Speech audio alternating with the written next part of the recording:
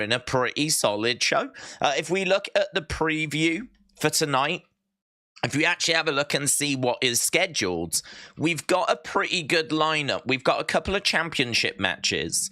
We've got Rhea Ripley taking on Shayna Baszler, and we've also got a Falls Count Anywhere match between Ricochet and Shinsuke Nakamura. On top of that, with those two championship matches, we've got Cody Rhodes and Jey Uso defending against Finn Balor and Damian Priest. So Judgment Day trying to get those tag titles back. As well as that, we've got Gunther defending his Intercontinental Championship against Bronson Reed in a match that genuinely I never thought about because they're both heels.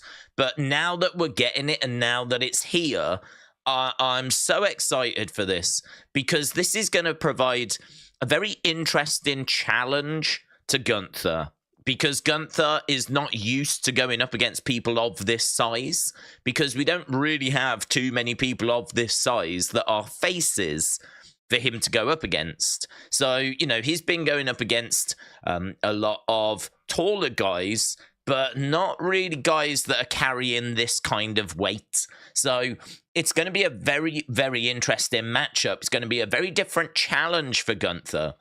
One that I'm really intrigued by.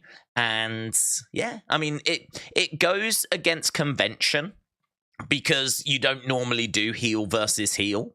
And, you know, with Triple H's booking, we are seeing that we are doing a few things that are just a little different to how they've been done in the past.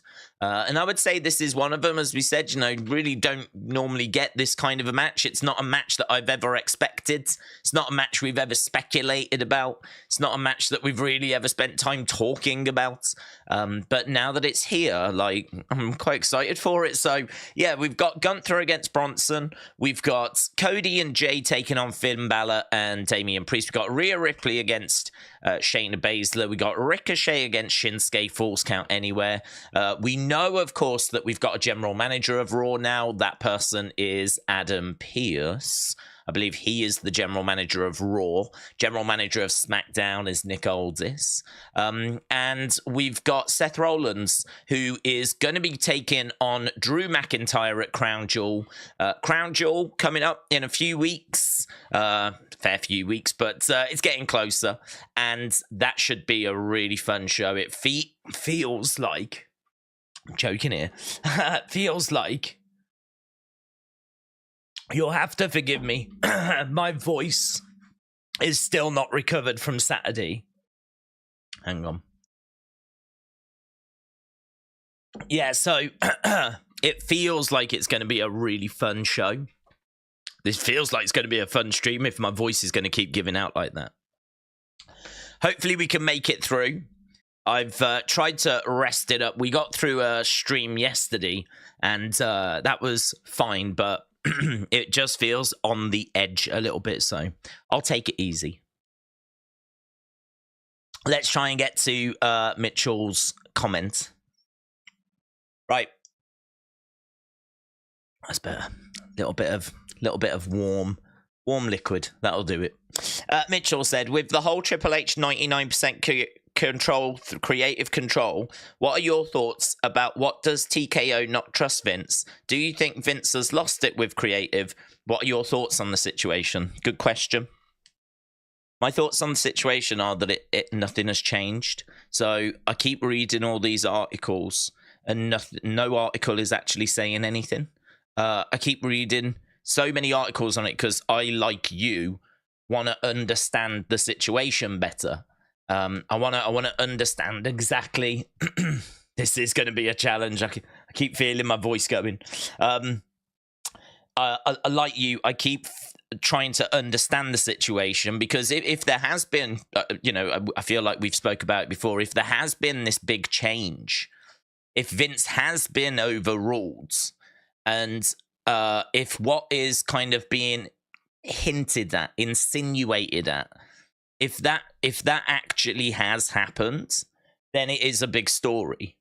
But I can't find anywhere any article that actually lays out any degree of information. It seems like a lot of articles are just pointing back to other articles. For example, there's a lot of people that are quoting the Wrestling Observer article from today. So what we'll do is, because we've started early, we can actually go down the article and we can have a read of it together, right? And see what it says, and then like discuss it accordingly, right? So this was 7 hours ago, and it was Ari Emanuel's behind the recent change in WWE. Dave Meltzer gives an update, right? So here we go, an update on Vince McMahon being out of creative, right? So this is Dave Meltzer giving an update on the Vince out of creative situation. So this should be good stuff, right?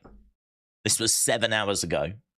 So on Wrestling Observer Radio, which I must admit I haven't listened to. I don't know if you have to be a subscriber to listen to it. But I haven't heard this thing, but this is the article on it. So anything of note should be included here.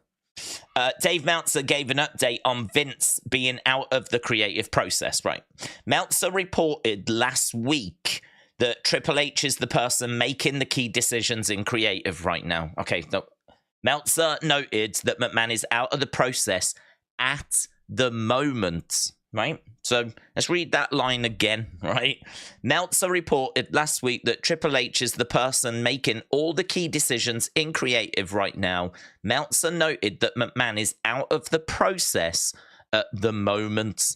So a couple of things to take away from that sentence. First thing is that Triple H is making all the key decisions. And the second thing is that McMahon is out of the process at the moment. So that says to me that what we're doing is we are following the structure of the company. This is the structure of the company that was set up before the company even got took over. If we go back to the interview that Vince and Ari Emanuel did, basically Vince in that interview said, I won't be in like the weeds with creative. I'll still oversee like WWE and I'll oversee creative, but I won't be in the weeds anymore. And he said that in that sit down interview. He actually said that. And a lot of people are like, yeah, sure, we'll believe it when we see it. Now that the company has took over, it feels like that's exactly what's happened. Like, he's not in the weeds. Triple H is in control. And if Vince really wants to change something, really doesn't believe in something, I believe he's got the ability to do that because he oversees the WWE side of things, right? But like, to me, I'm trying to find where the news is. This is, you know, at the moment, this still feels to me like exactly what was reported in that sit-down interview with Vince and Ari Emanuel. This just feels exactly the same as that. This just feels, I'm not seeing any update or anything, but yet there's all this noise and all this story. And even here it says, Meltzer noted that McMahon is out of the process at the moment. Very much still keeping like a door open, like, just so you know, he might not be involved now, but he could come back, which sort of implies that he hasn't really gone away then, you know? He hasn't really, like, I don't know. I keep reading these articles and this is how they keep reading to me. Like, that nothing really has changed. So Vince was the guy that made all the decisions and now, in fact, overruled, even though when he merged the companies, he was told it wouldn't happen. It's really interesting. And the statement when Ari Emanuel was talking about the reasons the stock is down, he mentioned Vince's name. It's interesting, I think, what is going to happen. It's very interesting, I think, what is going to happen, says Meltzer, right? I don't even understand what that means. Here we're saying, so Vince was the guy that made all the decisions. Vince has been overruled. When the companies merged, he was told this wouldn't happen. It did happen, right? Now, that's interesting because that's the exact bit that I want more information on. So, Vince was told that he would be the top guy in WWE. He was told he would oversee the WWE side of things. And Ari Emanuel said, I won't get involved, right? Now, that line is very interesting. That's the exact line that I want more information on. So Vince was told that he wouldn't be overruled, and apparently he has been overruled, right, by Ari Emanuel. But there's no meat on that statement. There's nothing further there for us to get our teeth into.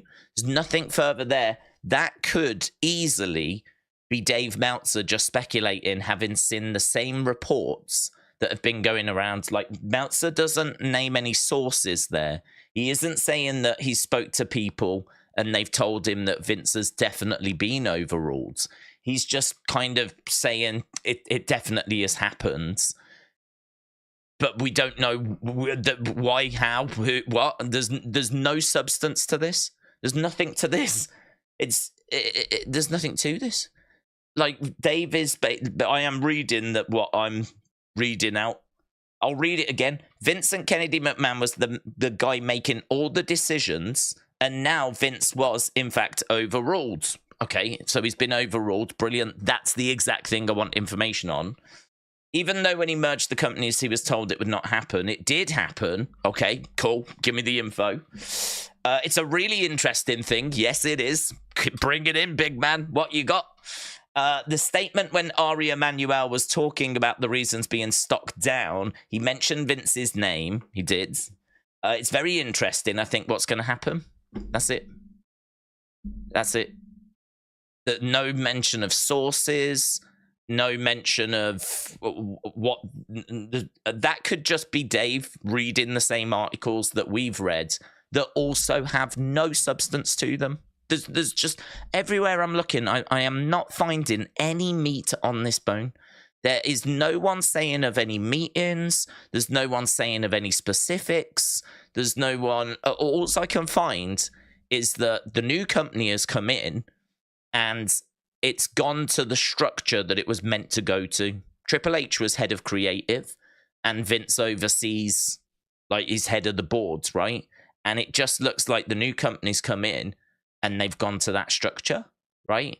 And you're seeing a lot of people saying that Vince is out of creative, but they'll believe it when they actually see it. I mean, I don't know if you heard that, but the report last week that sparked all of this, if you actually read that report, it said that even though it feels like Vince is allowing Triple H to run the show, like, people backstage will believe it when they actually see it. That was a line that was in that original report last week. I think the picture that's being painted is a picture of Vince, like, walking towards creative and Endeavor going, no, you're not allowed. Right, and Vince going, what do you mean? And there being this big betrayal, and there being this big backstabbing, and this Vince being played, and all of that. Like, I think that's the mental picture that gets painted.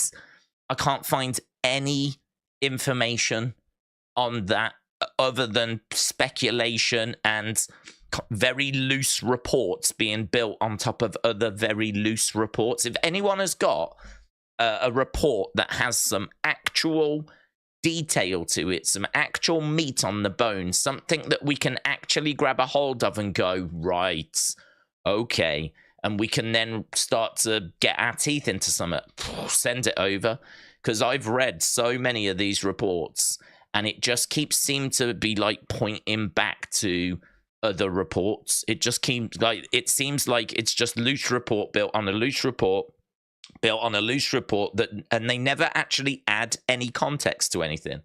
It just seems like there's one story that comes out, and then a load of people talk about it, and of course you've got Chinese whispers that tend to exaggerate things, and beautiful looking, like, thumbnails and titles and all this kind of stuff, but once you actually get past that garnish, once you actually get past all of that stuff, there's no substance to this story. There's nothing here.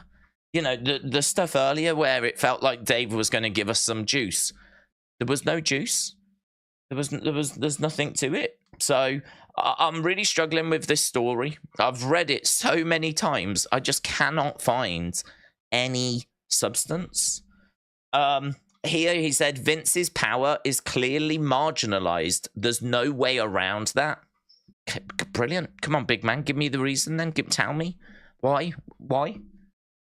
So Sports Illustrated reported last Friday that Ari Emanuel was behind the change, right? Sports Illustrated is the original source that I would imagine Wrestle Talk, Cultaholic, Ringside News, all your favorite news outlets have all jumped on that Sports Illustrated story. And even Observer are referencing that Sports Illustrated story. It's all leading back to these, like, 1 or 2 reports, that's it. And I've read them, and there's nothing to them. There's nothing to them. There's no information in there. But all of these, they all just feed back to these 1 or 2 reports. Multiple contacts within WWE and UFC have confirmed that Ari Emanuel, who wields power as Endeavor CEO, is behind the change. Emanuel has long been a firm believer that in order for an organization to be as effective as possible, people need to do the job that they're assigned. In this case, that approach has empowered Paul Levesque to exert his full influence in the creative sphere. So this is something else I've been seeing a lot of. A lot of people within the organization apparently are saying that Ari Emanuel likes everyone to do the job that they're assigned, right? And he was assigned to do that job, and so he's doing that job. Vince was assigned to oversee WWE, and so he's doing that job, right? But again, this just brings me back to that original interview where Vince said, like, I'm not going to be in the weeds. I'm sure we all saw that sit-down interview with Ari Emanuel and Vince said, I'm not going to be in the weeds, right? I'll oversee WWE, and I can still be involved in big creative things, but I won't be involved in the weeds. And all I'm finding is that the new company has come in. Vince is not involved in the day-to-day running of creative, right? Which is something that I'm sure he sat down and agreed with Ari Emanuel, and that has come into play. Like, and at the moment, they're still dealing with Raw and NXT TV deals, right? And it just seems like this new company has come in and has set up the way that they were always meant to set up, right? I cannot find information on this betrayal. Cannot find any substance on this. Apart from, like, people saying that Ari Emanuel likes the company to run the way that it's meant to run. Ari Emanuel likes people to do the jobs they were assigned to do. Great. What does it? Good. I'm pleased. That's how companies work. McMahon has the job title of executive chairman. Paul Levesque as the WWE chief content officer, and that is the report. That is it. That's the update. That's the update from Wrestling Observer. That's the update. I mean, you tell me if I'm wrong. Feel free to tell me if I'm wrong. Tell me if I've got this story twisted, or if I'm looking at it wrong, or tell me if I'm wrong. But that is doing the rounds on social media. I've been tagged in this story so many times today, and when you actually sit and read the report, just like we've done, I can't find the substance. I can't find the meat on the bone. I can't find the smoking gun. Can't find anything that says that all that's happened is the new company has come in and we're just doing what we're meant to be doing. I don't get it. I don't understand. I cannot find the betrayal. I can't find any sources saying that Vince was fuming. Vince feels like he's been stabbed in the back. I haven't seen any of that. All that we're seeing is that the new company's coming in, and at the moment, Vince hasn't messed around with the Triple H's creative, just like he said he wouldn't in that interview after WrestleMania. So, I don't know, keep your eyes peeled. Certainly don't fall for the sound bites. Don't fall for those little sentences. You know, this trend of, like, there's an image and then you get a few sentences and it'll say Wrestling Observer, or, you know, or you'll get a few sentences and it'll say Sportskeeda. We were talking about this yesterday. Like, it's fine to see that as that's interesting. I should look into that, right? It's an easy thing to share. It's an easy thing to read and feel like you've got the full story. But once you go to those actual reports, they can leave you very underwhelming, right? There's a lot of half-truths that get turned into stories. There's a lot of just nonsense that get turned into full stories, like, you know, and this is the information that channels are and podcasts and whatever are doing like full videos on. Like, you know, what do you think it means now that Vince is out of creative? It's like, where's Vince out of creative? Where's he out of creative? And don't you think it's funny how it's Triple H is 99.9% in charge of creative? Like, even the reports aren't saying is 100% in charge. Like, even these reports are saying there's a chance that Vince finds a way back into creative. And I still believe that, like, the big who's going to be champ, when does Roman lose the belt, like, all of that Vince is going to be involved with.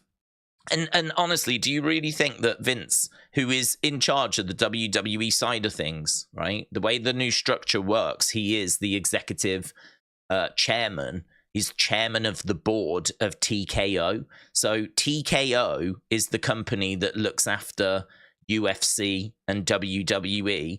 Well, the person that's in charge of the board of that, the top person in that, is Vince McMahon, right? So again, the idea that Vince is somehow irrelevant and pushed to the side, like, he's one of the most important people in this new company. Vince has got serious power in this new company. The idea that he can't, like, do things if he wants to do them, and Vince as well, right? I just don't buy it. I cannot find the story on that. So yeah, really interesting. It's been the big story that's kind of done the rounds today. But if you sit down and read the articles, go through them line by line, like, there is no smoking gun. There's nothing there. Right, Kian said, Days, hope you are well, having a good stream. What are your predictions for Raw? And this week we're back to we are back to normal for wrestling and Christmas in 10 weeks time. Hang on.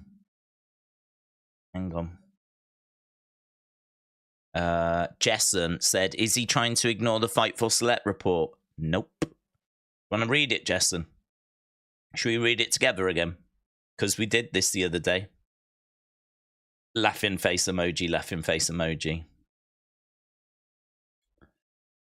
I'll find it, Jessen. Give me a sec. Because I've got Fightful Select. And I read that report. I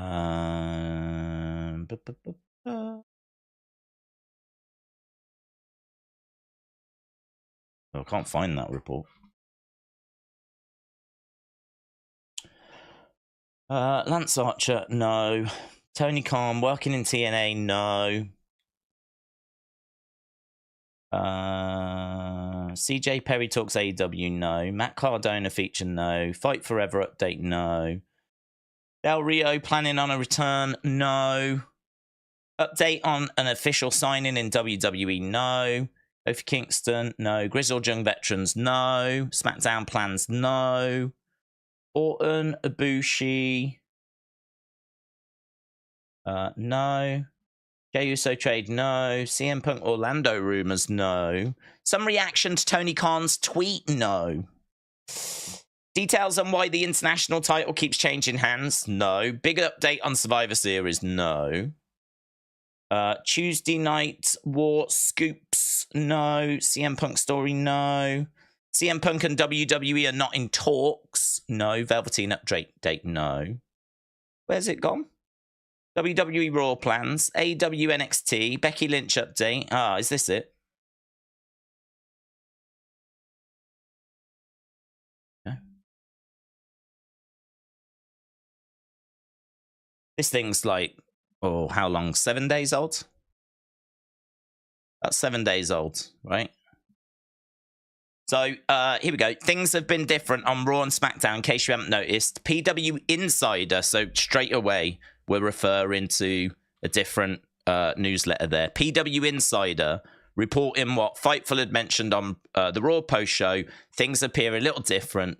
They expanded, saying there's been a bit of a morale boost associated with the line of thinking.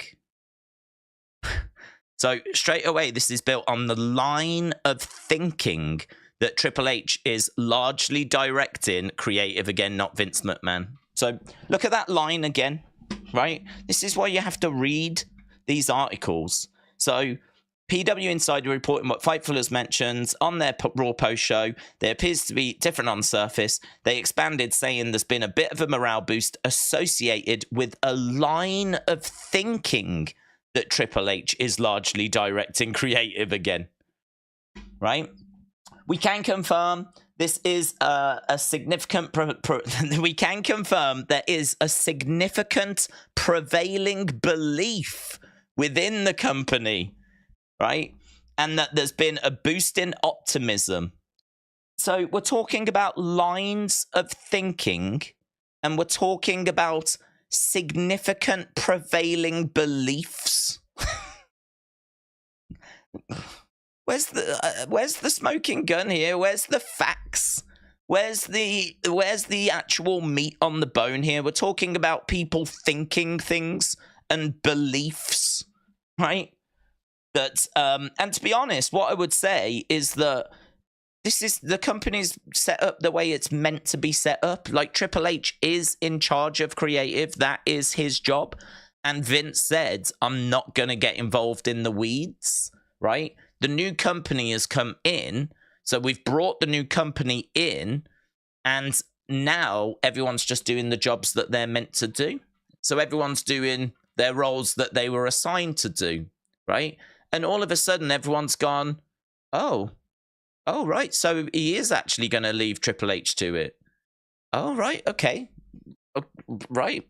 But somehow it's been made into this bigger story, this bigger betrayal, you know? I mean, we can keep going down. We have already gone through this report. We've done it previous, and there's nothing in here. There's no substance in here. In fact, let's keep going, because I've got nothing to hide. I've read this report.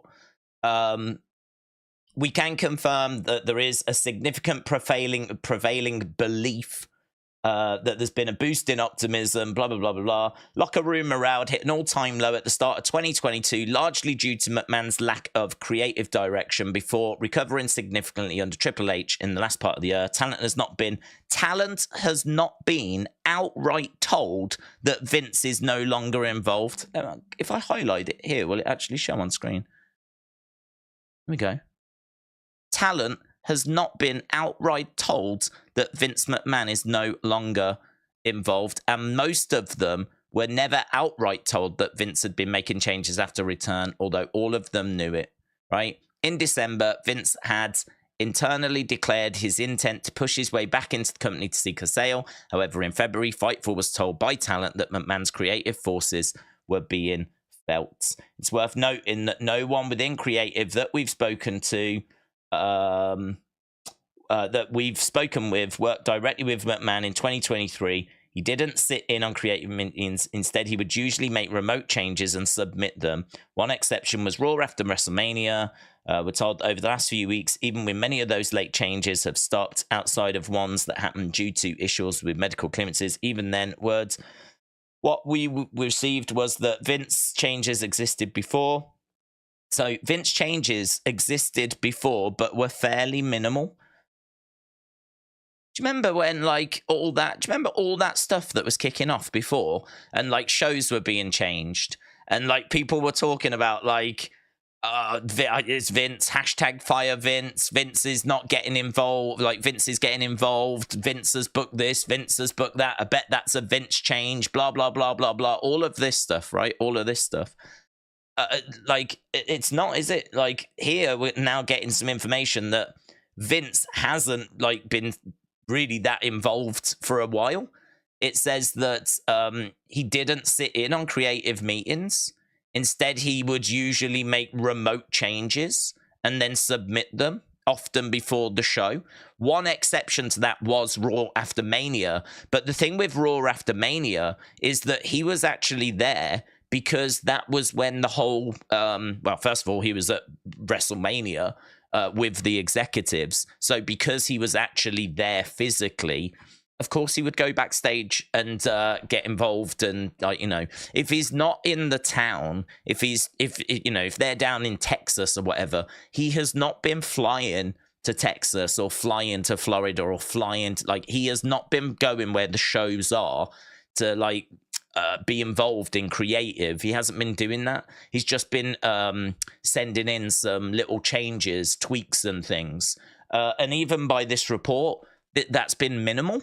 That's been a minimal thing that he's been doing. So again, the idea that all of a sudden now there's this massive change, how? If what he's been doing recently by this report, the report that I've been told to read, right, this report says that the changes he's been making have been minimal, then what's the big change? What's the big change? It doesn't add up. It's not adding up. But one exception was Raw after Mania, blah, blah, blah, blah, blah. Vince McMahon changes existed before, but they were fairly minimal, especially compared to how things used to be. Here we go. Look, regarding Vince being out for goods, this is the report that I've been told. Oh, this is the one to read. Yeah, regarding Vince being out for goods, unanimously there was an "I'll believe it when I see it" approach from WWE talent and staff. WWE in an official capacity were adamant after McMahon's initial retirement that he would not be returning. So, you know, people saying, "I'll believe it when I see it." Fightful has long heard that Endeavor have looked upon Triple H fondly. Yep, so they should. He's got good ratings. Morale has been boosted over the last few weeks. There ain't long. Look, there's only this bit that's here. But again, tell me if I'm wrong. Have you seen a smoking gun in this argument yet? Have you seen anything here that's kind of saying that there's been this big thing? Because I ain't seeing it. One WWE higher-up said, "I think you can look at the show. Johnny Gargano is back. Tegan is on the show. Dragon Lee is on the program. Carlito is finally factored in. Cameron Grimes got back. Bronson Reed is winning matches. Tag team titles, IC titles, getting long matches to end Raw. I'm not going to say that all of these are as a direct result of the situation, but those parts moving at the same time is a bit too coincidental for me." So what I don't get with this bit here, right, that I've just read, this bit, is they're saying that it's all a bit coincidental that all these things have happened, right? But no one's saying that, like, Triple H isn't in charge of creative. Like, Triple H is in charge of creative. Triple H has been, this same article has said that Triple H is in charge of creative and that Vince's changes have been minimal. Right, they've been getting sent over, and his influence on the show has been minimal. Right, so what's happened is the sale has gone through, and now we've got to a point where we're at the season premiere. We've got past SummerSlam, we've got past Fastlane, we've done like a few stories. Now we can start a new cycle of stories, and yeah, Johnny Gargano's back. Cameron Grimes is being used. Dragon Lee's coming up. I've got no doubt these are Triple H things. Just like how, like, most of what you've seen this year, 99% of this year has been a Triple H thing. But that's not indicative of there being a change. Like, that doesn't mean that something has changed, because I think what you've been seeing this year has been Triple H. So, and this same report says that changes that have been made to the shows this year has been minimal. One WWE talent said that most people on the roster felt a sense of relief when McMahon retired, both from a morale and creative standpoint. They said that answering for Vince's behavior isn't what most of them signed up for, and beyond that, there wasn't a lot of creative confidence in him. Okay, full story. McMahon settled a lawsuit with ex-ref Chatterton, who accused him of raping her in the 1980s. That's something we haven't really spoke about, which McMahon's lawyer claimed he did to avoid the cost of litigation. Between settlements and other NDA payouts regarding to personal conduct, McMahon has paid out over $30 million, brazenly putting himself on television for no reason after that. He was encouraged to retire. He did for about 5 months before being pushed back into the company. The Carousel of McMahon himself, Carousel of his own daughter, blah, blah, blah, blah, blah. Only to return the void, left to 2023. I mean, that's just talking about history, isn't it? So, like, that's the Vince story. And then that was on October 9th. So that was, a week ago. After that, a Becky Lynch update on AEW NXT, Raw plans, podcast, Velveteen Dream updates, WWE sources talking about CM Punk, WWE not in talks, text Q&A about the CM Punk story, Tuesday Night War scoop thread.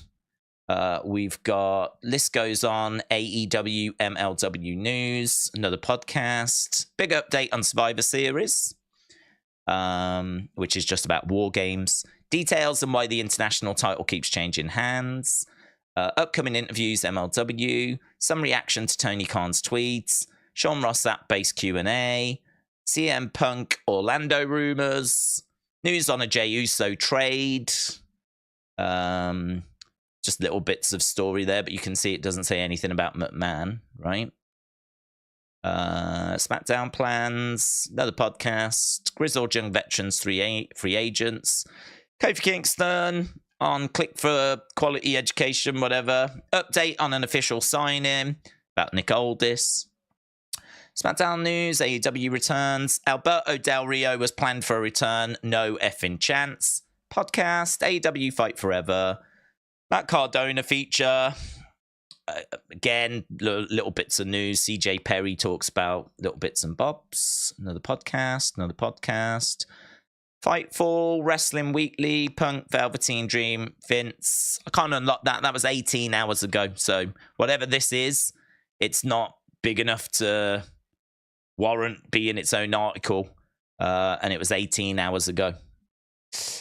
Why can't I unlock that, actually? Perhaps that's like a different higher tier. Vince McMahon out, Triple H in creative. That's a podcast. That was 11 hours ago, right? This is all going to be based on the same stories that are doing the rounds today. Billy Corgan speaks about different things, including Vince. So that's not about Vince. That's just Billy talking about Vince. And that's it. That's everything on there. So I know that we spent a bit of time on that, but I just, we've started early, and I think it's a great opportunity to show you what I see. And, I'm not just ignoring stuff, but I'm not seeing anything of substance.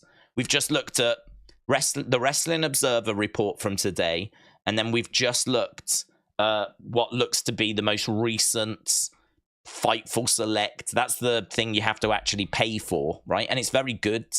I would say that if you're really into your wrestling news, Fightful Select is definitely worth paying for. It's definitely worth getting, right? And we wouldn't normally show it on screen, but that article is a week old now, right? Any information out of that article has already been distributed via so many different channels. So I don't mind showing it on screen because I think that's old news, if you will. But it's only a week old. And as you can see, there's nothing that's come onto Fightful Select since then. And we've literally gone line by line down that article. And I'm still sat here saying, where's the evidence? Where's the smoking gun? Where's the information? Where does it tell me about this big betrayal, right? The article talks about line of thinking, talks about beliefs backstage. It's all wishy-washy. There's nothing to it. There's nothing there. So, and we've spent a long time on it, but this is the big story. This is what people have been talking about today. There hasn't really been much news over the weekend. The Misfits boxing thing was the big thing over the weekend. And Logan calling out Rey Mysterio was the other big news over the weekend. But outside of that, we haven't had any news. Like, the news today is just more about Vince.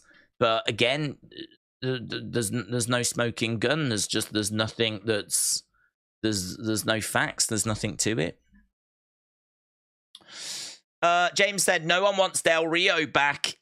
He wasn't that good anyway. Oh, wow. I mean, to be honest, I read that. That was just a no starter at all. It was just a no starter. Yeah, I mean, to be honest, I haven't even got stuck into that story. But as soon as I saw him say that he wanted to come back or that there was plans for him to come back, my immediate reaction was like, no, there definitely wasn't. They're not gonna look to bring Del Rio back. Here, Fightful have just said, we reached out to a WWE higher up and they said no effing chance. So, dead. That story dead.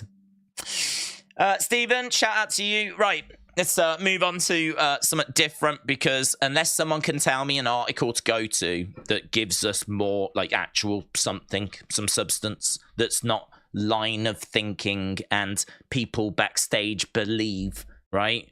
If there's actual something to it, then point me in that direction, but I ain't seen it. Steven said, hope you're all well. Season premiere of Raw tonight. Hoping for some surprises. Still hoping for a cash-in or a title change. Yeah, well, we've got 2 title matches. I mean, Bronson could be the one, right? I don't think he'll be the one. It certainly feels like... I thought there was a good chance it could be Tommaso.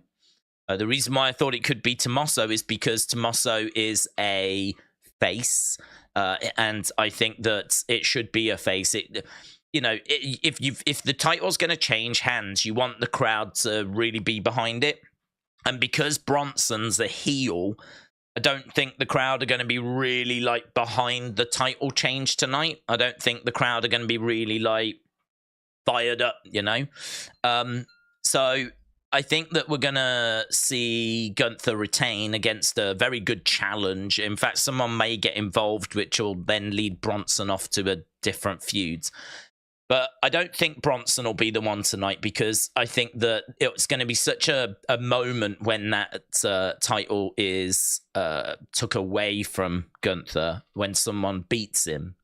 I mean, I do agree with Jim. Jim Gore was saying there's a chance that Gunther just relinquishes it, because then you've actually got the unbeaten monster staying unbeaten and then going after the world title.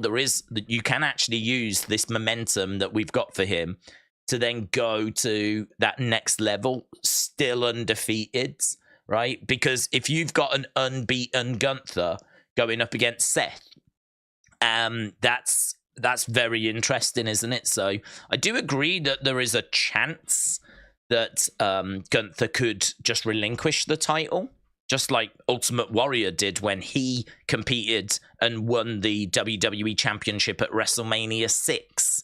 He actually had both belts and he relinquished the Intercontinental. And so there was a tournament that they held to crown the next champion. We could end up doing something along those lines. But if I was a betting man, I would say that they've built Chad Gable up to be that person. I think Chad's, his daughter was in tears. He's not letting it go. We keep seeing him backstage, like talking about how he's determined to win that title. He was talking about it, I think, just last week. So, yeah, I'm really into Chad being the one. I got no problem with Chad being the one. I'm adamant that it's got to be soon. It's got to be soon for a few reasons.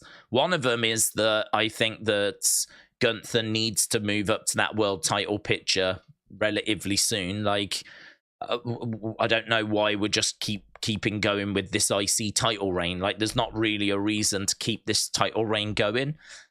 Because number two, he's already got the records. Like, we're not at what are we working towards? If like the title reign, if the record was still, say, 100 days away, then I would say, well, we'll just keep heading towards that. We'll just, 100 days, we'll break the records and then we can take it off him. But he's done that.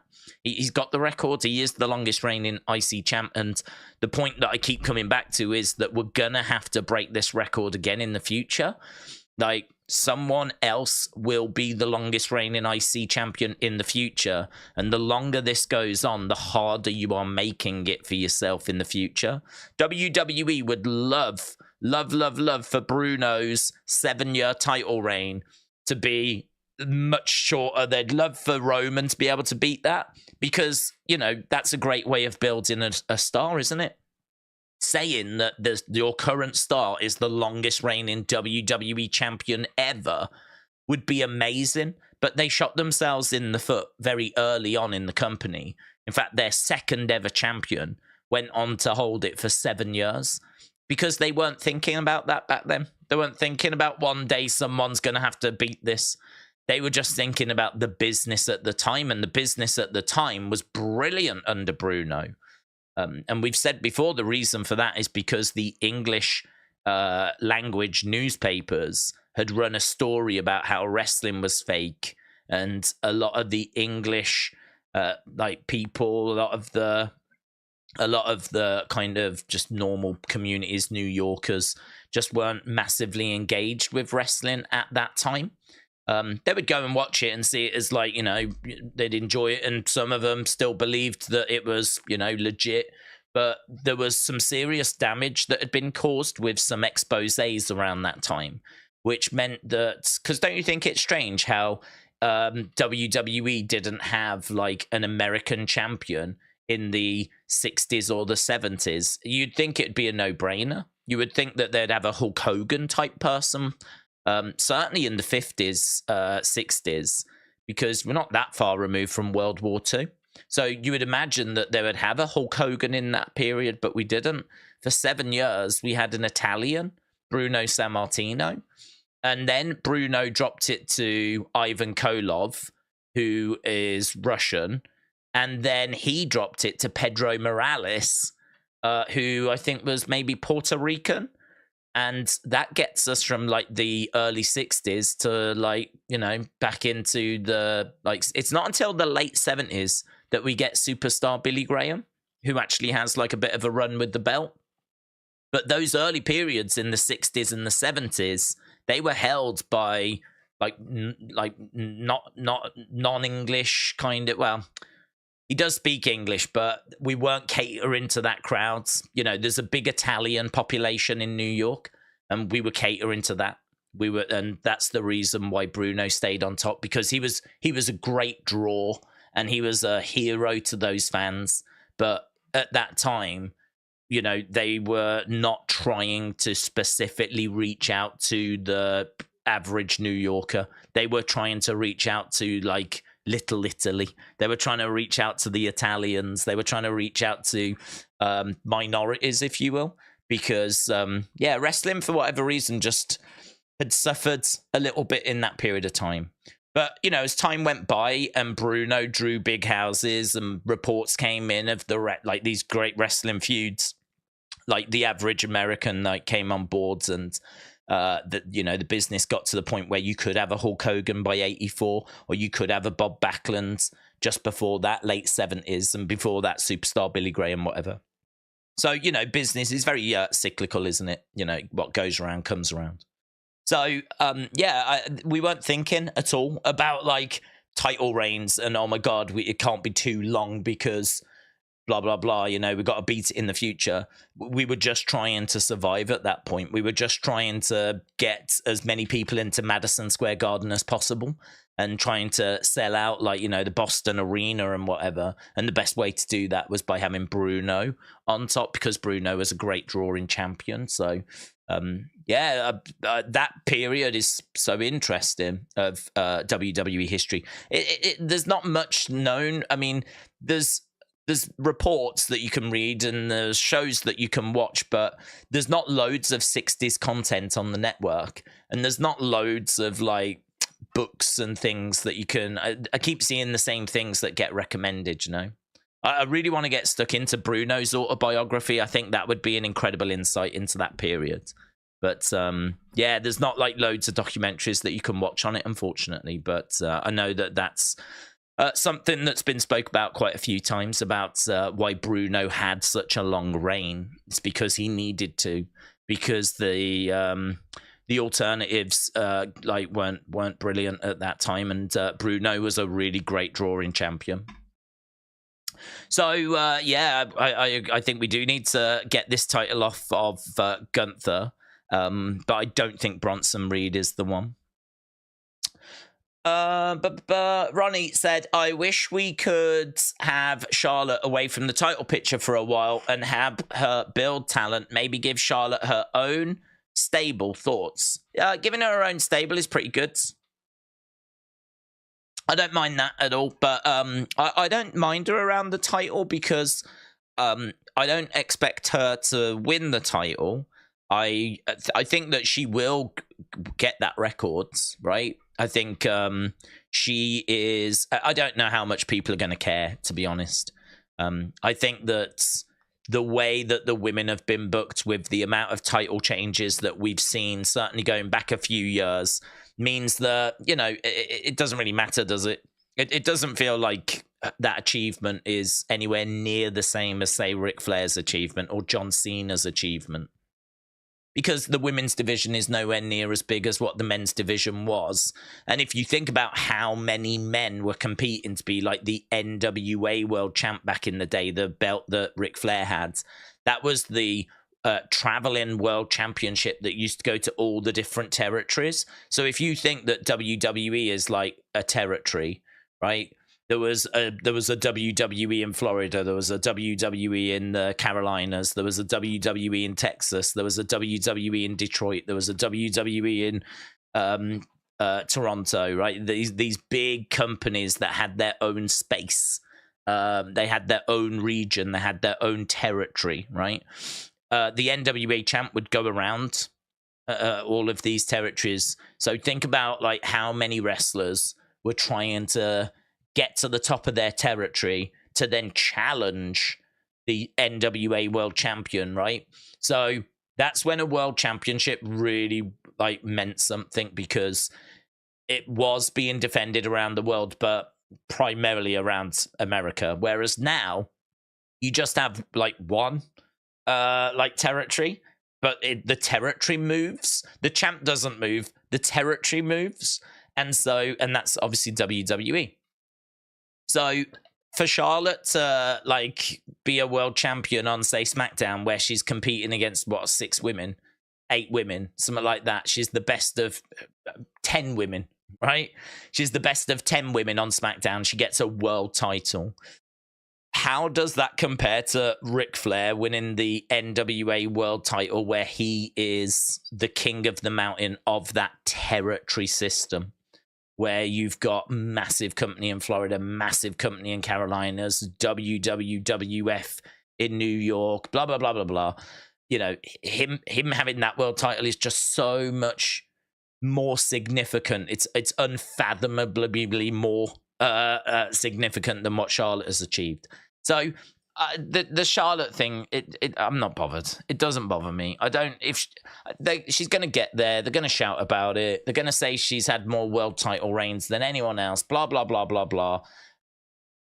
Good for her. It's something for them to shout about. It's something for them to promote. But I think as fans, we kind of just go, "Great, well done." But it doesn't. In no way can it relate to what Ric Flair did, right? Or dare I say, even John Cena, because John Cena was not competing against just 10 like male wrestlers. You know, the men's roster was not just 10 people deep; it was much bigger than that. Whereas the women's division is considerably smaller. So I don't mind her around the title picture, just because I don't think she's going to like win the title anytime soon. I think that her being as decorated as what she is, I think means that EO getting like a win over Charlotte or coming through a match that Charlotte was in is actually in a roundabout way helping EO, because EO's title reign is only going to mean something if she is mixing it up with the big names. If EO was to just go up against Shotzi and just go up against Xia Li and just go up against Tegan Nox, like, the title reign will feel like she's just beating people that she's meant to be beating. She sort of has to go up against Charlotte, and she has to go up against Asuka, and she has to go up against Bianca, and she has to go up against Becky, and she has to go up against Bayley, because those are the names that mean something, and those are the names that that make her title reign valuable and worthy of, like, and that builds up Io. I don't think Io really gains anything by beating those other names. It's a great spotlight for him, and you can definitely still do the matches on SmackDown. But I think to move Charlotte away from the title picture actually damages and hurts Io. Because Charlotte being involved, it doesn't, she should be, in my opinion. She should be, because she shouldn't win, but her being involved, those are the matches that make the champions, like, more credible. Because you can't call yourself a women's champ if you're not going to compete against Charlotte and beat Charlotte and come through matches with Charlotte. So I like the idea of the stable, though. I like the idea of the stable. I got no problems with that. Because, as I said, I don't think Charlotte should be winning the title anytime soon. So if she has, if we do Io versus Charlotte one-on-one, Io comes through that, Charlotte's frustrated, goes off and creates a stable, and like that keeps her busy for a while. And then maybe she'll find herself getting another title match some point next year. Again, I wouldn't have her win it. But, that would give her something to keep her occupied with. I've got no problem with that. And then, as you said, she could really be bringing through some other women as well. Right. Got Any Nick says, I don't like Charlotte being around if the championship's involved. I never see her in any stories or rivalries without a championship being involved. I can't remember what stories she's been involved in. I mean, she has been involved in a lot of championship matches. It is true. She is always around, but she's normally got the belt as well. It's very rare for her to be involved in a championship story where she doesn't have the title at some point. So I would say that if she's going to be involved with Io, as long as she doesn't win it, right? As long as I've got no problem with us doing Io versus Charlotte, because as I said, I think those are the matches that legitimize Io. If Io doesn't face Charlotte, then it would always feel like she's maybe not the best. Because we know that Charlotte is heavily pushed, and we know that Charlotte is, multiple 15-time women's champ is it at the moment. So, as I said, like for Io to actually have a title reign that means so much, she's got to go up against those names. So I think you hurt Io by moving her out of the picture. But yeah, we should be telling other stories with Charlotte. I'm just saying that having Charlotte involved right now is fine. I'm not saying keep her around forever. I'm just saying that I haven't got like this big issue with her being involved right now, and that's the reason why. But once we're done with this, then absolutely move her into a non-title match, because, yeah, you're right. It's hard to sit here and give examples. I'm sure there are, but it's hard to sit here and give examples as to where she's not been involved in a title, where she's just been doing like non-title feuds. I think it's a good point. I like the faction idea. I think that's good as well. So there's definitely things we can do with Charlotte, and we'll see. We'll see what they've got planned. Do they ever go away from gender-specific titles? Says Raw Veggies. It's not It's about to be 2024. Whatever your opinion is, the world is changing. It's an honest question. Raw Veggies, shout out to you. So, no, it would be my answer. I mean, intergender wrestling is a very interesting subject, and it's not one that we ever really talk about too much, but I'm quite clear on it. I'm not a fan of it. I don't like it. I think that there's, so in, sport, so transgender athletes and sport, here's a subject, right?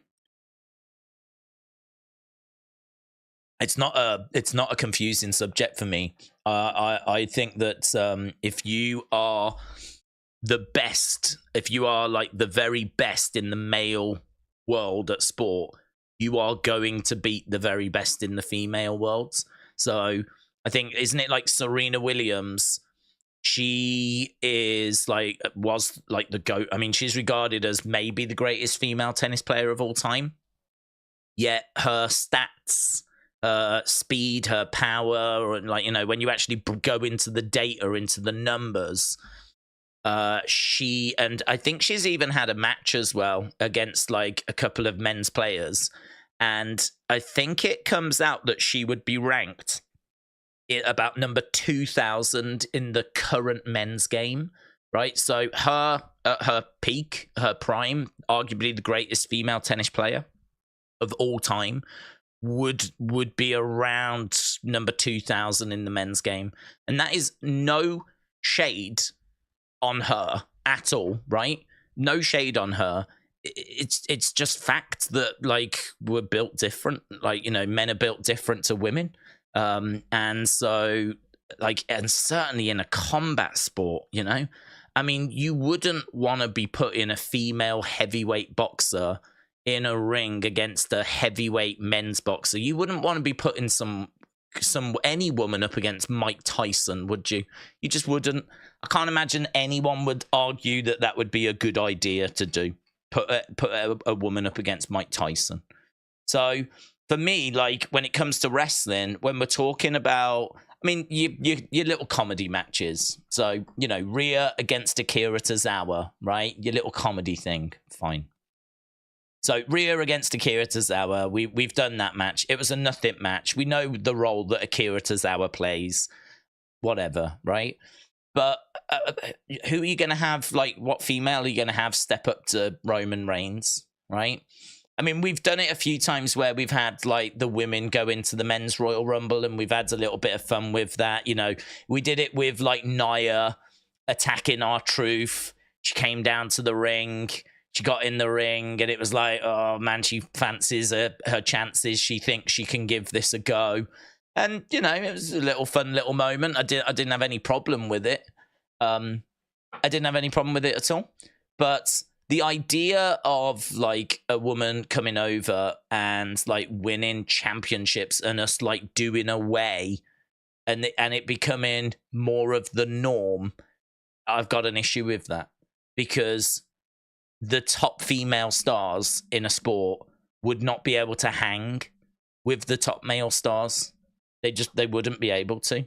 There would be slight exceptions, and obviously we saw China. She won like but that was an exception. That was like a one-off, and it's debatable as to whether it was a good thing to do or not. And we have never gone back to like looking to repeat that. We're talking about combat, you know. It would be like putting in like a woman in against like a guy in the UFC. And like, I mean, Dana didn't even want women in the UFC, full stop.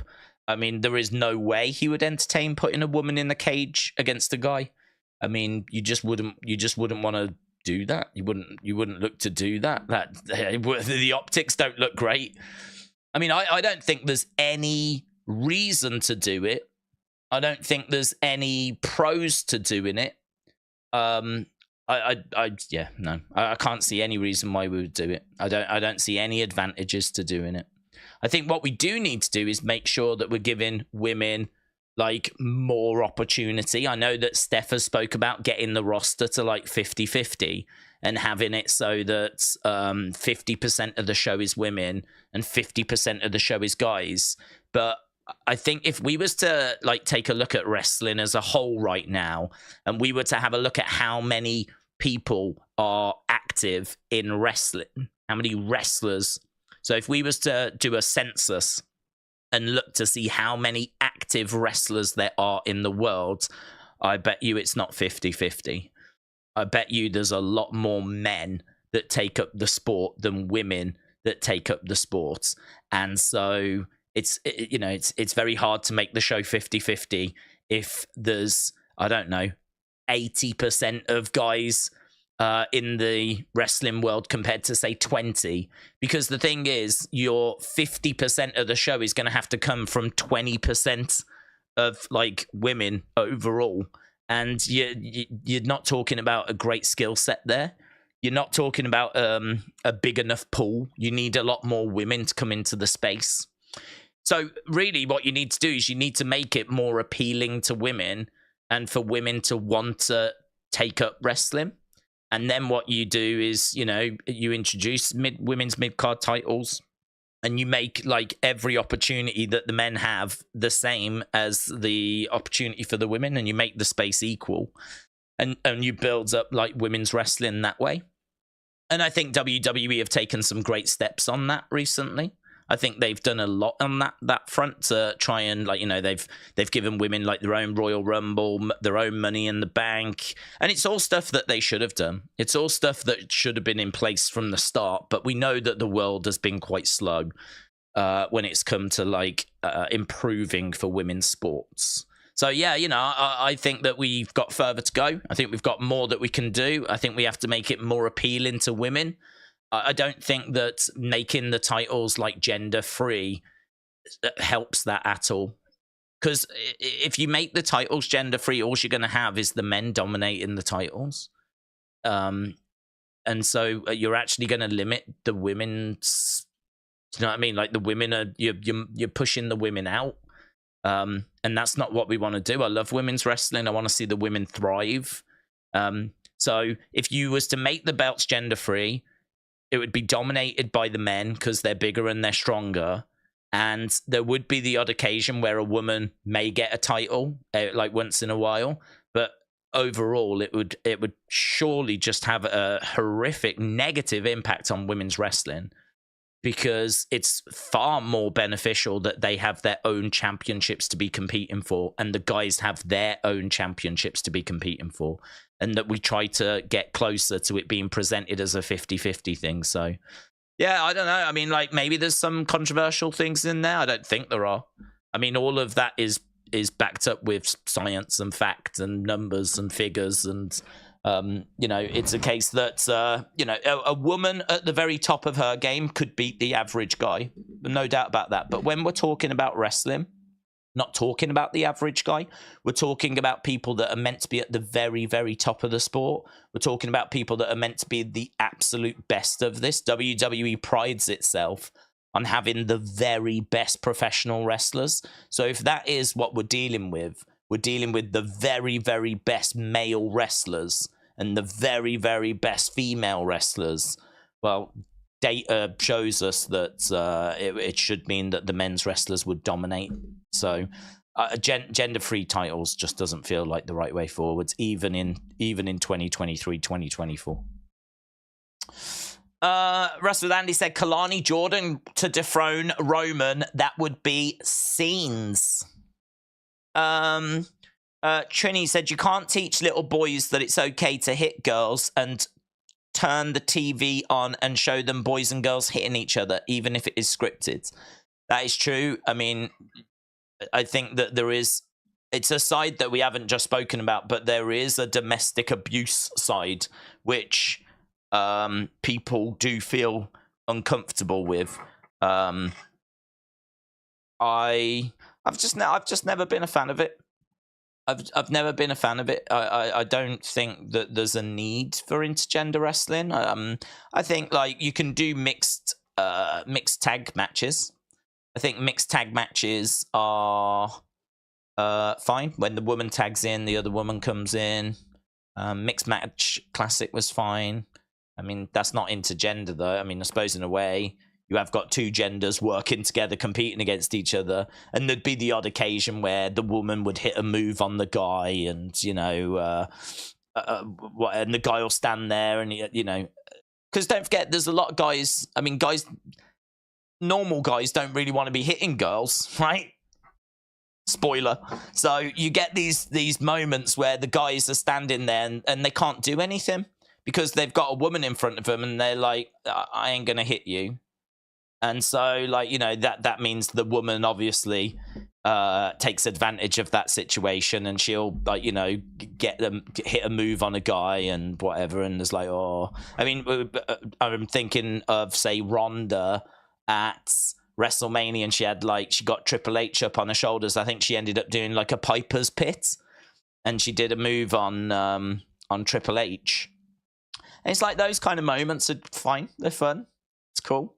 But equally, you get those moments where you'll have a guy and he'll be standing opposite a woman and he won't know what to do because, like, he doesn't want to be seen to be hitting a woman. So you know,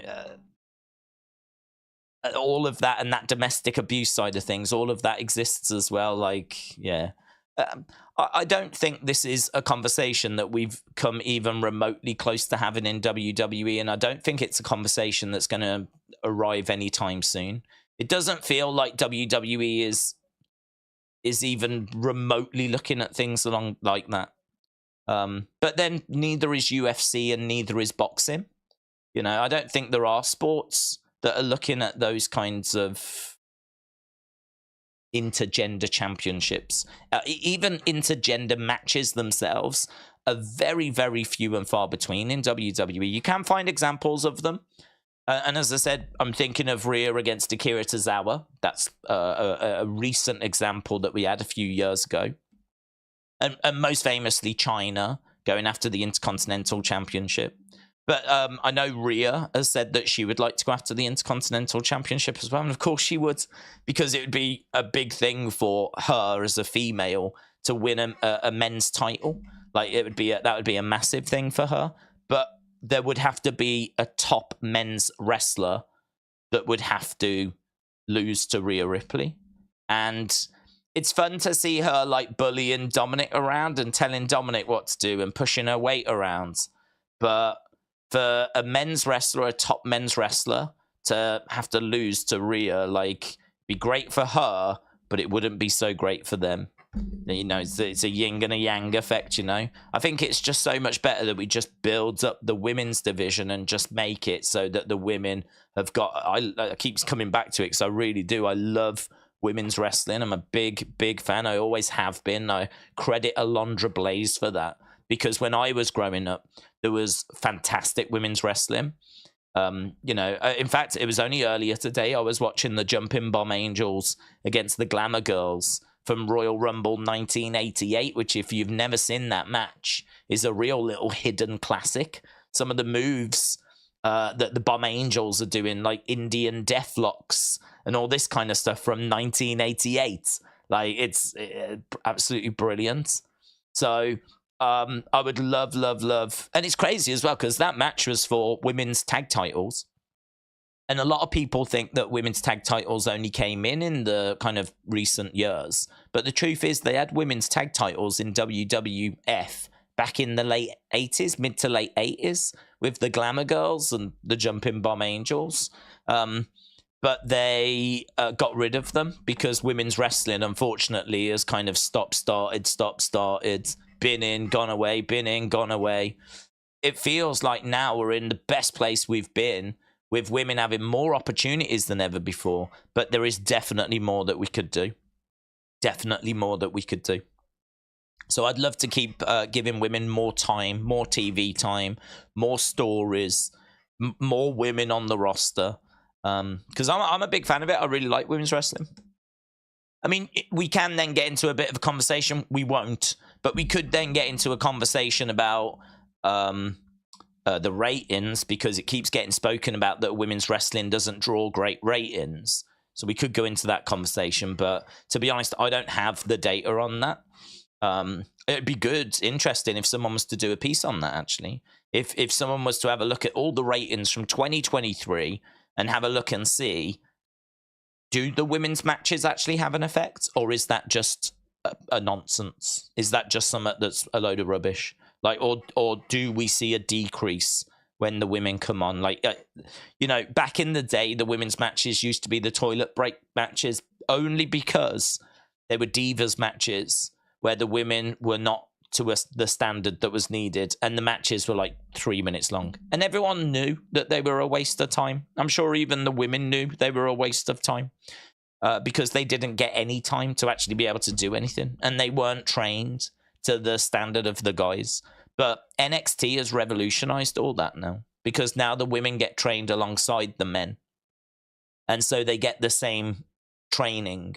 And, you know, the women that are coming in are so athletic. They're being brought in for their wrestling ability rather than their looks. And back in the day, they got brought in for their looks, you know?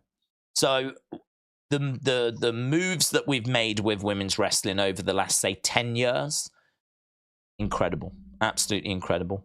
But it does feel like we're still at a very early stage of that journey. And as I keep coming back to, I don't think that having championships that are genderless is going to help the women in that journey. I think that would only hinder that journey. Aaron, shout out to you. Hope you are well. Good conversation, though. Really enjoy it. I mean, we don't shy away from any topic because, you know, I keep talking about that. I wouldn't want to.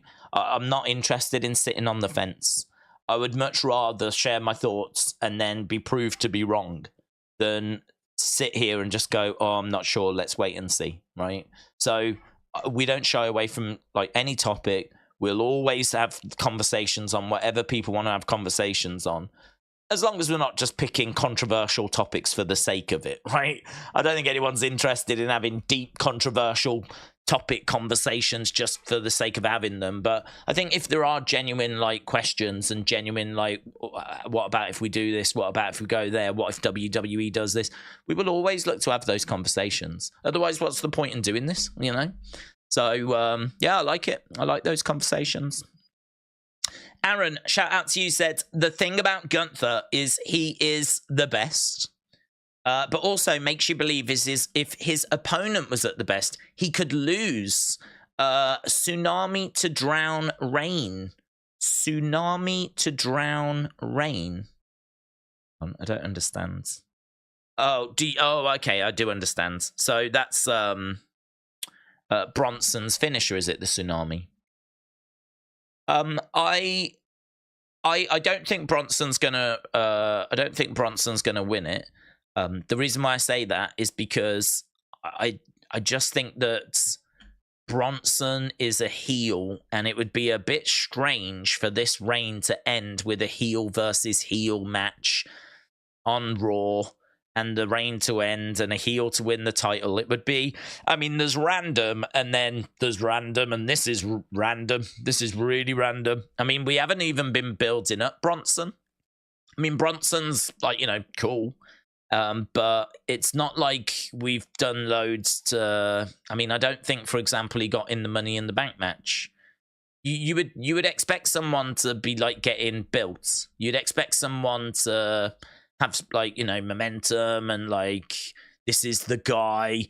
Oh my god, like the way that you would build it back in the day is you would have a monster babyface that would get loads of wins, and you'd have Gunther, who's a monster who's got loads of wins, and then eventually they collide, and then someone wins, and if it's the babyface, new champion, big moments, babies being thrown in the air, blah, blah, blah, blah, blah, right? This feels different because we've just built up Tommaso. He fell short, but then out of nowhere, now we've turned to Bronson Reed.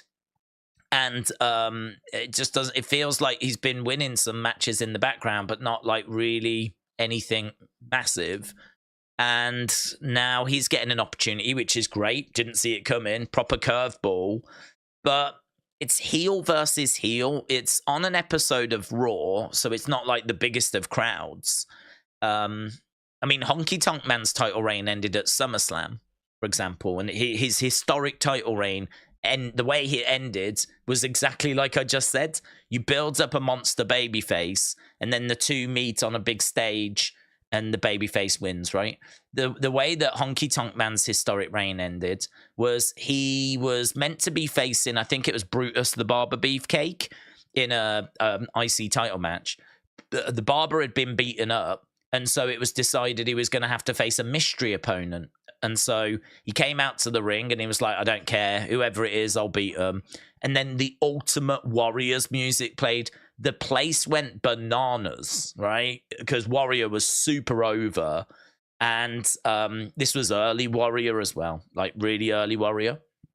So, like, you know, there hadn't been like any stories of backstage dramas or all this kind of stuff. It was like before, I think it was a couple of years before he beat Hogan at WrestleMania 6. And he was the mystery person. Came down to the ring. I think he wins the match in like 30 odd seconds. It's super, super quick. Super quick. I mean, like before anyone knew what was happening, there was a new Intercontinental champion, and it was just incredible. So I know you don't tell the same story all the time, But just as a general rule of thumb, that's the kind of thing that you would expect, or that's the kind of thing that I would expect. Monster babyface, monster heel, blah, blah, blah. So this one feels like really out there, really different. To be perfectly truthful, I'll tell you what it feels like to me.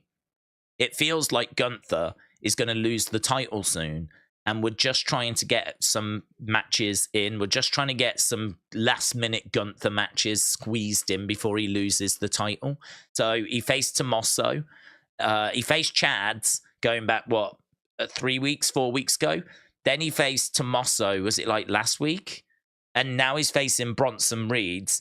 It feels like we're getting quite a few title matches in quite a short space of time. And I think the reason why we're doing that is because we want to showcase these people.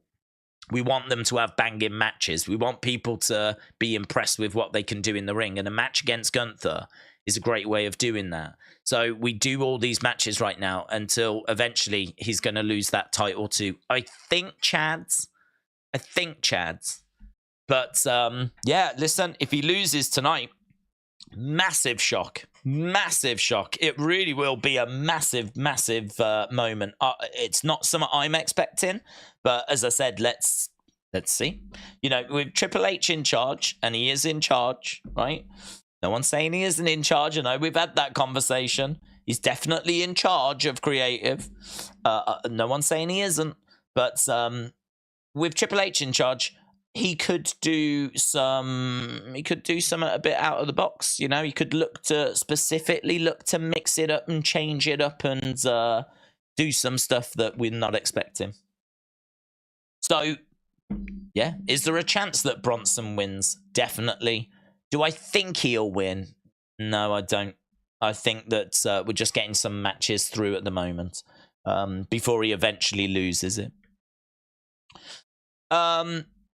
But yeah, love it. And I love your point as well, Aaron. I completely agree. One of the things that makes Gunther so good is that it feels like if someone was at their absolute best, like if someone was to have their best ever day, which it feels like you need to have to be able to beat Gunther, it feels like they could get that title from him. I completely agree with that. I completely agree. The other great thing as well is I know there has been a lot of this, but it hasn't happened as much as it has for Roman, and that is outside interference. There's plenty of examples where Gunther has won clean and he hasn't used outside interference. There's examples where he has, right? He's a heel. You're always going to have that. But there's plenty of examples of where he's faced people and the matches have been a clean win for Gunther. And I think that's also something that's been a big positive, because he talks about, you know, the mat being sacred and trying to bring like prestige back to the Intercontinental Championship. And I really think heels should win clean a lot more. It's perfectly fine for a heel to cut a promo and lay into the crowds and say that the local sports team is rubbish and say how people are fickle and how he's got no respect for the fans, and to get your heat that way, to come across as a heel that way, and then go to the ring and smash the babyface. Go to the ring, win the match clean, and gloat about how no one's on your level, and gloat about how you're the greatest to ever do this, and how you're going to be champ forever, and blah, blah, blah, blah, blah. There's not a need for constant outside interference. It's all right to do it once in a while. It's all right to do it once in a while and then have the heel champ gloat about how they didn't need that help. They was going to win it anyway. Blah, blah, blah, blah, blah. But, you know, that might just be a way of protecting a certain babyface. Like, we know the babyface would have won it if it wasn't for Imperium. I'm all right with that once in a blue moon, but I think where you look, like, one of the big criticisms of Roman is that it happens way too much. You know, Bloodline have been getting involved in his matches pretty much all the time. You know, Solo getting involved, the Usos getting involved. Like, there's always someone that's getting involved to help him retain those titles. And I think, in a way, that along with the fact that he doesn't defend the belts as often as people want, has kind of hurt his title reign. I do think ultimately, though, people in the future, once we fast forward 5 years, 10 years, 15 years, 20 years, they will only look back on how long he had it. It's a bit like us talking about superstar Billy Graham, right? We know that he had that belt for a little while, but I don't think too many people will be able to tell us how he kept that belt and if there was outside interference and things along those lines. Same with Bruno. I mean, you know, did Bruno get lots of outside help? Was Bruno winning like clean? Or was he just scraping by? Again, I don't think loads of people would be able to say too much, because the truth is people don't have like time to go back and watch that stuff. Not when you've got current stuff. So I think you fast forward 20 years and people will probably be the same then. They'll see that Roman had the title for X amount of days, but they probably won't be able to tell you how many of like times he defended during that period, and they probably won't be able to tell you how much outside interference there was. They'll just tell you how long he had the belt for. So ultimately, I don't think it's going to matter. I don't think it's going to affect his legacy or anything, right? I think his legacy is going to be how long he keeps the title for. But for us here right now that are watching it, I think you only have to look at social media to see that there are people that are getting tired of this title reign, and there are people that are getting a bit frustrated with the outside interference and everything. So, good point, Aaron. Shout out to you. Jessen said, thanks for reading, Days. I didn't read it. Jessen, no worries. The whole thing I just find very frustrating. When it comes to that kind of news, I find it frustrating. And the reason why I find it frustrating is because the same thing just keeps getting like regurgitated. The same headline keeps getting repeated, and it's one of those where we live in a world where people don't have time. You know, it's hard to find time, so you get a lot of people that just read like the headlines, or just read, as I said, you know, there'll be that graphic that goes around on social media and it'll say a few sentences and it'll give where it's come from. And obviously they'll just pick like a couple of lines from it, or not, maybe not even lines from it. They'll just summarize it or put a bit of a flourish on it, right? And then put like the source from it, and that'll go around, and that's it. That's all people need to see. That's enough. That's enough for people to say that the story is fact, you know.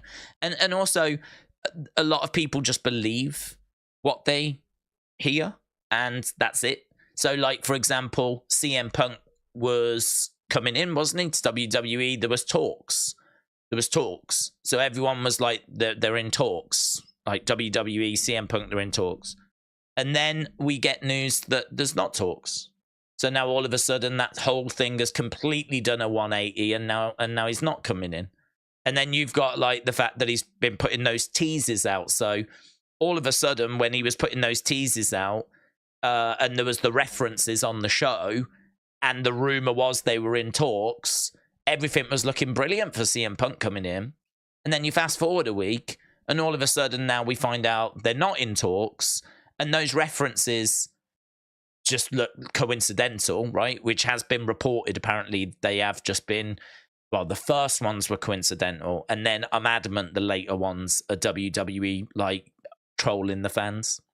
I'm adamant that like when Corey mentions something, I think he does it because he loves to just troll the fans and play with the fans. I don't think that's necessarily coming from WWE, but don't forget, like, anything that can get you to talk about WWE is a positive for WWE. As long as they're not outright saying that CM Punk's coming in, if they drop a little quote that connects to CM Punk in some way, and then it can fire up the fans to talk about CM Punk, talk about WWE, that's great. Because if you're on social media talking about WWE, guess what's trending? Or guess what stands a good chance of trending? WWE. And guess what they want to do? They want to trend because they want to be in the conversation. So it's a brilliant way for them to get you to talk about them. So I think that they do a lot of things like that to use the fans, right? And I think like Corey Graves, like dropping on commentary an old CM Punk kind of quote and getting people excited, a load of people take that's an absolute sign. I saw so many tweets of people going, that's it. It's confirmed. It's confirmed. There's no way they would do that if they're not bringing CM Punk in. It's done. It's confirmed. I've seen everything I need to see. It's a done deal. Right? So, do you know what I mean? Like, but what the alternative is that Corey's doing it and Triple H has gone, yeah, do it. I don't care. Like, it's not hurting anyone. And that he's doing it to try and get the fans talking and get WWE trending.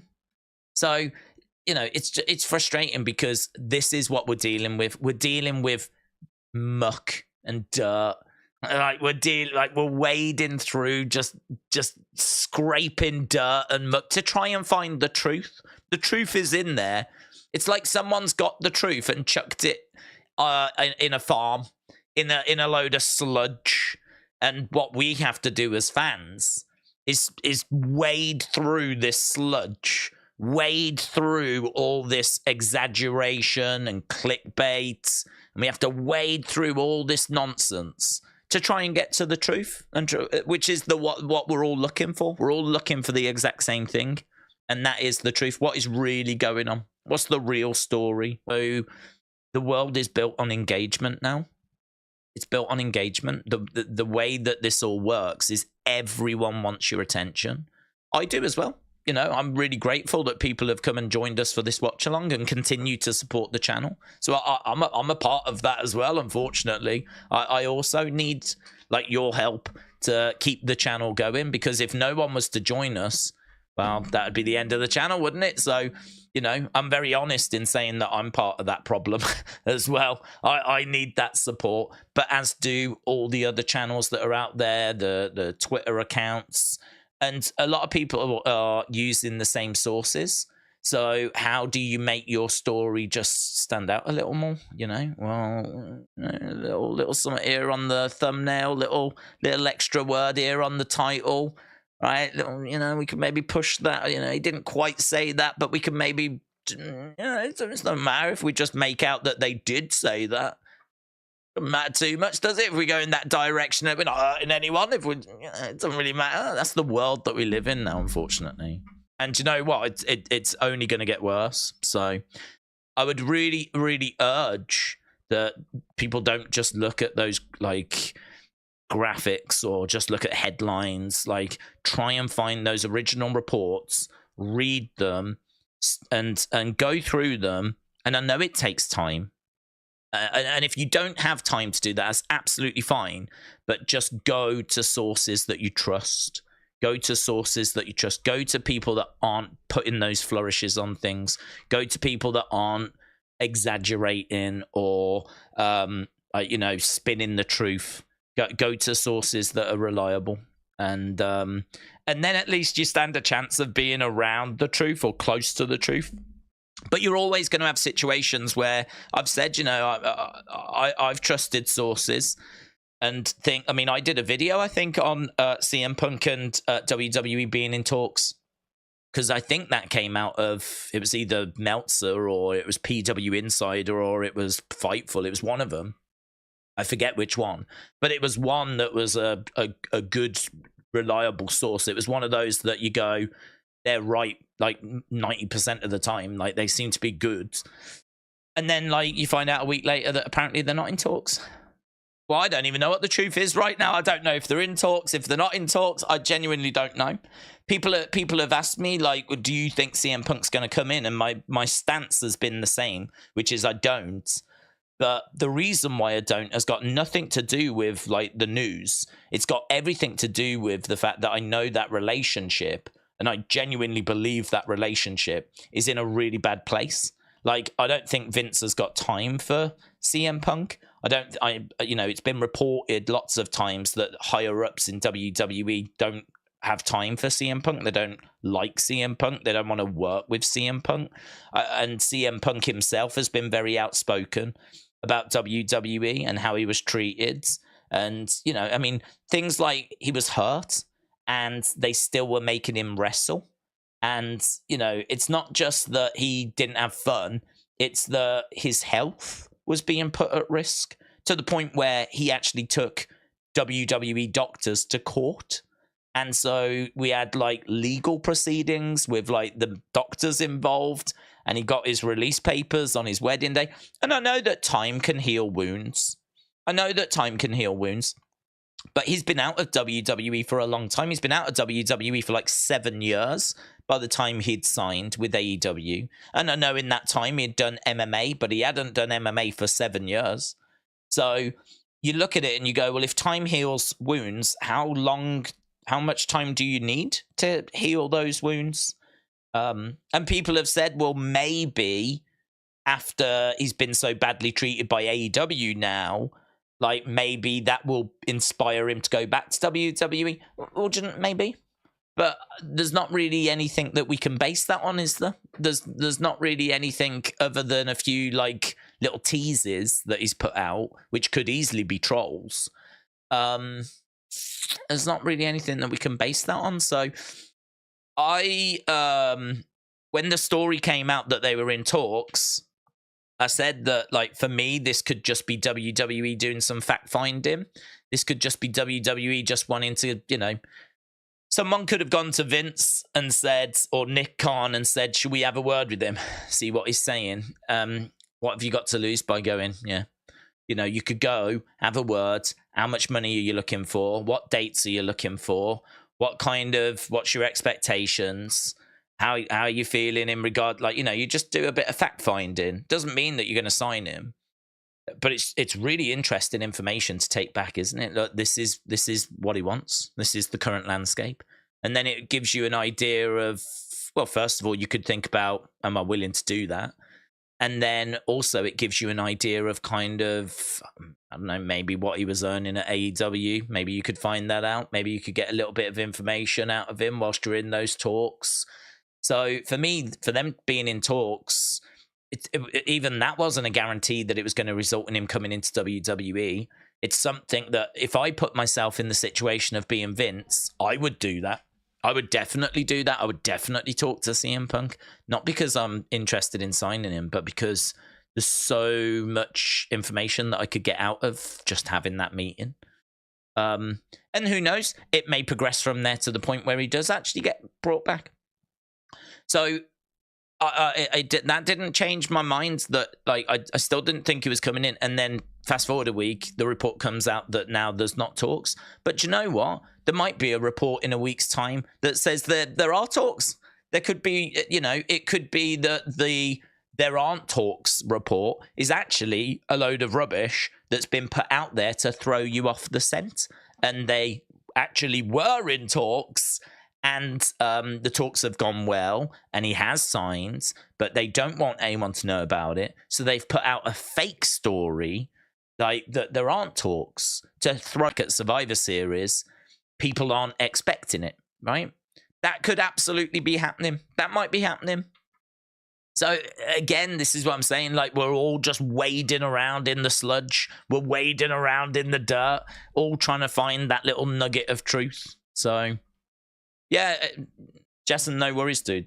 But that's why it frustrates me, because like we're dealing with these half facts, we're dealing with these exaggerations, we're dealing with these blown out of proportion stories, and quite often there's just really very little to them. But that's how so many channels survive, is just by reporting these half-truths and reporting these news bits. And, we have to do a bit of it as well, but at least I try to find the truth, or what I think is the truth. Like, I am genuinely looking for it, and I use sources that I trust, like Fightful, like Meltzer, I'll always say where I got it from so that you can make the decision yourself. If you don't like Meltzer and you think Meltzer's been wrong more times than right, then if ever you did click on one of my videos or the channel's videos, and at the start I say this has come from Meltzer, you can immediately go, well, I ain't interested then. Or if I say this has come from PW Insider, and you can go, oh, I ain't interested then. You can make your own minds up about these sources. I think Wrestle Votes are quite good, for example. Wrestle Votes seem to be pretty decent. So if they put some out, I think it's worth listening to. But yeah, just build up that list of people that you trust and sources that you trust. And then like it should help you get closer to the truth. Roddy said, I'm just chipping in because I do listen often and I hope this helps with your college fund. Thank you, Roddy. I appreciate the support, my friend. I really do appreciate people joining us.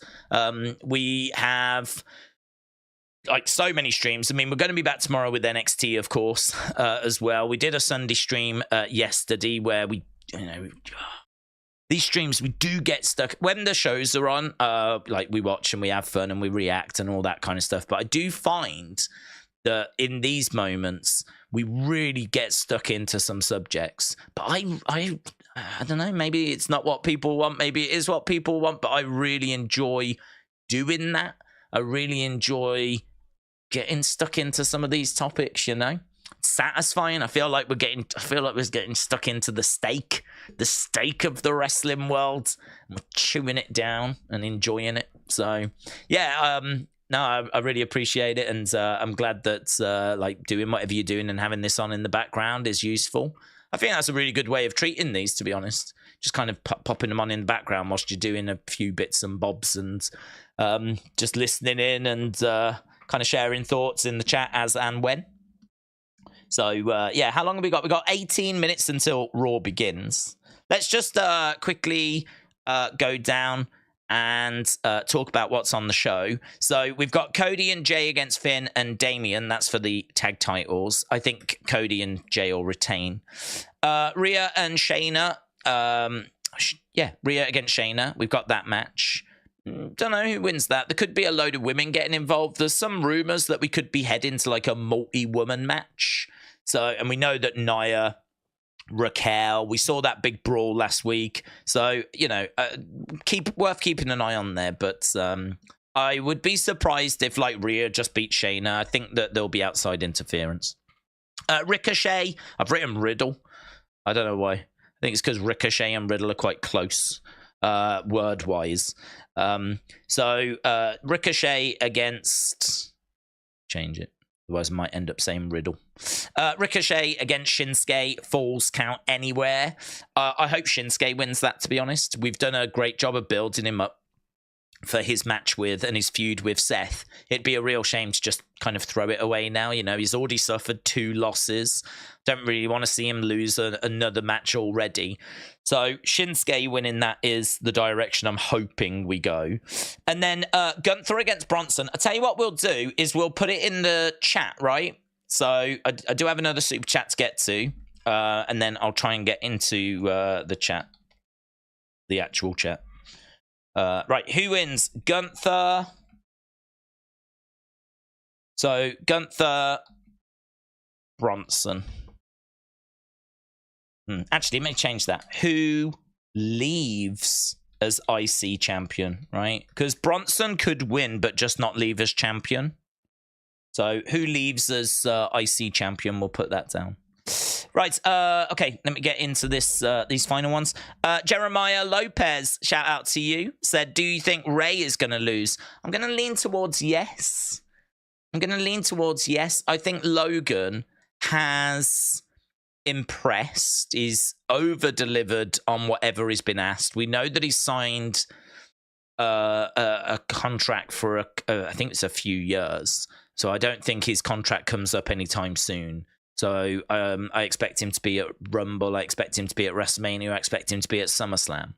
I would imagine for someone like Logan, who I don't think is here to necessarily help wrestling. I think he's here to get paid and to, expand his fan base by hopefully adding some wrestling fans to his fan base. I think for him, he is going to want a title, I think one of the great things about the Paul brothers, right? And honestly, I mean this, is their drive and ambition is staggering. They are constantly trying to move forwards, achieve things. They want to be like, when Jake said he wants to be like a world champion in boxing, I'm pretty sure he was telling the truth. Whether he believed like in those moments on his own when it's just him in bed late at night, Whether he like really believed it was possible, right? I don't know. But do I think that's something that he was working and like really? You've got to set yourself a goal, haven't you? When you're like working out, going to the gym, trying to achieve some. I think that really was something that was a focus for him, and I think a motivator for him was imagine everyone's reaction when I do it. Imagine everyone's reaction when I achieve it, and I really would believe that that's something that motivated him. Whether, as I said, in those moments he really believed he could do it or not, I think he probably did, but only he knows that. But I think for someone like Logan, I could totally see him wanting a belt in WWE. I could totally see him wanting to come in and have a title and show it off on the podcast and parade around as a champion for a while and actually have that accomplishment. Now, my gut reaction to it is, God, no, please no. Like, he's good. He can wrestle, right?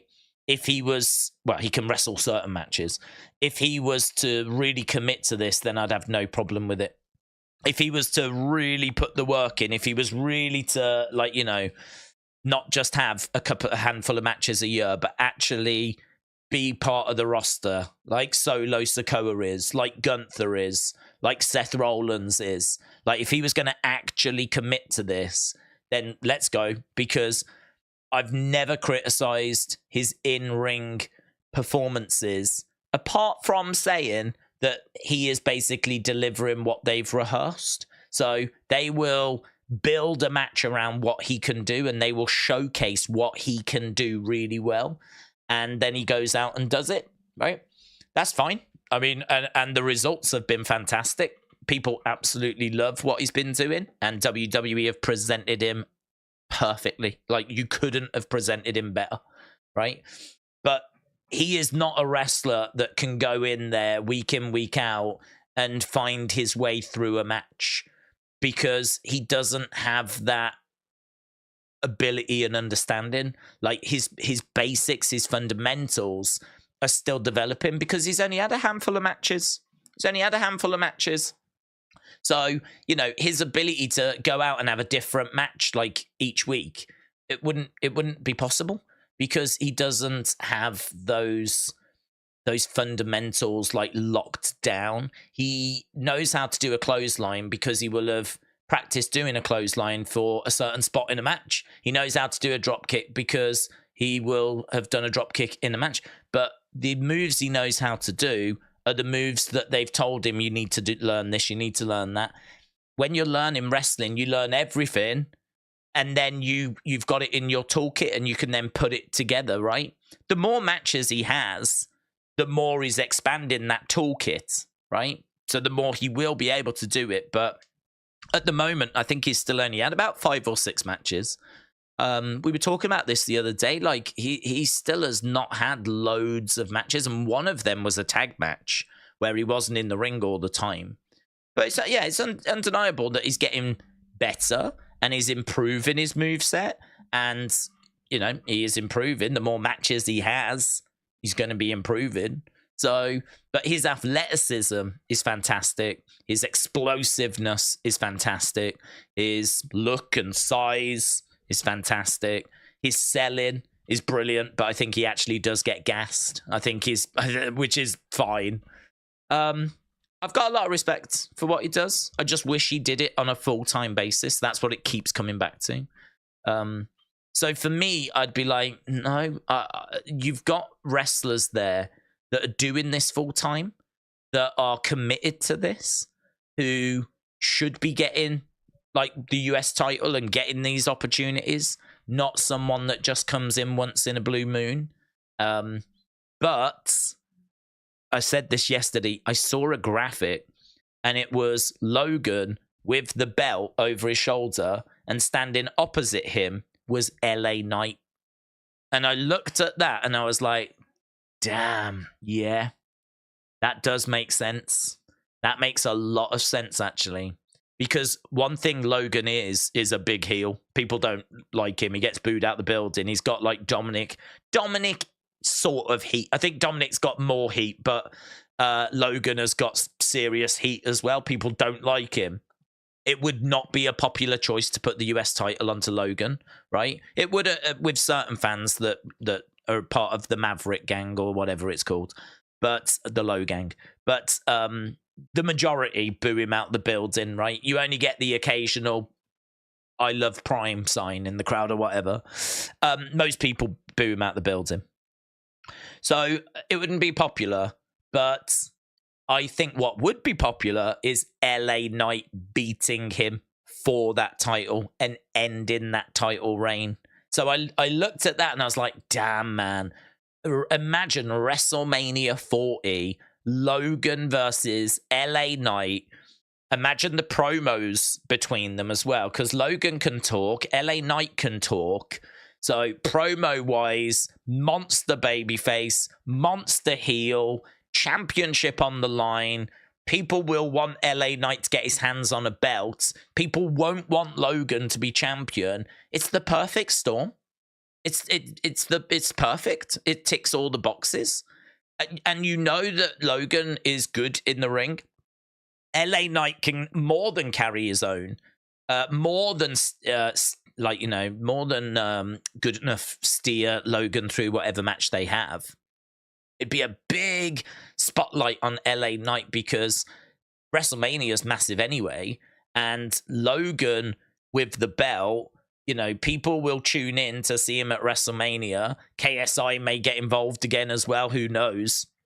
And so can you imagine, like, what that does to LA Knight, like winning and beating Logan for that title at WrestleMania, him finally getting his hands on a championship, which is something people really want.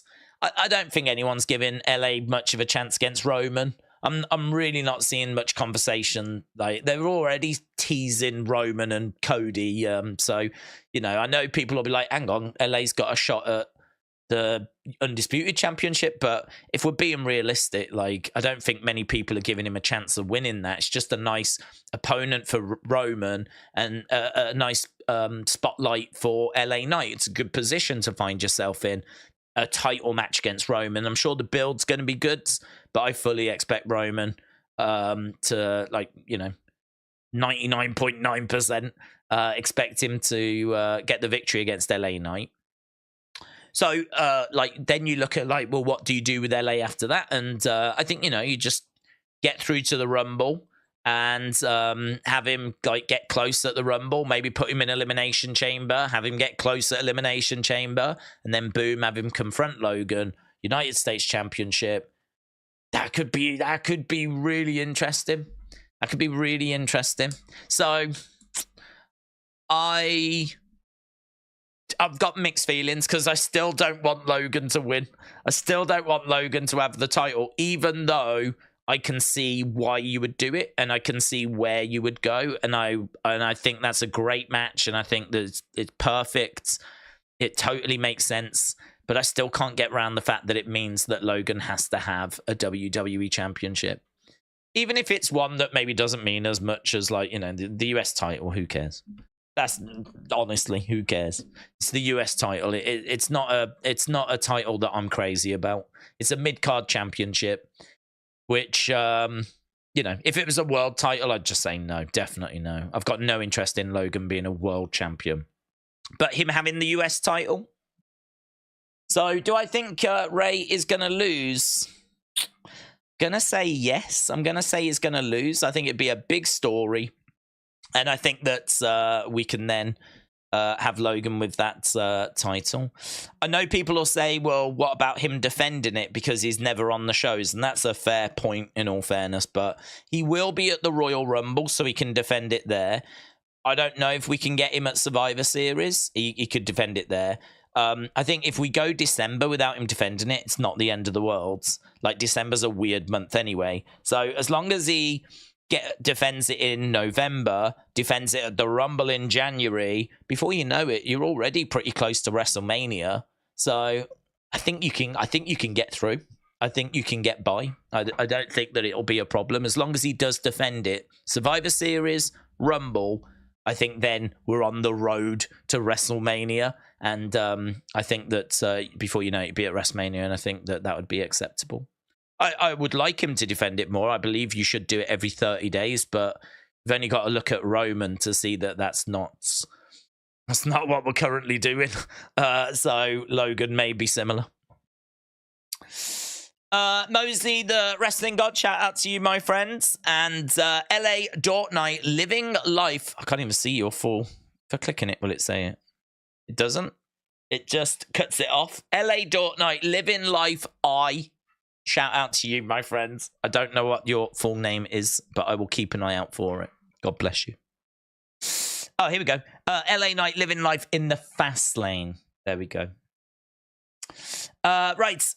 Nita Nitro said, if Santos turns on Ray and that's how Logan wins, then I'm in. Makes Ray maintain credibility. It allows Logan to be the champ and start the feud between Santos and Ray. Yeah. I don't mind that at all. There have been a few thoughts of like Santos reforming Legado del Fantasma and then having Ray be the leader of like a new LWO and bringing in Dragon Lee. And I mean, that could be really interesting. I wouldn't mind that at all. Mitchell said, you missed my super chat. I sent it before the others. It was about the Olympics. Oh. Oh, yes. Oh, I'm sorry. Mentally, I think I thought that was the one I'd already read.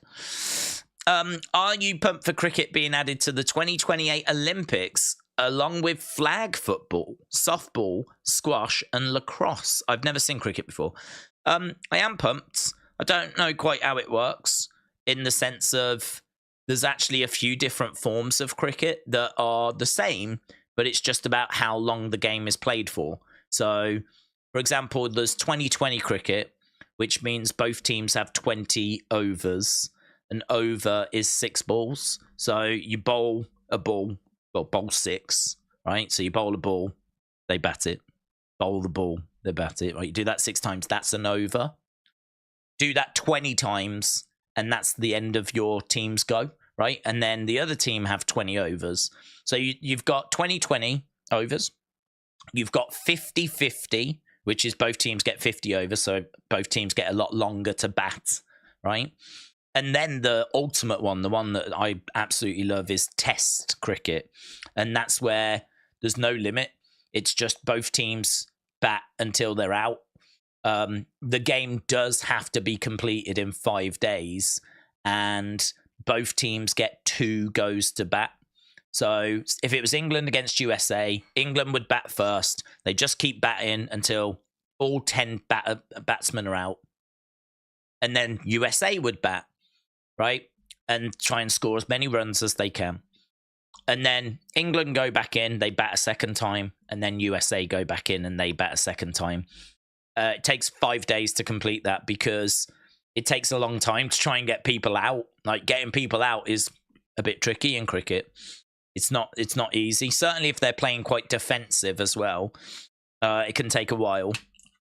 But I love that form of the game. I love that. I know 5 days sounds mental, but I keep saying cricket is such a great sport to just have on in the background. Because, like, you can do stuff, be working away, checking emails, doing your notes, doing whatever, and then you glance at the score, and you're like, okay, they've scored 100 runs, and there's 3 people out, so that's all right. We probably need a bit more there, though. What time is it? It's coming up to lunch. And, like, you might watch it for a bit, and then you go back to doing what you're doing, and then you glance up in half an hour, and, like, okay, it's 120 now for 3. They've done better there. Still haven't lost anyone. 20 more runs. That's about where I wanted to be, yeah. And you just kind of keeping tabs on the game. Like, you can sit there and just watch it for 5 days if you wanted to. That's a big commitment. The way I do it is live my life and have it in the background. And then if there's an exciting period, I'll sit and watch it for an hour. And then otherwise I'll just, like, you know, go off and do other bits and bobs and keep tabs on the score. So I think it's 2020 that they're bringing in, which is, you know, it takes a few hours to complete a 2020 game. It's not long. Like, it's 3 hours, 4 hours for a 2020 game.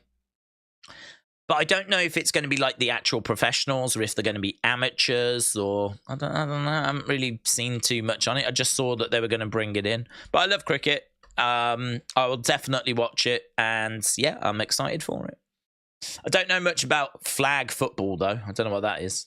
Softball was at the last Olympics, and squash I've seen at the Olympics before as well. So cricket is one of the most popular sports in the world. It's kind of staggering that it's not at the Olympics already. Should be at the Olympics. It's like in the top 10 most popular sports in the world. It's just that it's not really it's not a thing in America or Canada, and so I think like you lot over there don't really engage with it. But like it's, I think India's national sport. It's massive in Australia. It's massive in England. It's massive, like West Indies and all over the world, different parts of the world. So yeah, I'd say give it a watch and see what you think about it. You'll probably watch it and be like, oh, this is a poor man's baseball or something, I think I'd really love baseball if I was in America. I think I'd really love baseball. There is a lot of similarity. Right. It's like baseball, isn't it? The thing outside. Yeah, baseball isn't really a thing. That's true. You've got baseball, which, as I said, I've never really watched because it's not really a thing over here. It does get shown on TV, but it's a bit like wrestling, I suppose. You kind of like wrestling gets shown, but it's late at night. They show replays sometimes in the day, but it's one of those that I think you've got to purposely want to be watching. I don't know how much you would stumble across wrestling because it's not on any of the like free channels. So you've got to first of all subscribe to TNT Sports, and then if you want to watch it live, you've got to stay up till 1 o'clock in the morning. You might catch like a replay, but it's one of those where I think you've got to kind of go out your way to watch it. And baseball is the same, I'd have to sit down, see when it was on, and purposely watch it to see it. Right, here we go. Sami Zayn is coming out. So yeah, nothing but love and respect for baseball, though. Even though I've never really watched it, I have no doubt that I would massively enjoy it if I was to give it some time. Or if I lived in America and the coverage was like, I'm seeing it in the newspapers and I'm seeing highlights on the news and all that kind of stuff. I'm sure it would draw me in. I've been to a baseball game. It's a long time ago. I saw the Blue Jays. Was it Blue Jays? Toronto Blue Jays? I went to Toronto and I went to a game. I didn't quite understand what was happening, but I loved it. I love going to stadiums and just being part of like an atmosphere and everything. Brilliant. Right, we're seeing Nick Aldis. We're seeing SmackDown.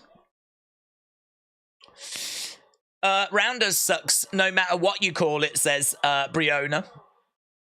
Edward, shout out to you. Days, how are you? How's the fam? Hope you have a good day. Oh, good. Yeah, hope you're well, Edward. Shout out to you. Everyone's good. Japanese baseball is on in the morning in places here, says SP. I'd give that a watch. It's big in Japan, I believe, baseball. I wish it was big over here. But then saying that, I wish cricket was bigger over here as well. England get good support, but the counties don't get massive support.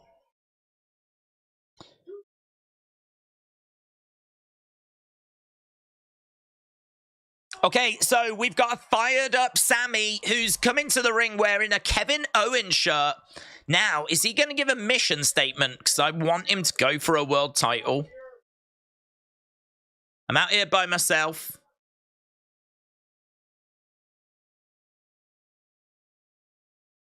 My tag partner has been moved to SmackDown.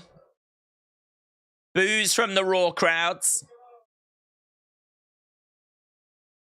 So Sami talks about having mixed emotions. He's sad that the partnership has ended. He said, I know that Kevin Owens will do huge things on SmackDown. And I'm excited for me. I'm excited for you as well. Yeah. Come on, Sami. World champion right there. Oh! Sami Zayn is a world heavyweight championship level superstar. Let's go, man. Let's go. Sami, Sami, Sami, Sami. Do you know what? I never really tweet during the shows. I'm going to tweet. Yes. Sami Zayn is a world heavyweight championship level superstar. Let's go.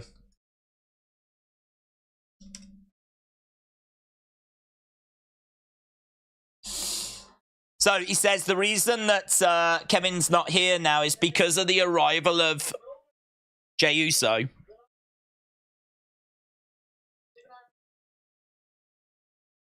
Yeah, he says he's struggling with that.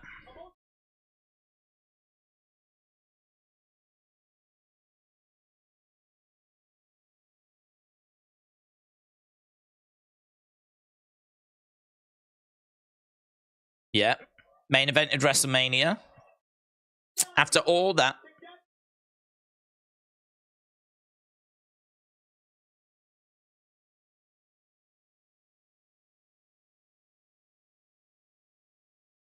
For 6 months, we had to deal with the Judgment Day.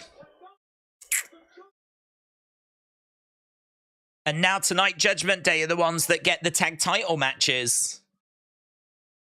Got a lot of mixed emotions. Leave it, Sami. Go after the world title.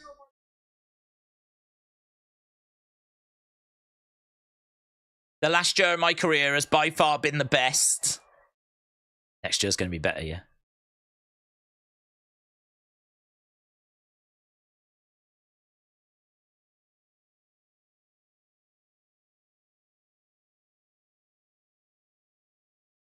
Okay, here's Judgment Day. Interrupt him. Gotta tell you, I'm just lapping it up, man. Sami is someone that I've got so much time for. I loved him when he was in NXT. I really wanted more for him since he's been on the main roster. Bloodline was incredible for him.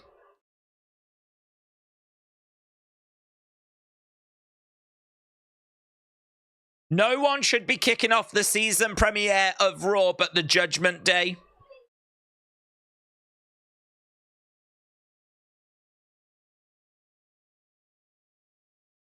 Looks like Sami Zayn is all alone.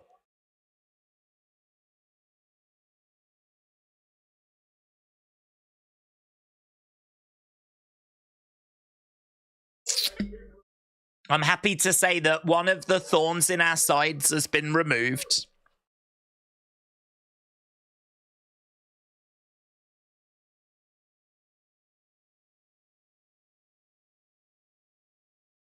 Okay, so Damian Priest just saying a few words.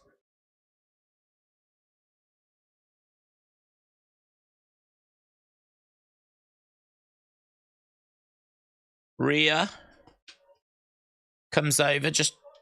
We talked about this. Forget about Drew. Tonight. So Dominic talking, crowd booing. Talking about how Mummy is going to tear Shayna apart. Sami joins Judgment Day, I bet you, said Roddy. Is anyone else having static noise? No, yeah, Tom, same. I've got it, yeah. Few audio issues, I think. I don't know if that's on all feeds or just the international feed. But, yeah, a couple of little...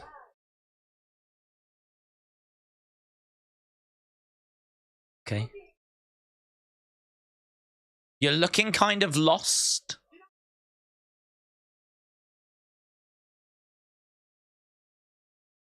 Back in the day, we would recruit the lost superstars. But when it comes to you, we've got a different plan. We want to get rid of you permanently.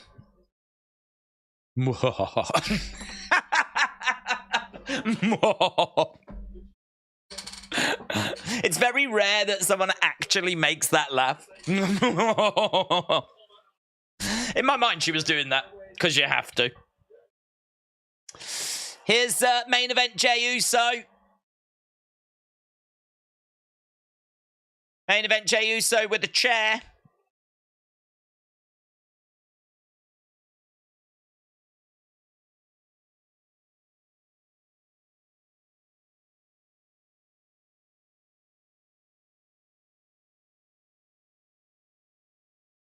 Okay, so Judgment Day saying no. So Sami's got a chair. Jay's got a chair. It is 4-on-2, but I can understand the chairs being a reason why they're like, no. And also, they do have a match later as well, so I'm all right with them backing away. Now's not the time. It's okay. Judgment Day are backing away, but they've made it clear that they want to remove Sami permanently. I'm telling you, Seth drops that title to a heel. Sami beats whatever heel it is. I'm so here for that story. Sami just a little off with Jay. It's not all roses and lollipops. Sami puts the chair down, walks away. Jay just saying a few words, but...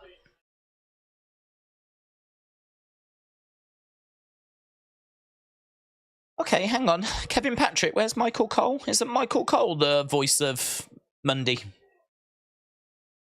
Where's Michael Cole? Did they... Where's Mr. I haven't missed many shows in the past 25 years?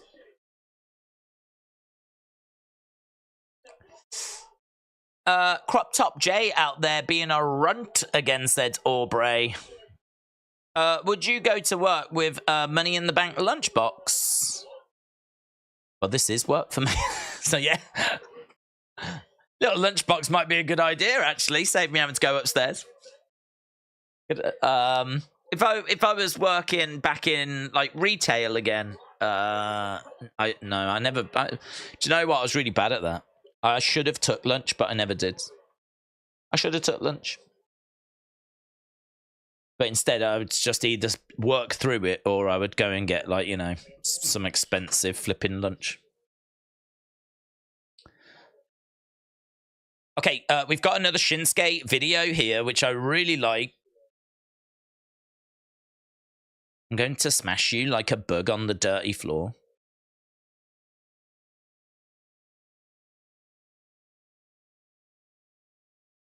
One and only.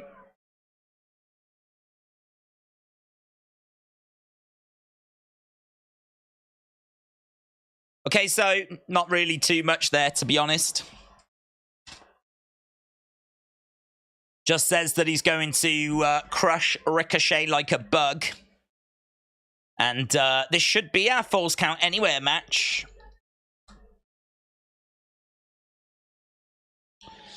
Let's see Gunther against Roman in a 60-minute Iron Man match. Yep. I mean, the only thing with, definitely, but the only thing is they're both heels, but then you look at what we're doing with Gunther and Bronson Reed tonight, and to be honest, you've got to do that match, haven't you? Gunther and Roman, I don't quite know how we get there or when we get there or if one of them will be a face by the time we get there, but I completely agree. You're talking about two stars that have to share the ring at some point, definitely. Miss Clown said, when in the hell are we going to see a robot wrestle? I mean, we did get RoboCop, but he didn't wrestle. But It's a good question. It's a good question. Wonder if we will get there one day. I'm sure we would. Imagine that. If we do get like robots that walk and talk and cut promos, like using Chat GPT to cut promos, and like they're good enough to like do all the moves. And I feel like you could have a robot now that you could easily set up to do a moonsault, you know, and they'd probably land it and it'd be great. And I can't see any reason why a robot couldn't do a clothesline. The problem would be getting them to look like a human. But there was one on TV the other day that was incredible. Like, I feel like the technology is probably not there yet, but it's, I don't know, 20 years? I don't think we're talking like 100 years, 200 years. Yeah. If you think that the like could you have a robot that can walk? Yes, you can. We've seen robots that can walk. I've seen robots that can do like moonsault type moves. But it's just, can you get them to go through that sequence of moves? Yeah, I can't see why you couldn't. But could you get them to do it convincingly and move convincingly? That's the problem, innit? If a robot does a moonsault, it looks like a robot doing a moonsault. If a robot does a clothesline, it's going to look like a robot doing a clothesline. When will it get to the point where it's going to be looking more realistic? I wonder if it will get there. I wonder if it will. It's not the craziest thing I've ever heard. Not the craziest thing I've ever heard at all. And even if WWE don't do it, right? What would stop someone else from doing it? Robot wrestlers, Elon, get on it. Wan said you need to Tony Khan to have experience to be hired. Robots versus wrestlers was done on How I Met Your Mother, said Joseph. There's already robots that fight each other called battle bots. There's rumors the Glazers think that Sheikh Jassim will come back with another bid. Vote on deal. How deluded are they? Oh, I don't know, man. That whole situation is just crazy, isn't it? So I don't even know what I want. I don't even know what I want, because I don't know if I want him to. I know that I don't want the Glazers in charge, because they have. I do feel a little sorry for them, just a little, just because I think that, you know, some of the players that have come in should have worked out. I mean, Sancho was great, and he's come in, and he just has not been great. And you look at Casemiro's fallen off form and all this, and I don't know that we can blame the Glazers for that. They've definitely made money available for transfers, and the transfers that have come in, you would think would have been done better. So I think there is a lot of blaming the Glazers for things which don't know is their fault, but you know, the ground should have been updated. The training facility should have been updated. The people that are put in charge, like, you know, the chief executive should have been like better recruited. They've definitely effed up. So yeah, I'd like them gone. But I don't know if I want Sheikh Jassim or whatever his name is to come in. And, I don't know. It's a difficult one, those. Hang on, we've got Sami and Jay. I appreciate you having my back.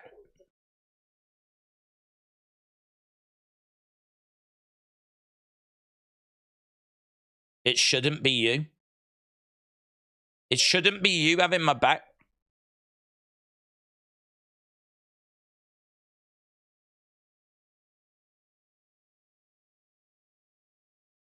Everything's going good for you.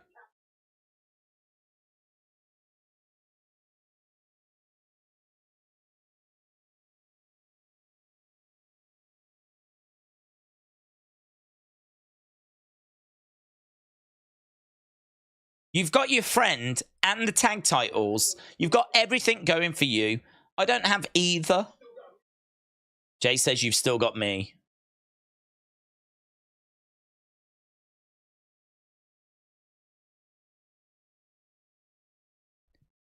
Sami pushes a ladder over. He is mixed emotions there for Sami.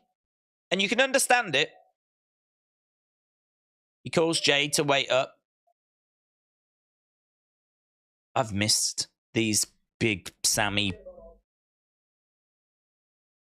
stories. Been a tough week.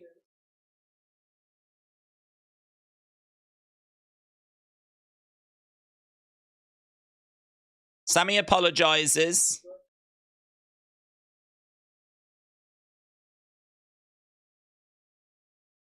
Yeet. Jay says yeet.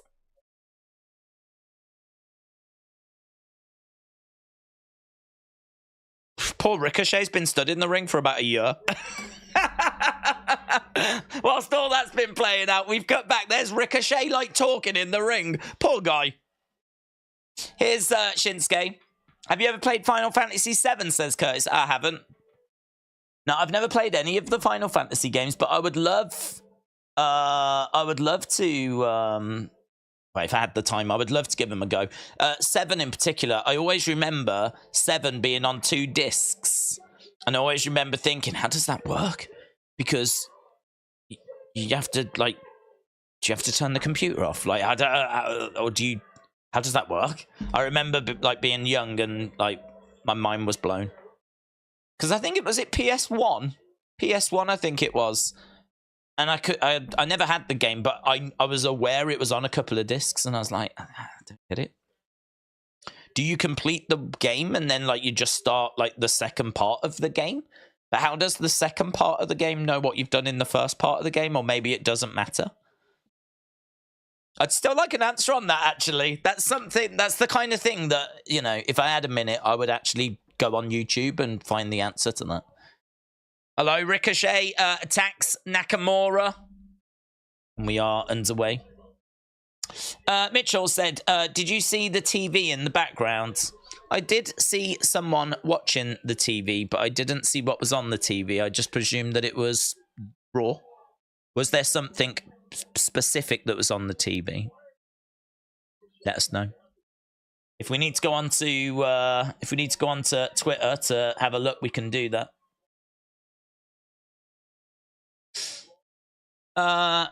Dark Angel said, I swear it looked like someone was doing a muscle man dance on the TV. Oh, hello. Have we got a little situation?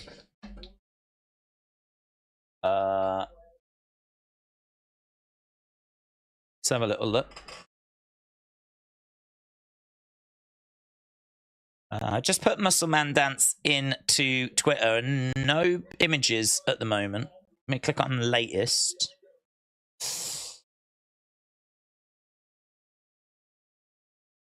No. TV, Raw. Why is Kevin Patrick the replacement for Michael Cole? He's terrible. No, nothing at the moment in regards to that. I'm not saying that it wasn't.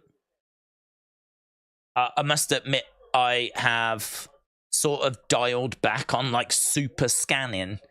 Like, because we don't really do that now. So if there is, that would be really interesting. Before, I'd be, like, looking for puppets and everything. But what with Bray, obviously, no longer with us, we haven't really been doing loads in the background. You've been getting, like, Drew and Rhea having a little conversation. Like, you know, you might get the odd little bit, but no, I didn't see. Scottish Nightmare said it's still on 2 discs. Oh. Final Fantasy VII was on 3 discs. I'm a nerd, and it was PS1. Oh, right. I didn't know that. I knew it was on more than 1 disc. I presumed it to be 2. I remember the box being quite thick. I presumed it was 2, but if it was 3, I'm even more confused. We're going to the backstage area. We're definitely going to have a look for Muscle Man dancing now. Forearm strikes coming in by Ricochet. Do you think WWE wrestling will be around forever? I don't know about WWE. I mean, forever is a long time. And actually, forever, I don't even know if the humans are going to be around forever. In fact, they won't. Because haven't they said, like, the universe has got a shelf life? Shoulder up. I'm loving this being in gorilla. We're in the gorilla position right now with Nakamura and Ricochet. This is really cool. Really cool. Knee strike there by Ricochet to Nakamura. So we're in gorilla. Is Triple H there? No, I can't. I couldn't even see Triple H. We're going back to the entranceway. Fear Effect was on 4 discs, says John. Headbutt by Nakamura. Ipswich are going to go up this season. Premier League, here we come, said Stephen. It looks like some creepy stuff just showing on the TV when I went back and paused it. Godfather's hello. Honky Tonk Man, it makes you cool. Cocky and Bad, why isn't there a female commentator? Waiting for the female JR. Yeah, there should be female commentators. We did have Renee for a little while. She was okay. She didn't enjoy it though. It's not something that she was like built to do. So yeah, she didn't really enjoy doing it. And down in NXT we had standing shooting star and in the entranceway, Ricochet definitely feeling the effects of that. Definitely feeling the effects of that. So yeah, we did have Beth. She was great. I really hoped that she was going to come out. She wasn't the female JR. I don't know. There's just not women doing that in the space, is there? I mean, even if James would probably know if there's like women doing commentary on the like indie shows, but yeah, there's just not really people, the women that are kind of involved in doing commentary. Beth was great, but she was a color commentator. She wasn't like a lead commentator like JR was and like Michael Cole is. But I think we should have a female voice on commentary. Tonight marks the 3rd time that Michael Cole has missed a night of WWE commentary in 25 years. Cole has requested some time ago for this week off due to a personal commitment. It's not an illness or anything. He's going to be back next week, PW Insider. So there we go. This is the 3rd show. It's bad timing, that, isn't it? We only just found out that he'd only missed a couple of shows, and now he's missed his 3rd show in 26 years. So yeah, no Michael Cole. Apparently it's just a personal thing. It's not a personal commitment. It's not like any health concern or anything. I'm still really interested in this TV in the background thing. I normally record the shows, but I haven't this week. I was chatting away with you guys and I didn't record it, so I can't go back. So it's gonna have to be something that I'll have to do a bit of research into later. But if you have got the option to rewind, then go back and see if there's anything to it. If anything was being shown on those screens. What Mitchell? What do you think you saw? We're still at commercial break, by the way.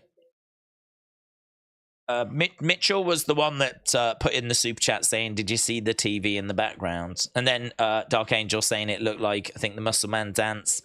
We've had people saying about like other like dark images. Don't know. That'd be very interesting. Very, very interesting. I'm very interested. I'm sure many of you are as well.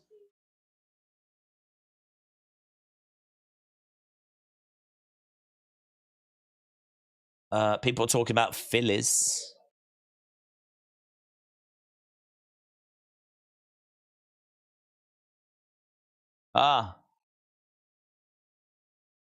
Aiden said this might be what people are talking about. Okay, let's go. Aiden, shout out to you. Aiden has sent an image over. I haven't seen it. I can't see it because it's quite small. Let's have a look.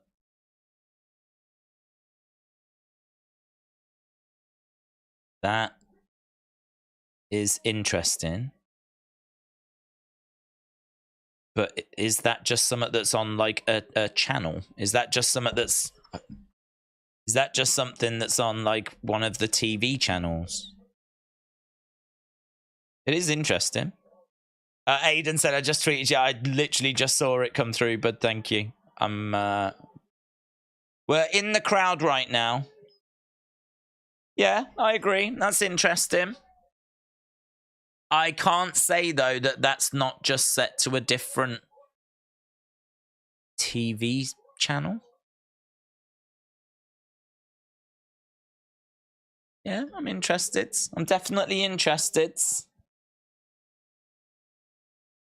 Definitely interested. How long was it on for? And do we know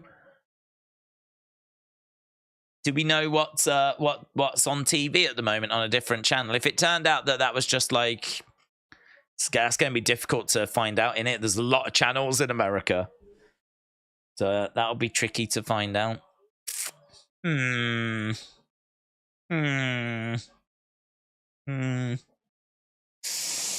Unless someone recognizes it. It's a creepy Saw X-like image, but it looks like a news broadcast. It does look like a news broadcast. It's got like a little banner thing at the bottom, like a scrolling text thing. I don't know if that's what it is, but it looks like it looks like an alien wearing a suit, doesn't it?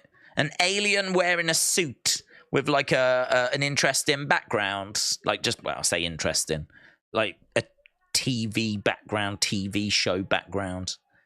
They're not in a field. They're not at home or anything like that. It looks like they've put a suit on and gone to a news network or something. I agree. It does have that vibe, yes.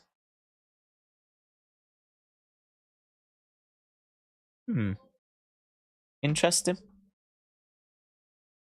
A fan just gave a hand to Ricochet as well. They were just fighting in the crowds. Now Nakamura using nunchucks.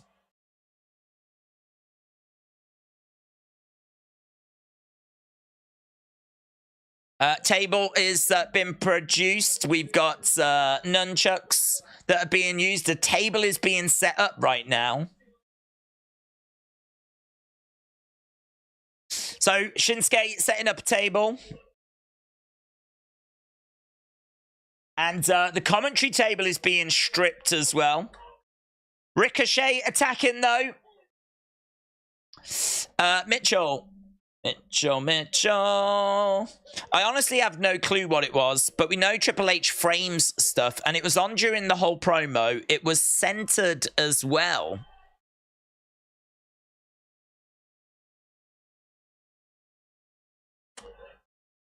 Well, definitely something to keep an eye on, but hard to say what it is, isn't it?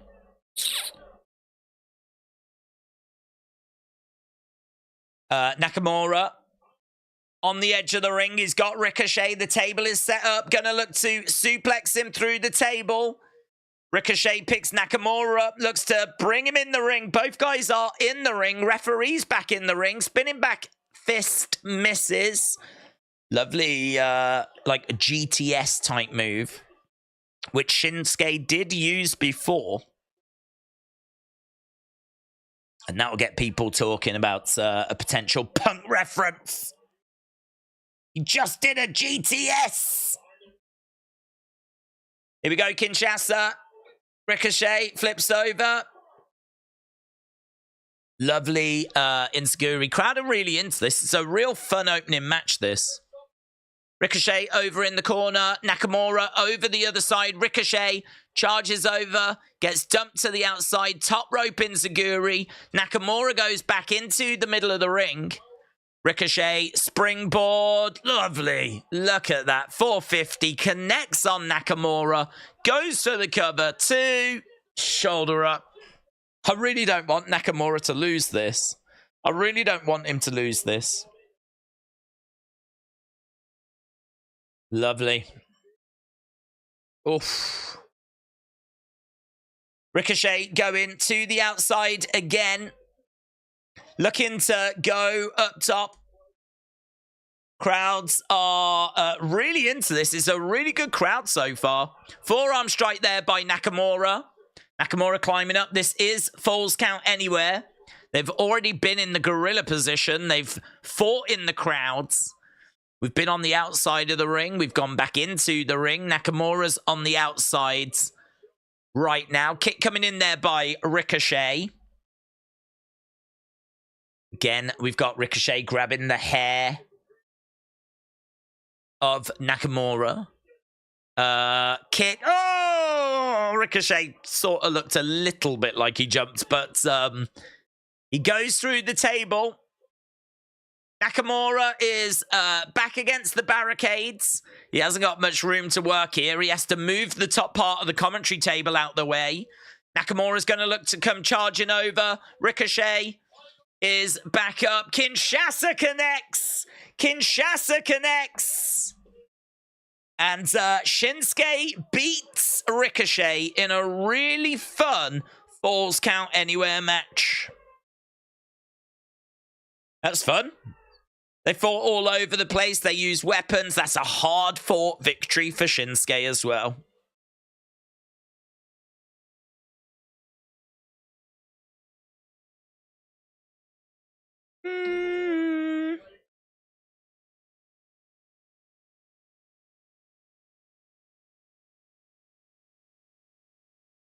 Fun match. Really fun. From what I can tell, the image in the background, it could be a scene from the Roddy Piper movie, They Live. It's about aliens who use subliminal messages to control the human race. I know that film. I don't know. I mean, I have not seen that film for a long time, so I don't know that I can say... I don't know. It doesn't ring a bell. I didn't look at it and go, oh, that's Live. That's They Live. But, yeah, man, that's...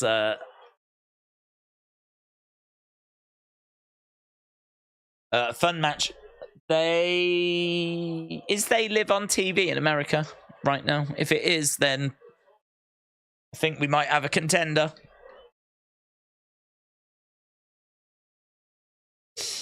Do you know who could be amazing on commentary? Zelina De La Renta. I'll take your word for it. I honestly don't know. I know that she was a great mouthpiece. So that may translate, yes.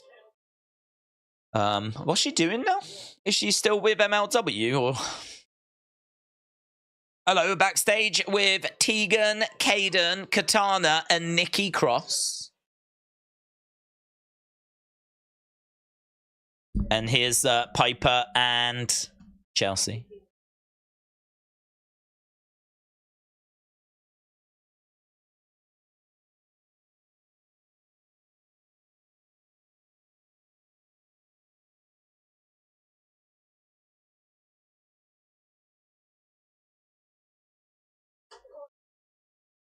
Go and annoy someone else, says Tegan.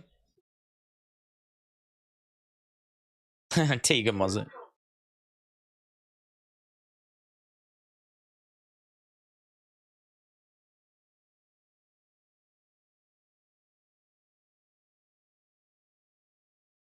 Never let anyone disrespect you.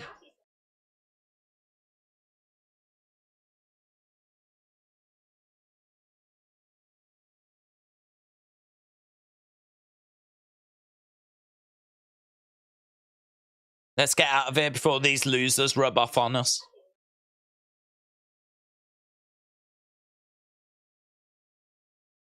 Okay, well, little backstage interaction between the women's division.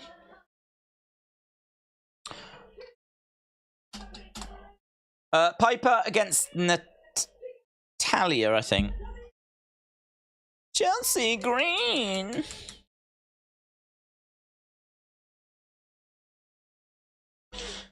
Okay, coming up next, Natalia against Piper Niven. I really like Chelsea. I didn't think that was like her best backstage stuff. There's a few little nice lines in there.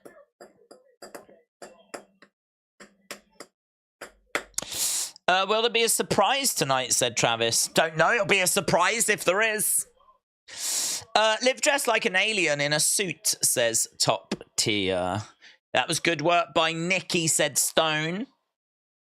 Days stated above, I think the program is on TV in the background. It might be Roddy Piper's movie They Live. Is that on right now, though? Did anyone find out if it's being shown? I'm not in America. So, I mean, I could have a look at, like, TV listings in the US. Today, please. TV guide, TV listings. If They Live is on right now, then I think it might just be that's what we're looking at. So right now we've got The Price is Right at Night. The Price is Right at Night. Is this right? Is this the right? Now 1:30 a.m. CBS. Monday Night Football. The Voice. Kitchen Nightmares. What the hell's American Buffalo? American Buffalo. F-Boy Island. F-Boy. Law and Order. FBI. Exaction Estradas Unidos All-Stars. Entrenamiento Amanados. The First 48. Christine. Naked and Afraid. It's my life story, that is. Law and Order. Hip Hop Awards 2023, Below Deck Mediterranean, Bob's Burgers, Mike and Molly, Shark Tank, Anderson Cooper 360, The Office, Frozen 2. Don't think it was Frozen 2. The Ghost of Molly McGee, My 600-Pound Life, Contraband, Charmed, Monday Night Football, College Football, Live Racing, Jesse Walters Prime Time, Halloween Baking Championship, Once Upon a Studio, Speak, Sex Sells, The Proposal, The Greatest Showman, Family Guy, Storage Wars, US Women's Open Highlights, Pressure Look. God, how many channels do you need, America? How many channels do you need? Field Day, House Hunters, Ancient Aliens on the History Channel. I mean, if you look hard enough, you're probably going to find a show that might have an alien in a suit in it, aren't you? It was Scott Van Pelt from ESPN said, Johnny O. Days, All Disney. All Disney. What's All Disney? Is that a channel? What's All Disney? Hang on. I'm looking to see if They Live is on TV right now. The Shining's on. Saboteur, Star Wars, Monday Night Raw's on, Greta, Better Off Dead, I Love You Man, Malcolm X, Fantasy Island, Blazing Saddles. According to this, They Live is not on right now in America. But then you've probably got like regional channels as well, haven't you, that might be showing that film. They Live even as a news broadcast scene, said Joseph. You're referencing Disney shows. I'm referencing Disney shows. Imperium! I don't have a Disney channel listed. All of these that I'm reading out, these are the shows that are on the different channels right now, according to tvguide.com. People aren't ready for Blazing Saddles. Don't they have EastEnders and Coronation Street in the USA? Maybe, but we have Halloween movie channels. It's not on. It's a great movie, though. ESPN is owned by Disney. Where's Babe Station? Perhaps it's on there. Imagine that. Ready for a fun evening. Got your snacks. Curtains are closed. You put on Babe Station and instead they're showing Roddy Piper in They Live. Just as good. Right, little video package for Gunther, the Ring General. I would recommend the American version of In-Betweeners, by the way, said WWE fan. BBC America. Yeah, I don't think that's listed here, you know. CBS, ABC, NBC, Fox, PBS. Don't think BBC America. Oh, yeah, it is. Law and Order. Law and Order's on. For the next few hours, actually. That's not even a BBC show, is it? So why is that on? Why are they showing Law and Order? Here's Natalia. She's got shades. Slightly different attire here. There we go. She's just giving those shades to a little young Avril Lavigne lookalike.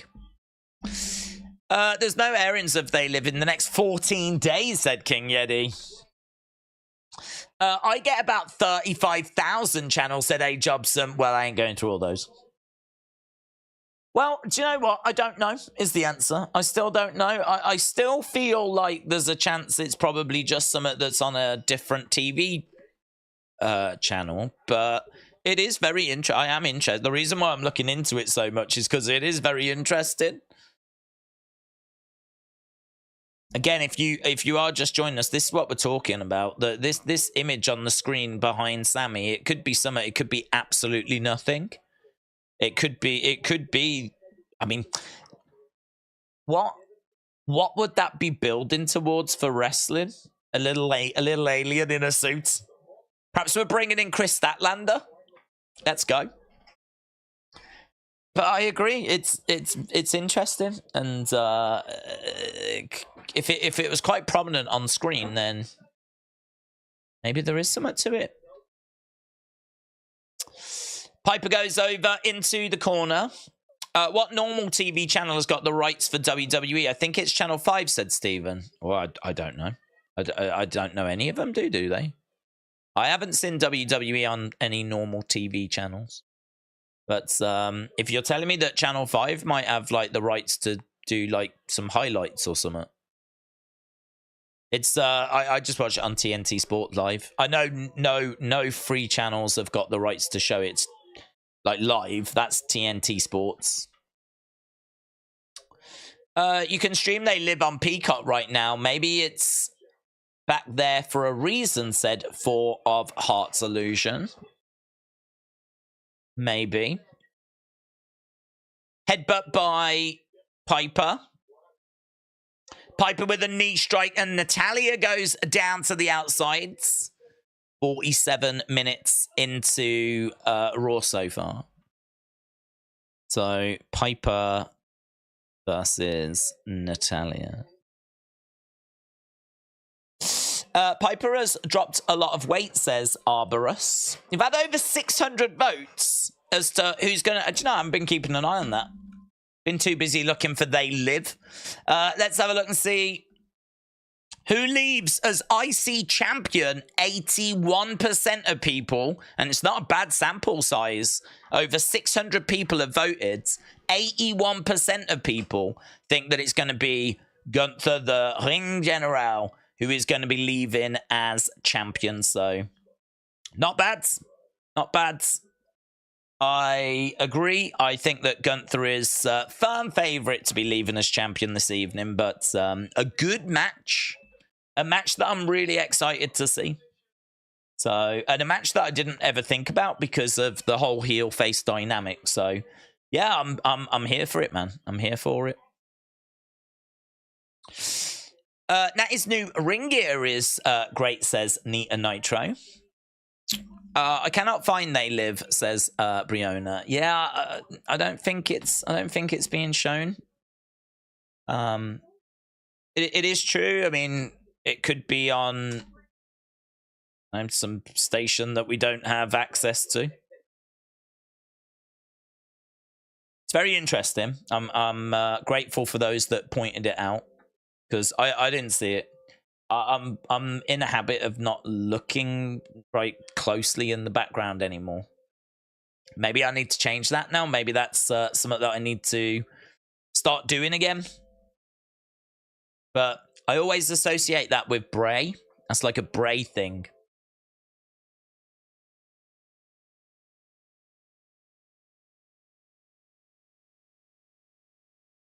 Right. I'm so confused. What's being talked about, says Corvids. There was a TV that was on in the background, and it was showing like a little alien. It was very like, you know, if it was a TV that had Sports Center on, or it had Law and Order or something like that, you wouldn't think twice about it. But because it was this little alien thing, it really stood out to some people. So we've just sort of looked in to see what was on TV.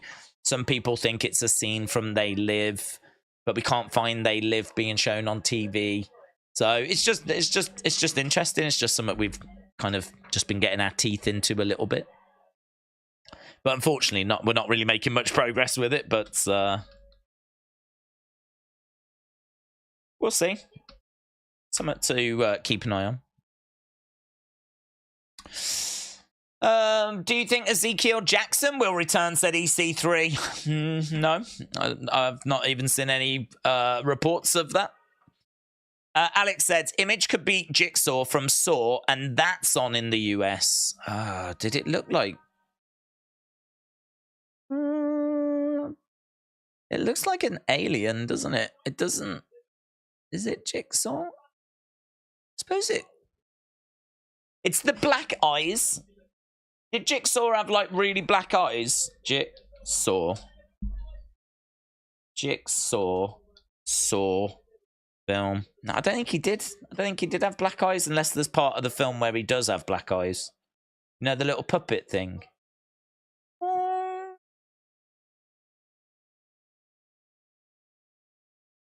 He wears a bow tie. Does he ever wear a tie and not a bow tie?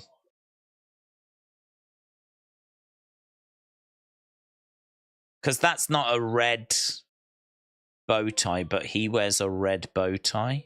That's interesting, though. That's interesting. Do you want to play a game?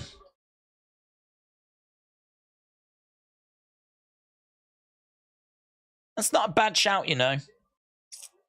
That is not a bad shout. And certainly if it's on at the moment.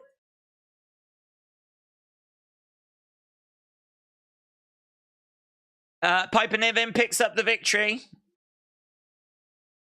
If it is a scene from Jigsaw, I'd like to find, or Saw, I'd like to find the scene. I mean, he does have dark eyes when you look at it. He does have dark eyes, and he does wear a suit. And that one there, for example, you can't really make out much of the bow tie because it kind of covers. Do you want to play a game? So...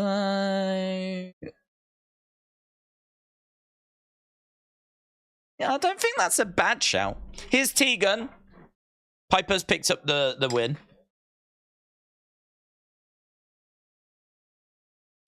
Tegan has come down. She collides into Chelsea. Chelsea Green.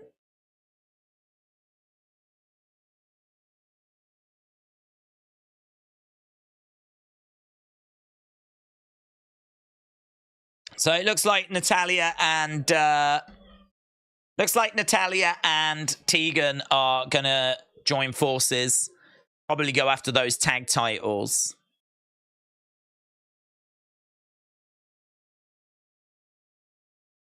So Piper and Tegan on the outside, right? We're going backstage with the Judgment Day.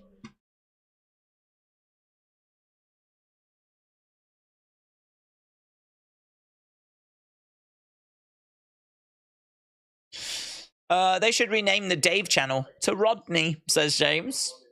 Tegan Knox coming out to save Natalya from Piper Niven and Chelsea Green, says Harris. If you Google alien in suits, the first image is an alien in a suit with a green background, says Liam. Oh. Alien in suit.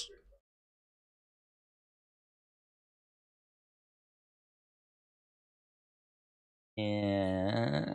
Alien. I'd say that's a different image.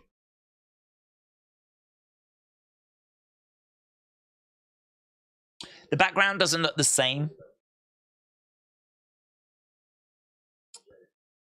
Alien.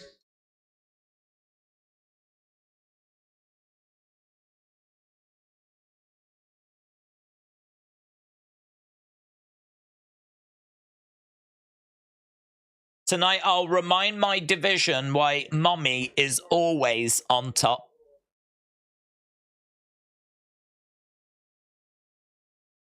There we go.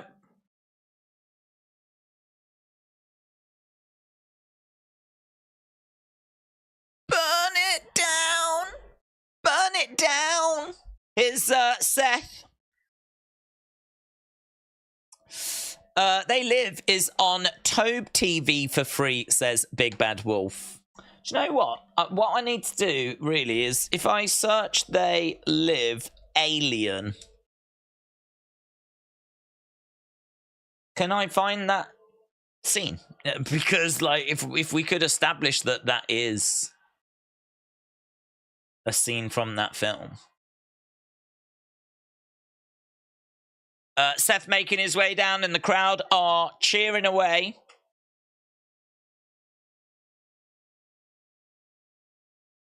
No, I can't. I've put They Live Alien and there's nothing that looks like that. I tell you, this is a tricky little one, this, isn't it? It's a hard one to kind of get to the bottom of whilst we're watching Raw at the same time.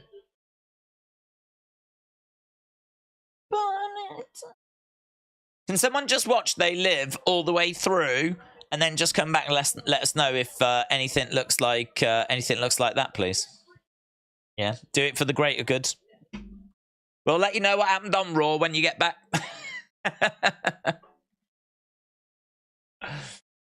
Rhea is going to cheat on... Rhea is cheating on Dom with some guy named Buddy, said Zoom Station. It's not a scene from They Live. It's different, says Joseph. Oh. It's a clip from Robot Chicken, said Justin. That's a clip from Robot Chicken?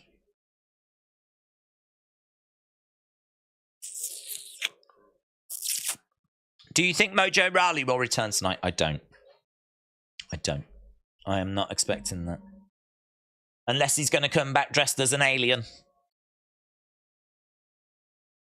It's amazing, isn't it, how this is... I'm fairly convinced this is just a show that's on TV, that's on in the background.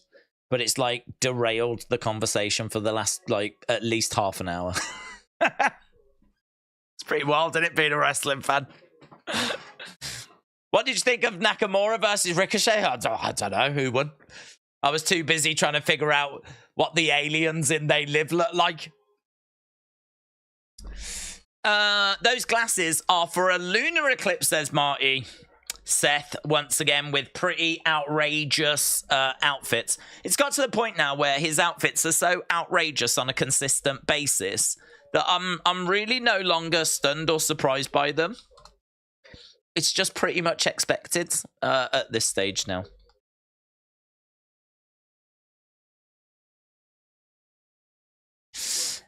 Capital Combat Return of RoboCop. I had it on VHS. I don't understand why it's such a big deal. Who cares, says Brony. Well, I think it's because those little, like, White Rabbit behind the scenes, little clues, kind of being in the, like, being aware of that stuff, being involved in that conversation. That's a conversation people like to be involved in. So if there is something that's playing out in the background, if there is a little seed that's been planted, if there is a little something that's just starting or something that's going on, which this really might not be, but that, you know, White Rabbit was such a success that Triple H has already said they will do something like that again. Might not be identical, but that kind of Easter eggs and things playing out in the background, like they saw the success of that campaign last year, and he said, like, it was so successful, we will definitely look to deliver campaigns like that in the future. So if this is going to be the start of something like that, then people will definitely want to be in on that conversation. Are you a fan of Samantha Irvin? I love her, said Edward. I do like Samantha Irvin, yeah. I can understand the argument that she takes things too far. I can understand the argument that she is a slight distraction. I totally get that. But for me, she is someone that provides... that's an amazing fact, isn't it? 2023's most streamed album in a single day, Bad Bunny. Yeah, for me, she's someone that provides a little bit of flourish at a point in the show where a little bit of flourish is, I think, acceptable. So I don't mind her at all. I think she does a good job. But I know there's a lot of people that are like not feeling her, not into it. Right, Seth Rollins in the ring. Whoa.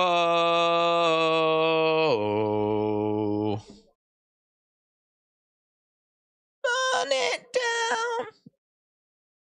Right, so obviously he's building towards his match with Drew at Crown Jewel.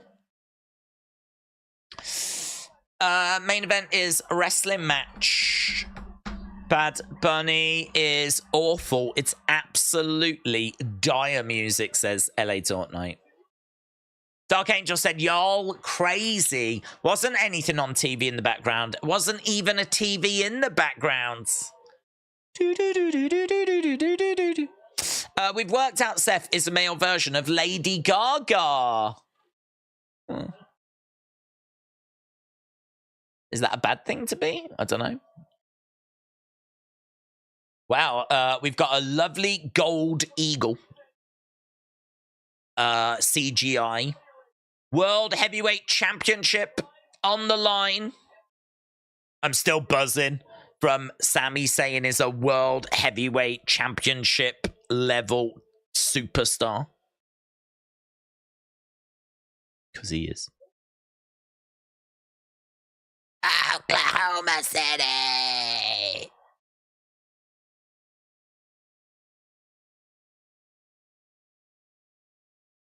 Welcome to the season premiere of Monday Night Raw, and I think it's been a really strong show so far. Really strong.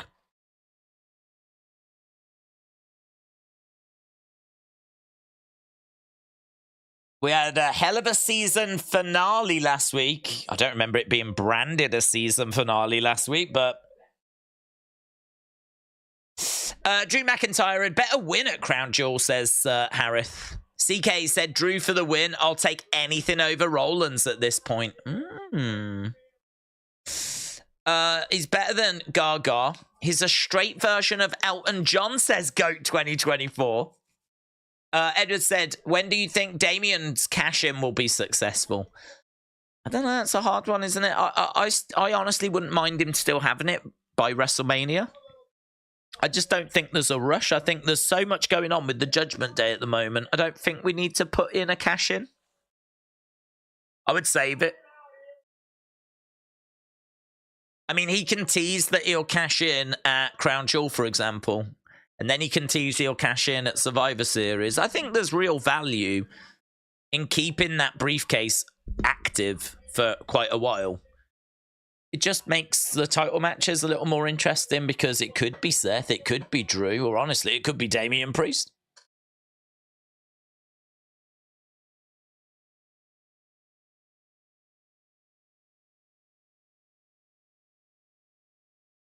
The season premiere of Monday Night Rollins.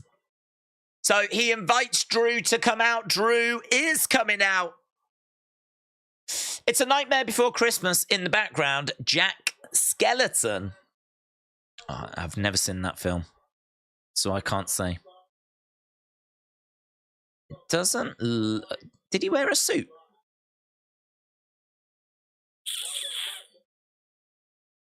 I can't take Seth seriously cutting any type of emotional promo looking like that, said Mitchell. Seth is a walking male slot, says Marty. King Yeti said, Oklahoma City, acknowledge him. Jeremy said, Judgment Day versus Wyatt 6 at Survivor Series. WWE fan said, Days, Alien on TV, Seth wearing glasses from an Alien movie. What next? Aliens. Actual aliens wrestling. That's where we're going. Matt said, will Jim Bowen be the death of us all? Will Jim Bowen be the death of us all? I think, is he dead? I think he's dead, isn't he? I don't think he can do any harm now.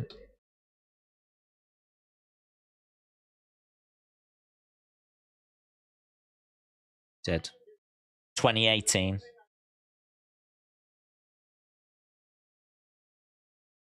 Legend. Right, Drew in the ring with Seth.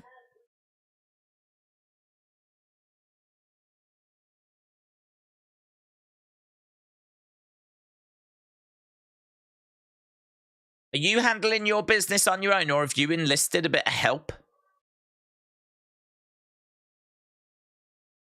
I think everyone knows Drew McIntyre handles his own business.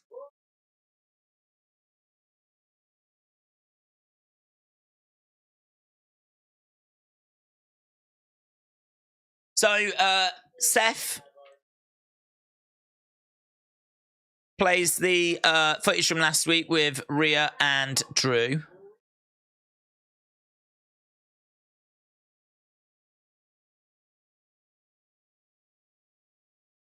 So we're going to find out what that conversation was about.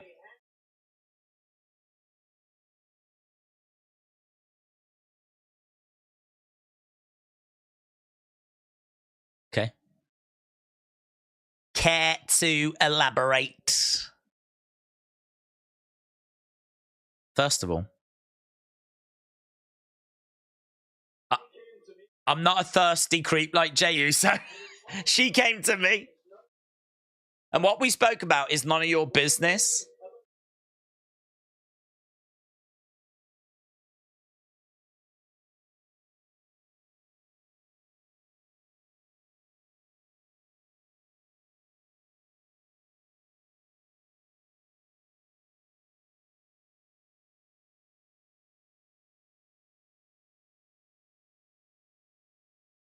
So Drew basically said it's none of your business what we spoke about, so he didn't really answer the question. Last couple of years have really messed with your head, haven't they, says Seth? A lot of big matches. Little bit of success, but you've had a lot of big failures.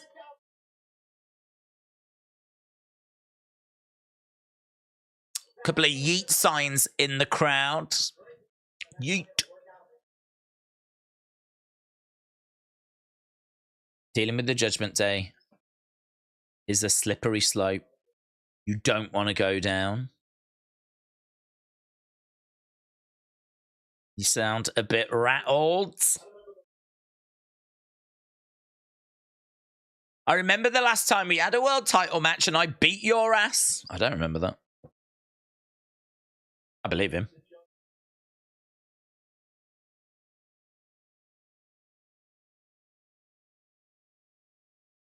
If you did your tape study, you'll see that those big matches I lost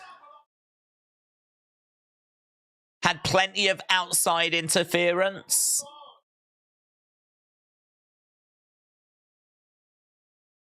Oh, the bloodline. Just move on from them.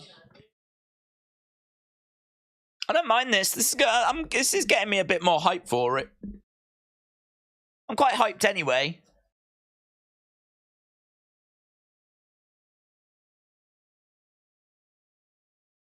Seth tells Drew to get over the whole bloodline thing.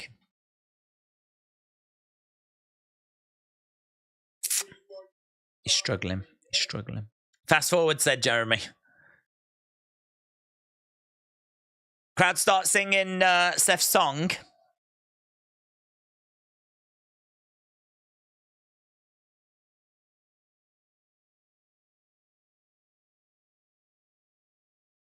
That was my dream.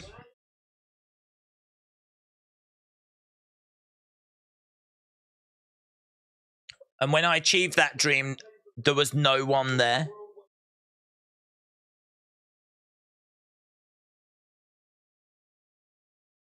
Yeah, he's making a good point in it. That was 3 years ago now, though.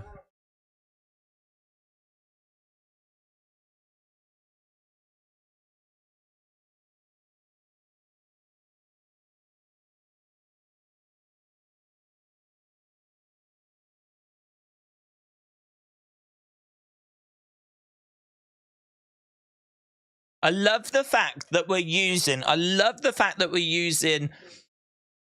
something that happened 3 years ago, him winning the title and no one being there, and then something that happened last year, him being cheated out of the title at Clash at the Castle, like, we're referencing it, and it still works. I mean, it still all makes sense. You can understand why he's so frustrated. You can totally get it. He won the title. There was no one there for him to celebrate with. And then he caught lightning in the bottle the second time, and he got screwed over in front of his home crowd. It's good. It's good, because it makes me want to see what's going to happen now. Because Seth won't screw him over. There won't be any outside interference unless Judgment Day get involved. But I don't think that would be on Seth's behalf.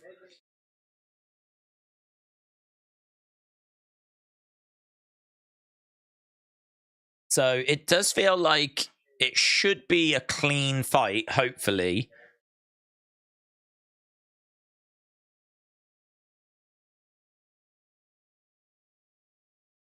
For the first time in a long time, you'll have no one to blame but yourself. I love it. I love it. Maybe not the most captivating of segments, but it just puts a little bit more interest into the story. I really like the fact that Drew said when we faced in a championship match last time, I beat you. Drew talking about winning the title, no one being there. Drew talking about being at Clash at the Castle and being cheated. The fact that he can't let that go, but that it just means that this, you know what this opportunity means to him. I want him to say, I am bringing everything. I am bringing all that frustration. I hope you're ready, Seth. I don't think you can be ready for what I will be bringing at Crown Jewel. Like, you know, really building that. Are we good, man? I'm excited for that match. I'm excited for that match. People saying they can't stand Seth. It was a great back and forth. I liked it, said Brony. A slow heel turn is good, said Excellence of Execution. Harris said McIntyre just stood there. He didn't do anything. No Glasgow kiss, no Claymore, nothing. What the hell? I didn't need it, to be honest. I didn't need it. I think I got from it what I wanted, which is understanding or just refocusing or just packaging how important this is to Drew. This is a world championship match. And he got cheated from a world championship last year. He won a world championship in 2020, which is 3 years ago, and there was no one there. And it just sort of gets across how important this opportunity is for him and how much this means for him. So I don't need like a Claymore or anything like that. It was just a little back and forth, and Seth saying you won't have anyone to blame this time. You won't have anyone to blame. You go, oh man. I want to see that match. I want to know what happens. I want to know if there is going to be someone to blame. Will Judgment Day get involved?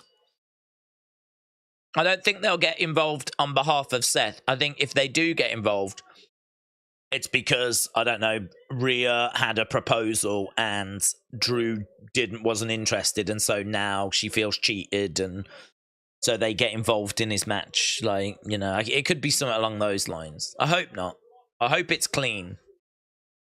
As long as it's a clean finish, I don't mind which way it goes. As long as it's clean. If there's going to be outside interference, I think that'll be disappointing. We get that quite a bit. The story for this one should be that if you're going to lose, you've got no one to blame but yourself. So let's do it clean. Right. My dog scared the beep out of me yesterday. I went to check on him, and I went in the hallway to turn the lights on, and I saw these pairs of eyes. I almost screamed it was him standing. Well, like actually standing up, your dog. If I turned a light on and my dog was standing up, I'd be freaking out. I mean, she's fat. I don't think her back legs could take it, to be honest.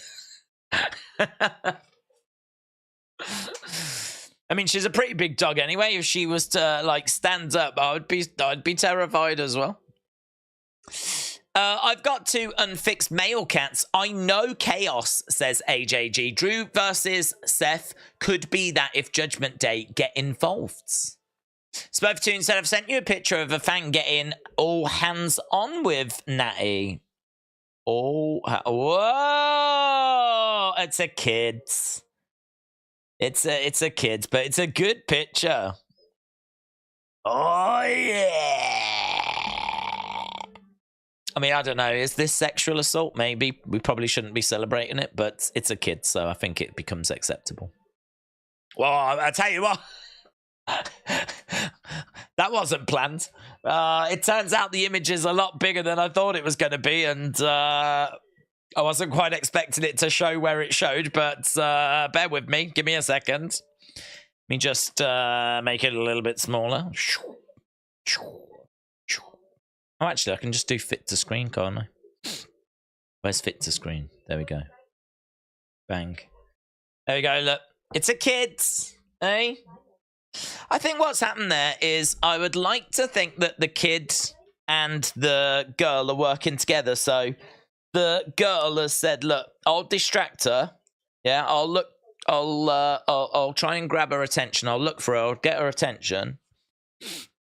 And then hopefully she gives me the glasses. Whilst I'm engaging with her, you go in for the boob, right? You go in for the boob. It's your birthday. You've been good this year, right?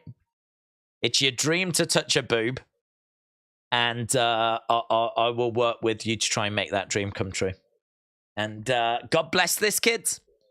God bless this kid. That's all I can say. He has seen an opportunity and he has taken it. And you know what? Natty, she doesn't look bothered, does she? She doesn't look bothered. No one's got hurt. No one's got hurt. It's all acceptable. But if they were working together as like some sort of sexual assaults, like tag team, a sexual assault tag team. God bless. God bless. Right. We are... Oh, we got another image. We got another image of the TV. Here we go. She's a big dog like Roman Reigns. Now, listen, this comes from Sean Ross Sapp, or Fightful. I really love the chemistry between Sami and Jay. That's all this image said, so they're not talking about the backgrounds. They're just saying, I really love the chemistry between these two. But it's a slightly clearer image, and I'm making it bigger. This should help. Hopefully, this is going to be better. Here we go. Here we go. It's not really much better, is it? It's not really much better. It's still a flipping alien, isn't it? Still an alien on the news.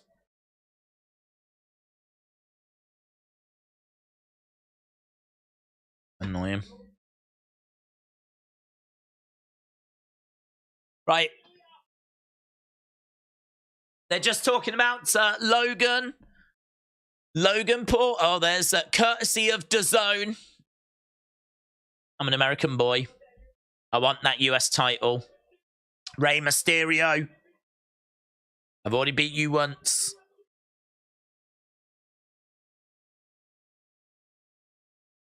Rey sends message to Logan Paul. ESPN. Rey Mysterio reacts to Logan Paul's call out. TMZ. Rey Mysterio to Logan Paul. I'm going to shut you up.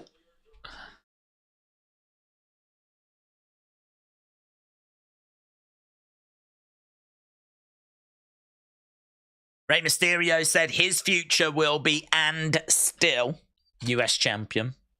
Don't know, mate. I think there's a good chance you might lose that. Rey said he's always up for a challenge. So on SmackDown, get excited because Logan Paul is going to be live. Okay, poor Ludwig has been in that ring forever, man. Ludwig versus Johnny Gargano is our next match. Right. It looks like a Jeff Dunham puppet. Walter. Didn't he rename it Gunther? Ludwig versus Johnny Wrestling. I wish they'd bring back his old theme. Has there been someone else? Another been on someone else? This rebel heart. That was so much better. Right. Logan couldn't even knock out Dylan.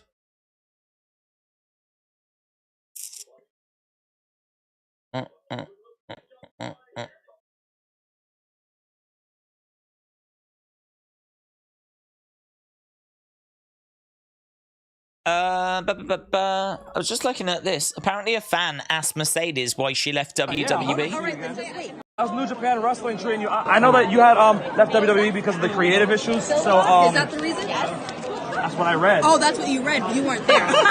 So no. So what's the real reason? Why would I tell you? Why would I just tell you? I want to know. You ain't gonna see my interview. You ain't gonna read my book. You ain't gonna see me in the future. I do all of that. Yeah. All right, then just wait. We're next friends, but you are. Then you just wait. I got you. Okay, cool. Thank you, JJ. Appreciate you. Keep on reading your fiction books, okay? What are we saying? Listen to her. Don't listen to yourself.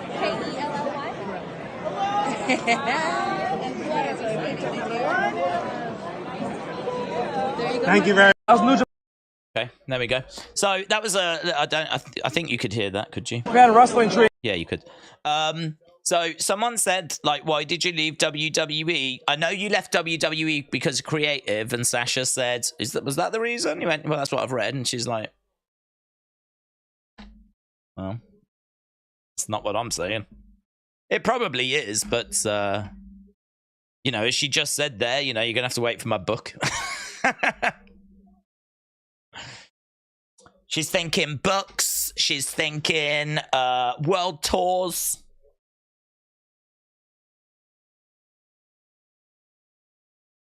Right, we are underway with Johnny Gargano and Ludwig. What was you watching? I was just on X. Because I was just looking for little bits and bobs on there. And I just came across this fan asked Mercedes if she left WWE because of creative. I think it's Sean that's retweeted it, actually. Right. 7 minutes till halftime scores. Didn't Johnny come out to his old music? No, it's the same song, but it's different. Like, they've replaced the female vocal with the male vocal. It's not as good. Would the screens in the arena not be on a closed circuit? It's unlikely they would be showing random TV channels in the middle of an event, says Daryl. Good point, Daryl. Honestly, it is interesting. The TVs in the Gorilla had a graphic saying Raw season premiere on. So you would imagine that all the TVs would just be set to that. But there's every chance that there's like a rogue TV backstage. I don't know. Could it be that they never changed that channel over to the feed, and so that was just showing something from a different channel? What I don't get with it, right? And again, we're still stuck on this subject. What I don't get is what that would be setting up. What would that be setting up? I do wonder if there's a chance of that being something to do with Jigsaw, because apparently Saw was on. And I could see that being a puppet head, and we know that he wears a suit, but he does wear a red bow tie, but it's so hard to tell, isn't it? It's so hard. I can tell there's no red bow tie, but I can't tell if, like, I don't know, the jacket is maybe obscuring it. That might be a collar. The bow tie might just be a little out of shot. It could be this screenshot was grabbed as we're kind of, do you know what I mean, in between movement. Because actually, it looks like he's looking towards the left. but then it does look like there's a little bit of a mouth that's going towards the right. It's sort of, I could see that as like it being his head turning, if you know what I mean. It looks to me like he's like turned his head, and it's blurred as he's turned his head. We've kind of caught the frame as he's mid-turn, because it sort of looks like his mouth is towards the right, and then he's got a mouth towards the left. So it's hard to know, like, even how clear this is. It's really difficult. It's really hard. I don't know what's going on. It's taken up way too much of the show. But thankfully we are at commercial break anyway, so it doesn't matter. It could be a commercial. Yeah, that's true. That is true. It might not even be a show. It could be a commercial. Oh my God. Could be anything. It's a straight alien face, says Aaron. Excellence of execution, said Uncle Howdy, is something we don't need ever. It's a clip from the X-Files, says Roddy. Erasure Mind said it's a reptilian. Corvid said it's absolutely Walter from Jeff Dunham. I saw the exact video that's on Twitter. Really? You've seen the exact video? If I search Jeff Durham, then Jeff Durham. Is it that? Jeff Durham. Jeff. Read your messages. It's solved. Twitter. Here's the segment if you want to check it out. Thank you. What messages am I reading? I'm on Twitter. I don't have anything in my notifications. I've got the video, which has been sent by Chris, which I appreciate. Okay, let's have a look.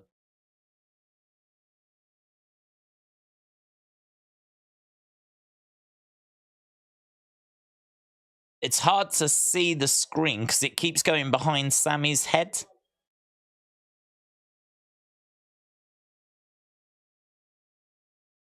But we do have more images. I tweeted you. I don't have it.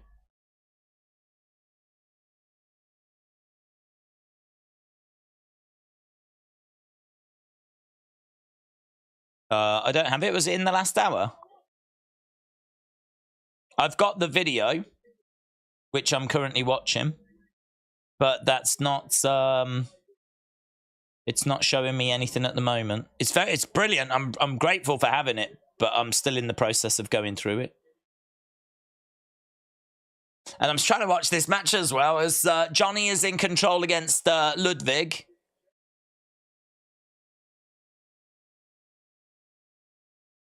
He's getting driven back, Johnny is.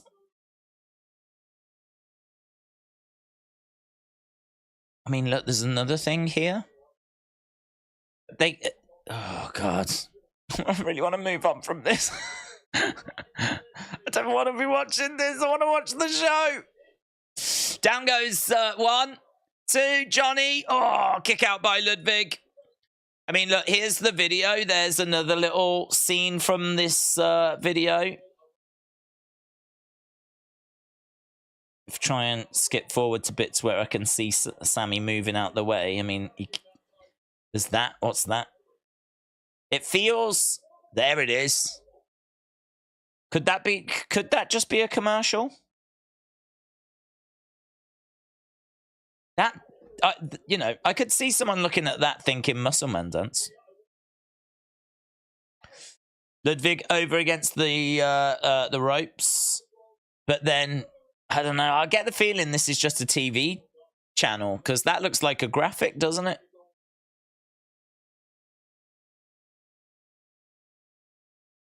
Trying to find over his shoulder, but then he walks away. That looks like all we're getting. That's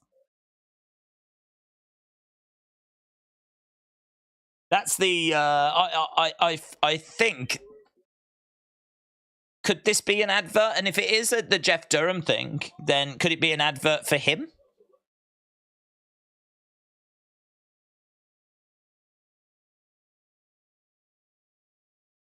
I still feel confused. Over the top, looking for a DDT there by Johnny.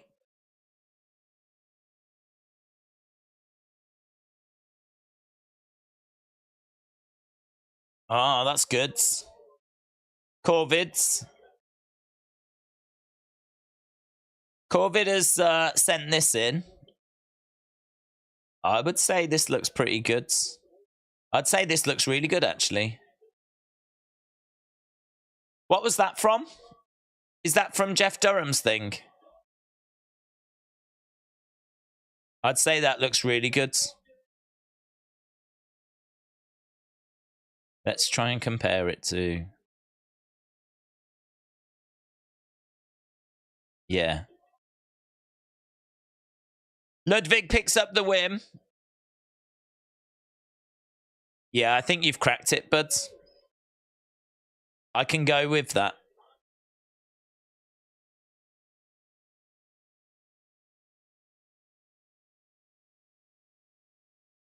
I can even see like the little live in the top left corner. And that's got it there as well. So is that a Jeff Durham thing? Where's Corvid? Now we can enjoy the show. Yeah.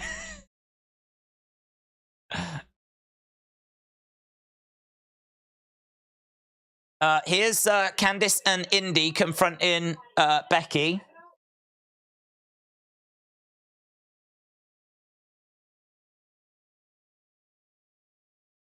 I have always wanted to fight you, and it is true, you never lost this championship.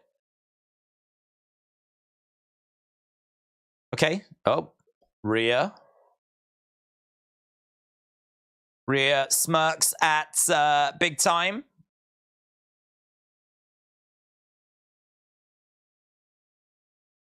There we go. Boom. It looks nothing like it. Oh, no, I think it does. Doesn't look anything like it. That doesn't really look like it. Well, there's a lot of people saying it doesn't look like it. Huh? Hang on. Black eyes. Slightly white-looking hair at the side. A little something in the top left corner. Like some sort of... It looks like a news conference-y thing with a scroll at the bottom. Like... Granted, this shot here... This one here has got a couple of flags on. There could be another scene where it gets a bit closer. If you was to crop out the flags, if there's a moment where it's like that, and they just go in a little tighter, and it still has the live thing in the corner, I think that definitely looks like it.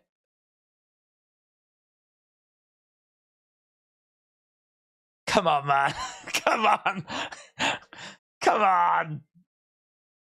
That definitely looks like it.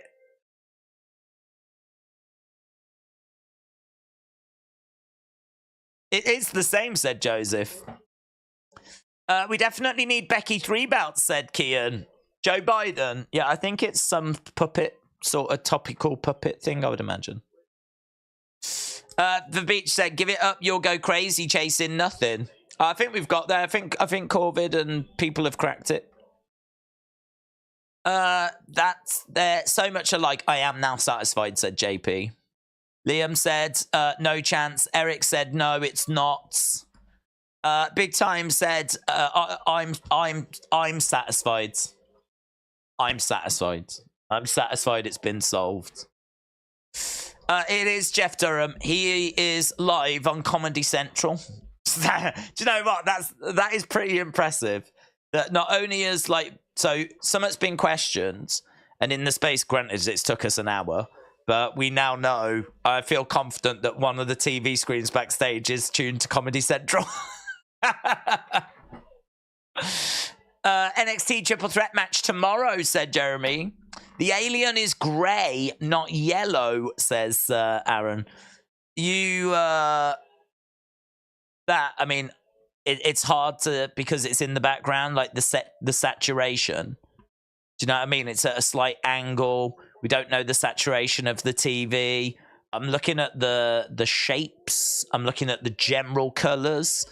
Even though it's not like absolutely like even though like that looks a little green in the background compared to this, it's, do you know what I mean? Think about how we're watching it. It's a TV camera that's filming a TV screen, and we don't know the saturation and the hue of that TV screen, but all the shapes and even roughly the colors are there or thereabouts. Like, to me, it's solved. I'm happy with that. Jeff Durham against Reigns. Serious Gaming said it's an Easter egg. I don't think it's important. I don't think it's an Easter egg.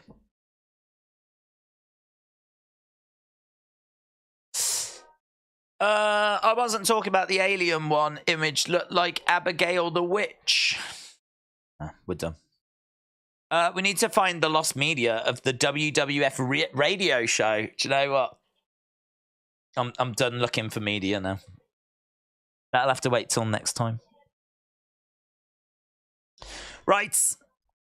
Michael said Logan Paul against Rey Mysterio against Ricochet at Survivor Series War Games for the United States Championship, from Ricochet accidentally costing Rey, giving Paul the win.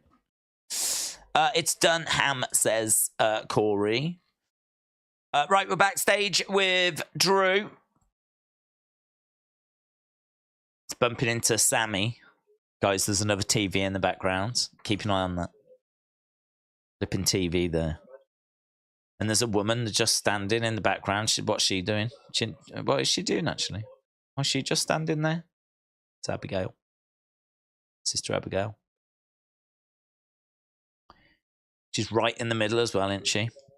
She's not doing anything.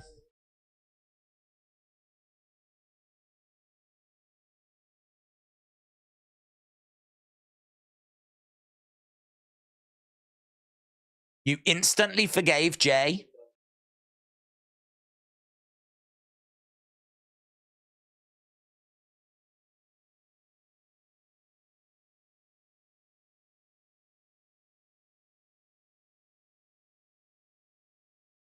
I don't think we see eye to eye on this.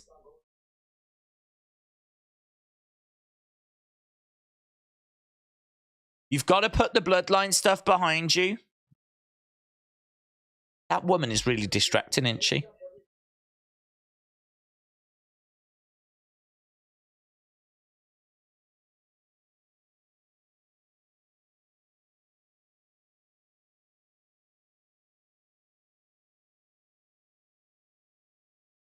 From one person to another.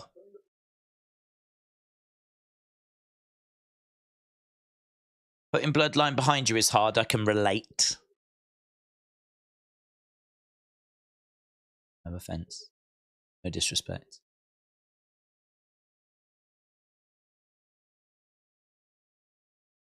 You've never been a world champion. You don't know the pressure that brings. Well, he will be, Drew. He will be. Come on, Sami. Come on, mate.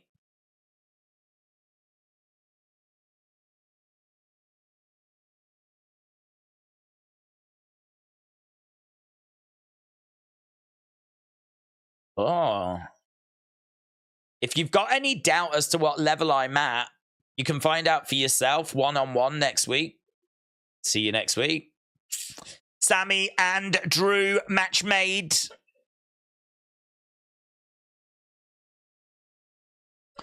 Right, here's Rippers. Rippers is coming out. As soon as we get to commercial break, we'll do halftime scores. Rhea versus Shayna. Let's go. One day he will be. She moved! Why is the woman just standing there? I don't know. Super distracting. Super distracting. This is why I said Sami needs to be world champ, said Harif. Sami challenges Drew for a match next week. The lady should be in Ghostbusters. Perhaps she's one of Jeff's puppets. Sami ain't winning that match. Right. Let's go. Let's go. No dirty Dom. I think Gable is going to come down tonight during the Gunther match, said Cynthia. The woman be like, see the back of my head, WWE fans. Do you reckon, like, she was standing there and she knew that the camera was on her and she was a bit like, oh... I don't know. That shouldn't stop her from walking away, should it? If she needed to. It's not like she had to stay there. Unless they want some people in the background to make it seem a bit like things are happening. Do you know what I mean? Like it's a real backstage. Because you would have people in the background if we were watching a real backstage thing. So perhaps they said, just stay there in the background. But she didn't have anything to do.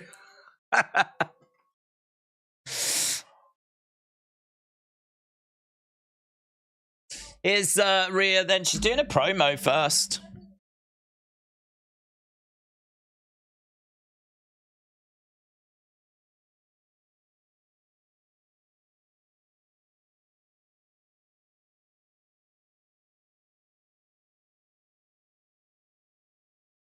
Nia Jax, Raquel, and now Shayna Baszler.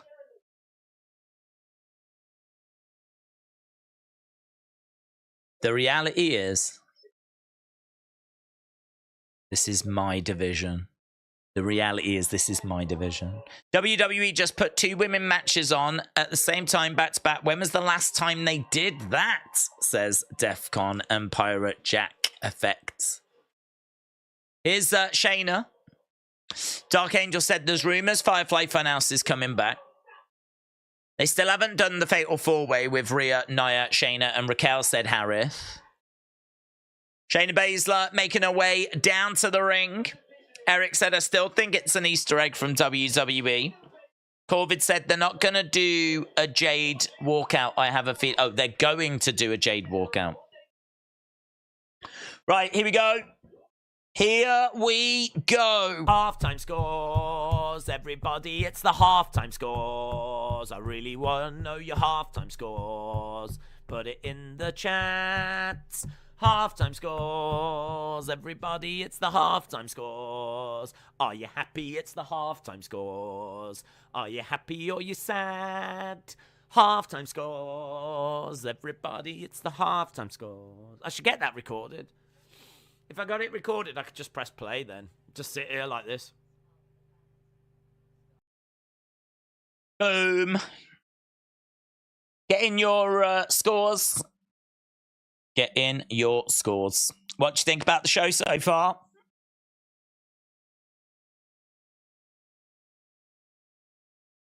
Eight out of 10 said Triumph Cascade. Mr. Quake said 10.5. Miss Clown says 4.5. Why so low, Miss Clown? Not feeling it.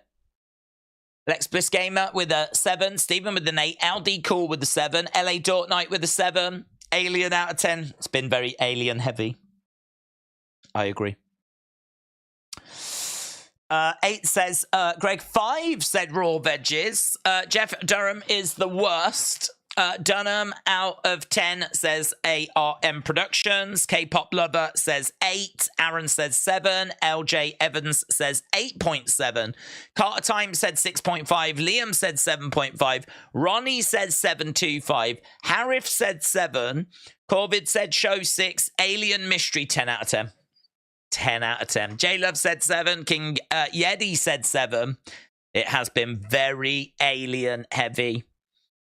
Danny D said 7.5. It's been pretty good so far. Victoria says 8. Trini said 7. 1 Minute Wrestler says 7. Sweeter Roy said 10 out of 10. Richard Banbury Paranormal Investigation Unit says 771. Anna said 6. Lowest score I ever gave on wrestling. Really? Is this a bad show? It's not striking me as a bad show. Shinsuke and Ricochet was decent, wasn't it? And the Sami stuff has been pretty good, and the Drew Seth stuff was pretty good. Have I got this show wrong? I mean, I've got this show being about a 7. Maybe a 6.75, 7. I'm around that kind of ballpark, but there's people like with 5s and 6s. What are we saying, peeps? What are we saying? Honestly, it says a lot more about your programming when people are far more interested in televisions in the background. But you know what? I do think it's a slight problem because I'm satisfied now that that's what that is, right? I think the community's done a great job of finding that, right? So credit to Corvids and people that have cracked that code, cracked that mystery. I think, though, that is a slight problem with the background stuff. Is, you know, I wasn't looking for it. I've said I've sort of stopped looking for it now because for me it's like a Bray thing. But, you know, equally they did have Drew and Rhea in the background, didn't they? So they are still doing stuff in the background. So you have got people looking at stuff in the background now. And rightfully so, because I saw that image of that alien or puppet, whatever. And I was like, that is interesting. It is you know, I can't explain why it's on TV in the background. It is interesting. So, yeah, that is a downside of the Easter egg stuff, is that now you're constantly looking for Easter eggs that I think just aren't there. So that is the downer. I think it was better when we did, like, White Rabbit, because when we were doing White Rabbit, we knew that we were going through a period of Easter eggs. Rather than, but we don't know when that period's going to start again, you know? Yeah, it can make just nothing like a real big distraction, like we've sort of seen tonight. Is Liv Morgan okay? I've not seen her for a while. Yeah, I think she's all right. Keep seeing pictures of her. She seems happy. But she is dealing with some injuries at the moment. WWE fan said if it was a puppet, maybe it was purposely put there for a Howdy reference. I don't know. I mean, I think there's just as much chance it was just on a TV station, you know? Oh my God! Shayna just twisted the arm of Rhea, and Rhea just went like literally face first. She just went with it. Ended up getting driven face first into the mat. That was brutal. That was brutal. Kick coming in there by Shayna. Mammy just got smashed face first into the ring. I'll see ya. Poor Mammy.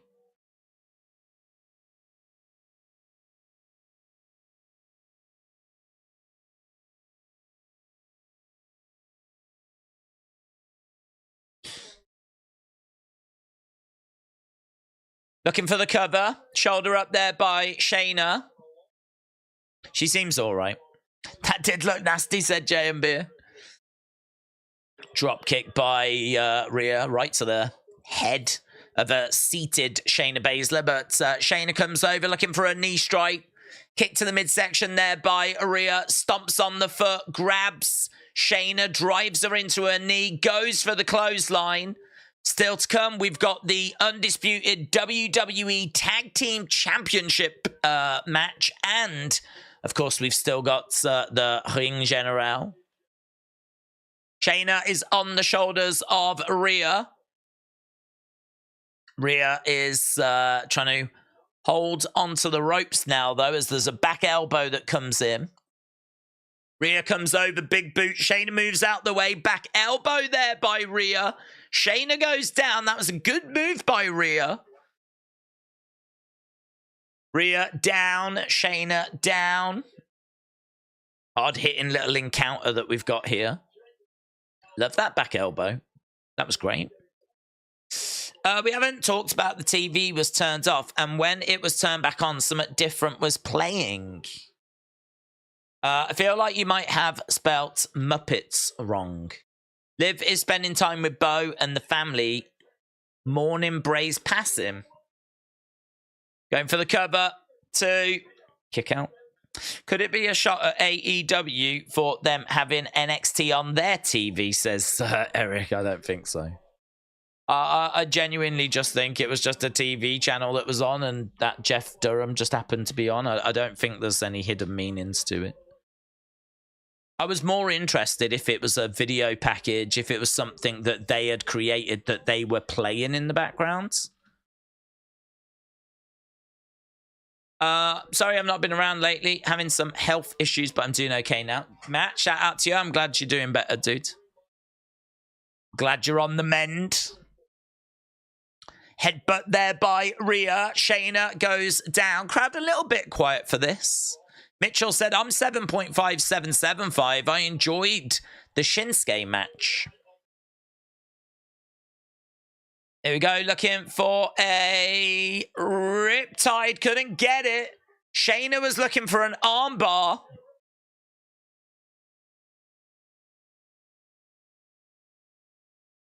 She's got the arm of Rhea. Rhea picking up Shayna.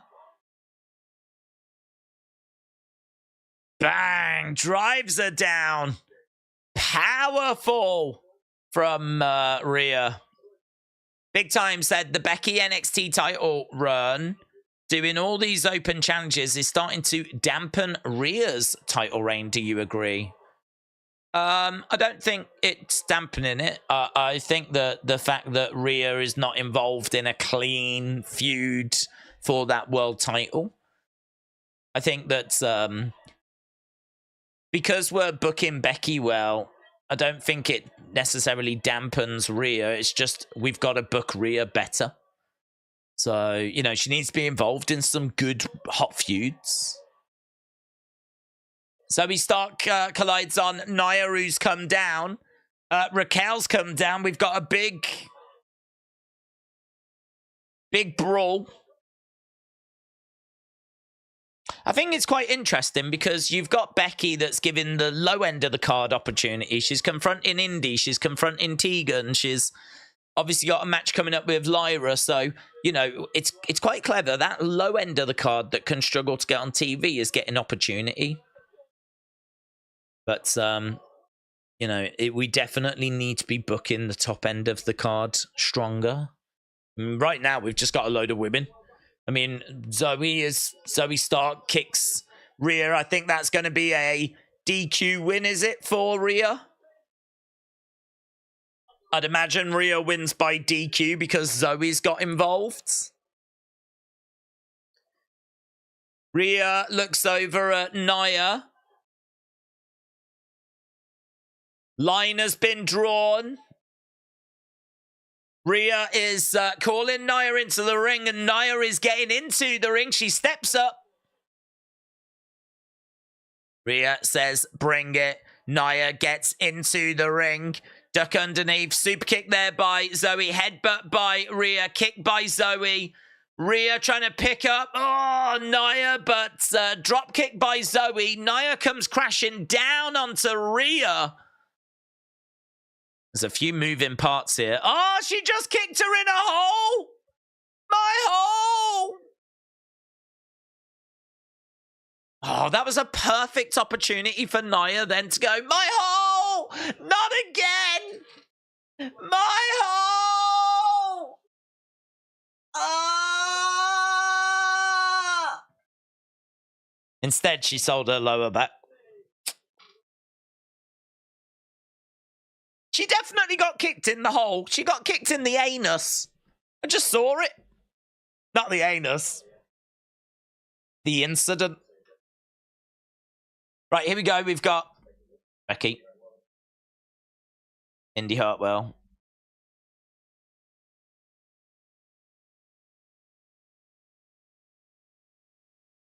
Xia Li. She wants to go. What about Xia?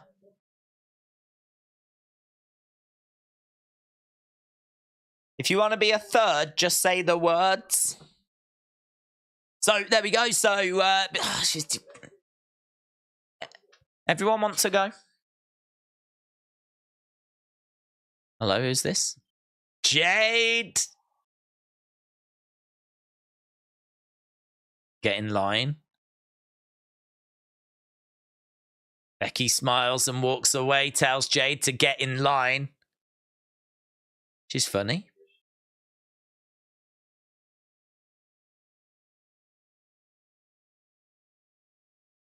You need a red one of these. I don't think I would have done that. I don't mind her confronting Becky. I don't think I would have had Becky telling Jade to get in line. Doesn't matter. It's no big deal. But we've done a lot to build Jade up. So the idea that someone now's telling her to get in line, that is the kind of thing Becky would say. But I think I'd rather just have them stare at each other and then Becky walk off, staring back. Adam Pearce is like, you need to get a red one of these. She's got like some sort of blue furry thing. Don't know what it was. Looks like she killed Cookie Monster and wrapped it around herself. Bronson making his way down. It's going to be time for the IC title match. Scottish Nightmare says, aren't you on the wrong promotion? Jade has been about, she hasn't she? It's cool they're showcasing women again, says Mitchell. How many of these Jade segments are we going to keep doing? Suppose it's just trying to introduce her to everywhere in the WWE. We want SmackDown fans to get hyped about her. Don't forget, a lot of people won't know who she is. A lot of kids and casual fans that don't watch AEW.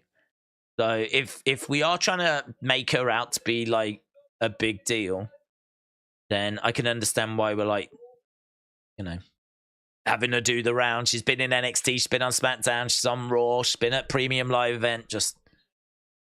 She's coming. She's coming. We don't know where yet, but she'll land soon in one of the brands.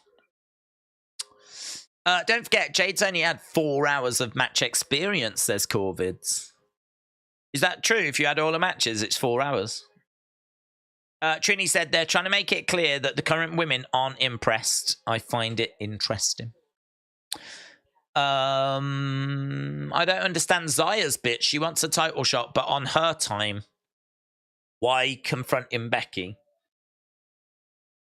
I think she's just trying to make out that Becky is ducking her, to be honest. So she wants a shot. As I said, I think we're using Becky's title reign really, really well. Because we are getting the message across that Becky is the NXT Women's Champ at the moment. So it might encourage people to tune into NXT. Because you know who at least one of the champs is. Well, actually 2 if you know Dominic. And everyone knows Dominic. So we're kind of doing a decent job of promoting NXT by having her parading that belt around. But equally, she's given loads of low-level talent an opportunity. You know, how would we get Zaya onto TV if it, you know, wasn't for this? How would we get Indy onto TV? We've been struggling with doing that. So if you're at the low end of the card, like Tegan Knox, for example, someone else we've been struggling to get onto TV, then this gives them something to do. And it might kickstart a bit of a story for them, like it seems to be doing for Tegan.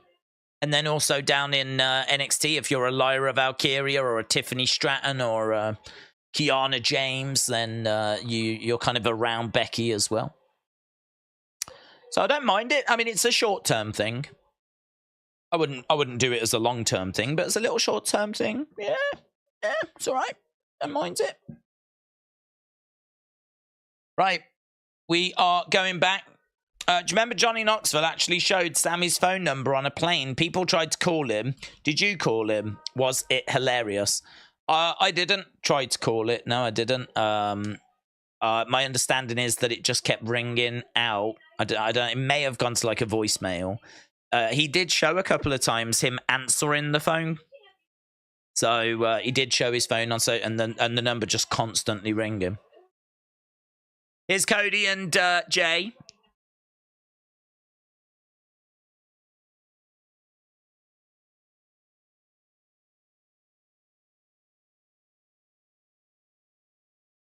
Sammy's just got a lot going through his head at the moment, says Jay.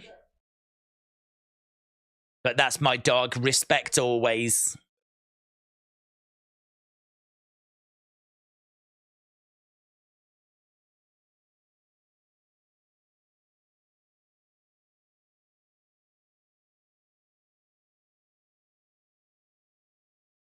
Okay, so Cody's just running down some of the things that we've seen from this show. Judgment Day want to own Monday Night Raw.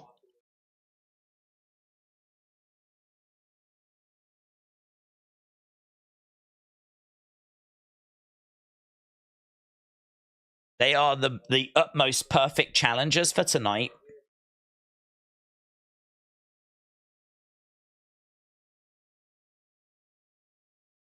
The Yeet thing, it's interesting. It's interesting. I mean, the Yeet thing, I've seen a few signs for it. I think the fans would go with it, but it doesn't feel as big as Usi. Usi, but like people, the fans were chanting that any chance they could. Like, I don't think I've heard any Yeet chants tonight, but it looks like they're making a thing out of that Yeet thing. I think if we did a poll, what's better, Yeet or Usi? I think Usi wins. Yeet is annoying, said James. We've got some Yeets in the chat. And a TE. Yeet. Here's the Ring General. Is his jacket a little bit purple? Or is that just the light? Might be just the light. Here is Gunther making his way down. So, Intercontinental Championship match coming up with just short of 1,000 votes. 923 votes we've had. 923 votes. At the moment, it's 80% of people think that Gunther's going to win. 20% of people think it's going to be Bronson Reed. This should be a banger, man. This should be a lot of fun. Samantha is in the ring. Gunther stepping inside. Big final hour being set up for Raw here. 2 championship matches. Imagine if we do get a new Intercontinental Champion now. I mean, that would just be so huge.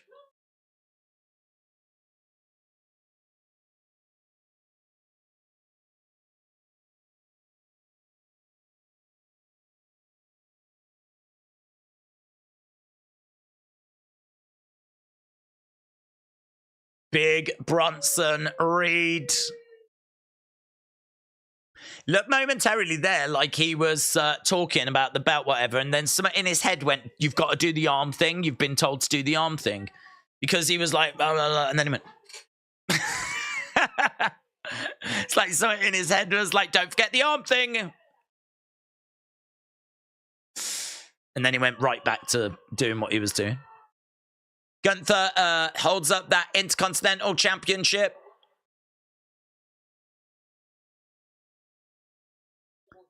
Wade, a former 5-time championship. Theodore said, this'll be good, yeet. Dean said, yeet, yeet, yeet. There's a lot of yeet in now, isn't there? Samantha the Goat said, Zoom Station. Here we go. Bella sounded. We are underway.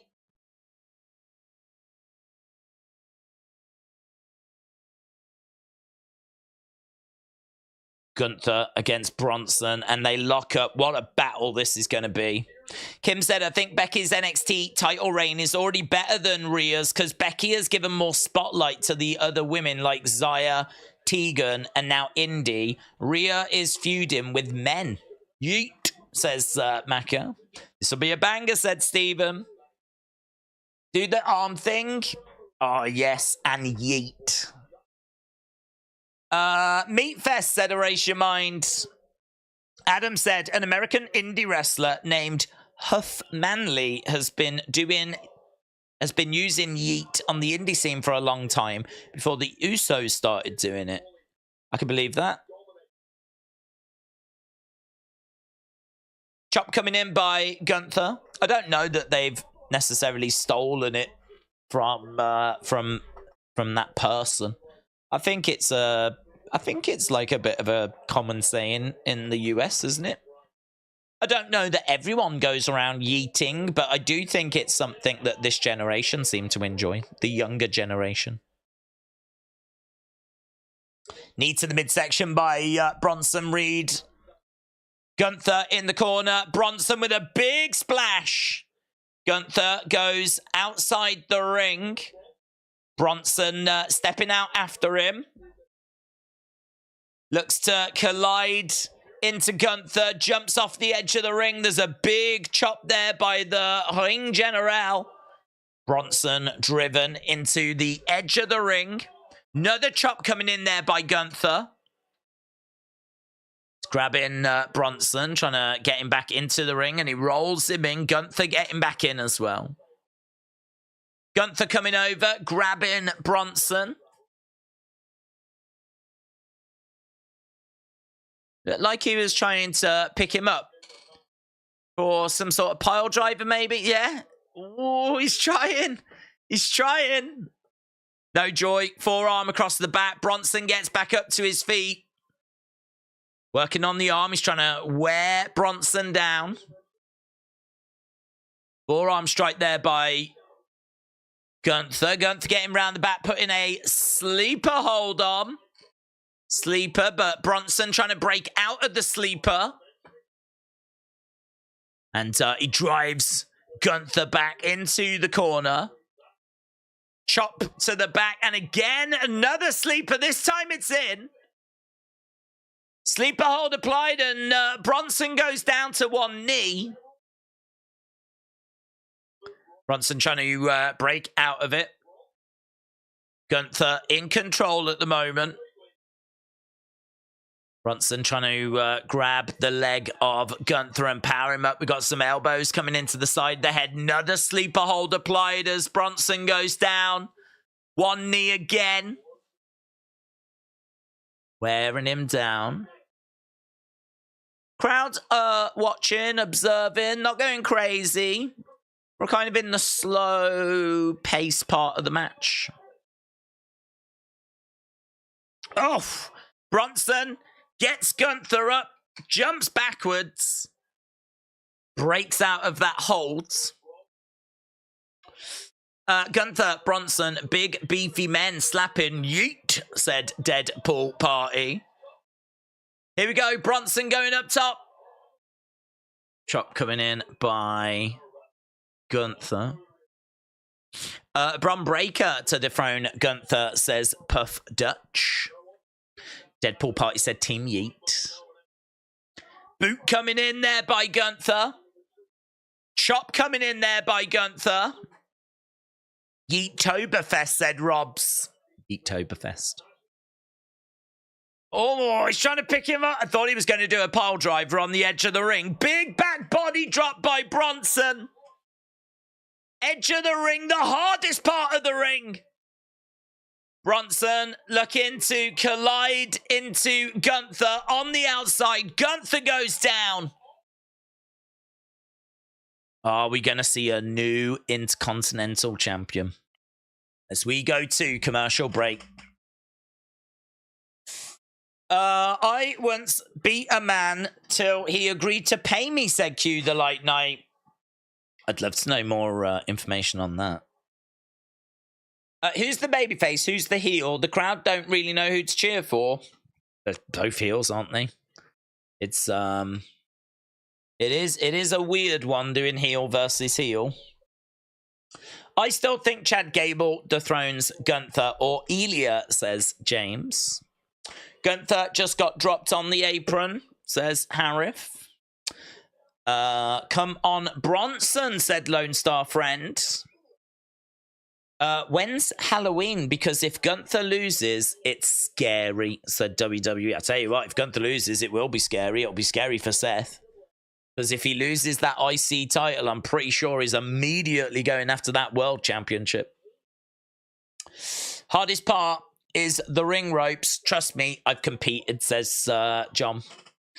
Crown Family Jewels Federation Mind. Do you think David Otunga will return tonight? No. Steven said, me and my wife are going to get a new kitten. I hope to call my cat after you, Days. If not, it'll be Patch. Close enough. I'm hoping to call it Days, but if not, we'll just go with Patch. But Stephen, shout out to you. Dean said, we could have a yeet rave party. Yeet. Right, we're at commercial break. The big fights, real ones before MMA and UFC. Lol to David Otunga. Do you think Roman should turn face after Cody? Well, if he loses to Cody, should he turn face? No. I'm really not a fan of like loads of turns, like face, heel, face, heel, face, heel. I think I would keep him heel, and I would just have Solo be like an in-betweener. Like, he's really, Solo's not a face, he's not a heel, he's just out for himself. He's Team Solo. And I think I would look to do... I'd have Roman go away for a while, and when he comes back, I think I'd look to do a Roman Solo feud. So, I don't think you're going to have Roman around loads. I think once this runs out, I think this is the run. I mean, I can't see anything he's going to do after better this bloodline and better this run. This is what we're seeing is Roman's masterpiece. So I think that, yeah, when he loses the title, I could see him going away for a while.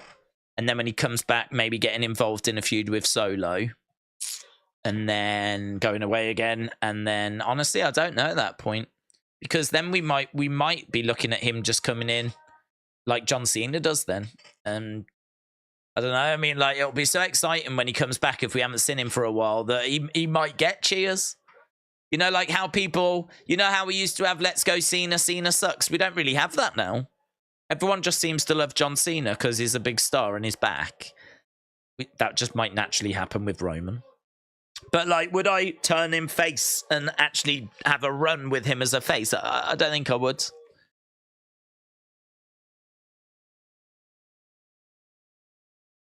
Chop coming in by Gunther.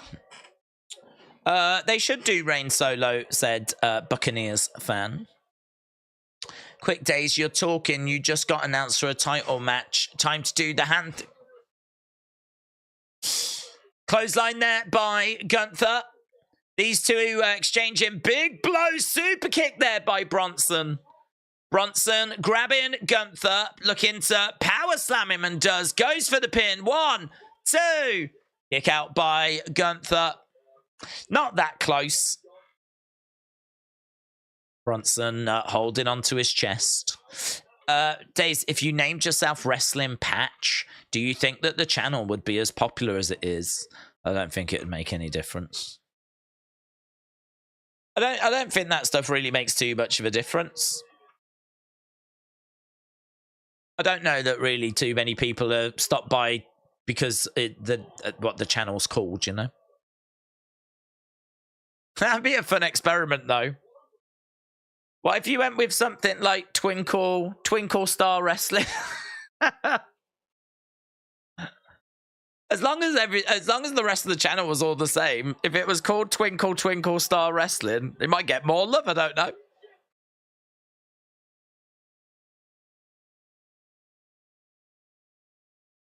Look at this. Bang! Oh my God. Absolutely planted Gunther there. It was like a AA type move. Bronson back up on his feet. Gunther is down. Bronson is in control. Charging over. Oof, tried to do a senton, but Gunther gets his knees up. Against the ropes goes Gunther. Big clothesline. There's something really satisfying about a clothesline to a big man like that and seeing them take that bump, you know? Something quite satisfying. It's the same feeling as like when someone's cutting down a tree and the tree finally falls. Same feeling. But these audio glitches are annoying. No one watches cable anymore, said Mr. Quake. Hell of a Death Valley driver, said Oration Minds. Rest of the day, Sami Zayn versus Gunther for the IC title. Imagine that. That would be sick. That would be sick.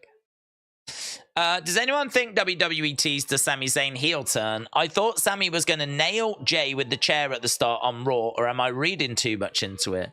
No, you're not reading too much into it. I don't know that they teased a heel turn, but I think he has got mixed emotions. He is struggling, and I think it's right to tell that story. I mean, could it lead to a heel turn? Could it lead to him turning on Jay? It could. I don't know that it will. But I like the story because it all makes sense, doesn't it? He loves Jay. He's got time for Jay, but he's not got titles. He's lost his friend. Here's Gunther with a drop kick. Bronson goes back to the corner. Bronson stumbles forward, clothesline by Gunther. Gunther going to the outsides. Gunther climbing up top. Comes crashing down. Gunther 2. Oh, I thought that was it, man. I really thought that was it. I thought that was it. Bronson Reed with the big superplex. The Ricochet Nakamura match was crazy earlier. King Yeti said wrestling patch is my favorite watch along show. Come on down to the wrestling patch. There we go. Gunther gets the victory. Gunther retains, just like 80% of you thought that he would. Fun little match. Fun little match. Gunther, and he wins clean as well. Some lovely stuff in there. Great superplex. Amazing.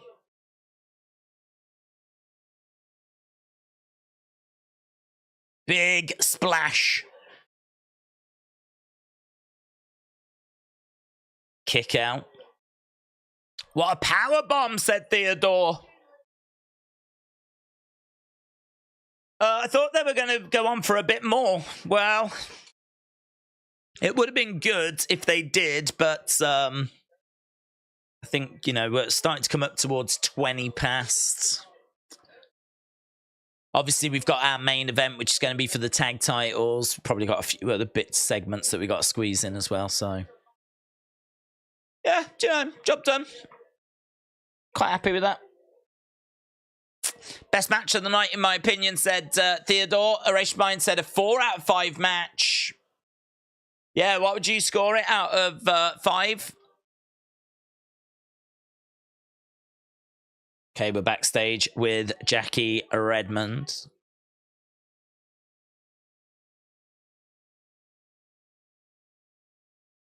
The Miz. The Miz is backstage. Where is he? Here he is. Great to see you, Miz, on the season premiere.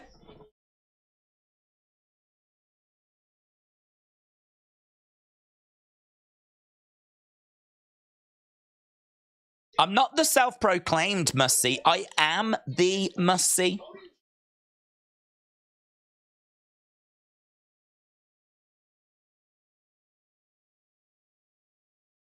You don't start with some Sami Zayn pity party.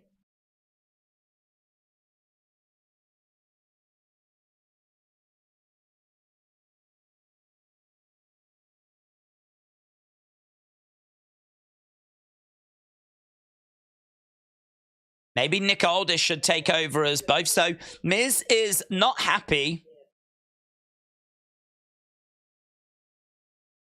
Hello, here's Nia. Nia's got the microphone. Do you see what's going on here? Everyone has hit me with their best shot, but I'm still standing and looking pretty.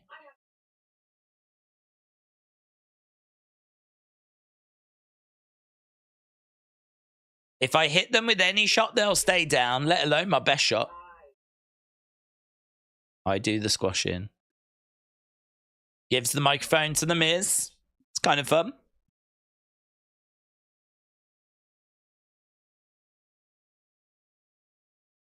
So Nia interrupts The Miz, but now we've got to wrap this up.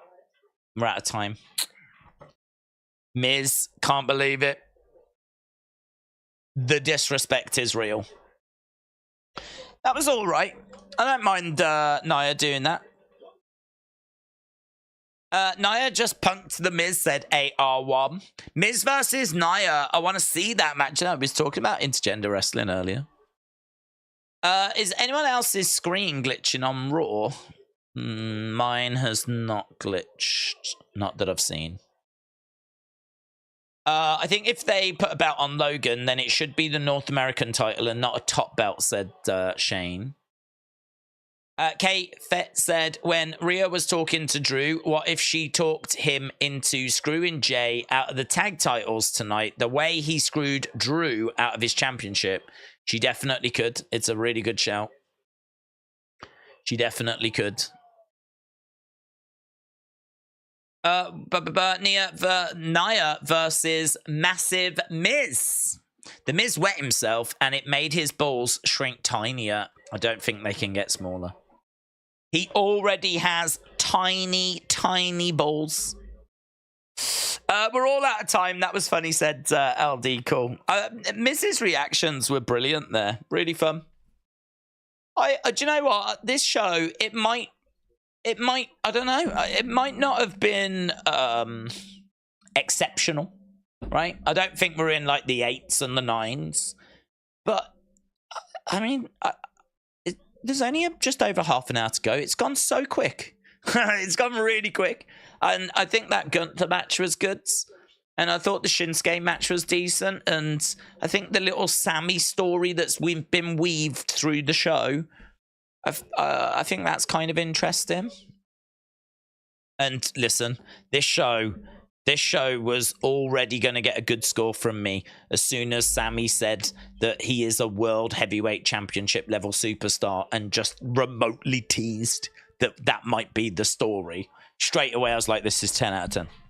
This is 10 out of 10. This is all-time episode. Give me what I want! Do you know, when I think about it, there's loads that I don't get that I want from WWE. There's loads. All these other things that other people get. Other people getting what they want. I don't get what I want. I get a few things. I'm happy about the Gunther situation. Pretty happy about that. In the Bloodline story's been good. Roman, all that. In retrospect, I actually get loads that I want. But I really want Sami as world champion. I really, really want that. I might even go as far as to say that if I could have one wish in WWE, that might be it. Oh, that's good, actually. That's good. If you could have one realistic wish in WWE, realistic, right? I don't want no bringing back flipping Bray Wyatts, right? One realistic wish, what would it be? Mine genuinely might be to put a world title on Sami. I don't even need him to beat Roman. It doesn't bother me. As long as he gets a world title and we get a Sami with a world title. I think Gunther will get there anyway, so I don't need to worry about that. I think Gunther will get there anyway. Sami is world heavyweight champion. I wish Roman will lose his belt, said Darren. Well, that will happen at some point. That wish will come true. WWE fan wants LA Knight to beat Roman. Corey wants Triple H in full creative control. Alexa Bliss Gamer wants Alexa Bliss to be a women's champ once again. Mitchell said, my wish is AJ against Kenny at WrestleMania. Is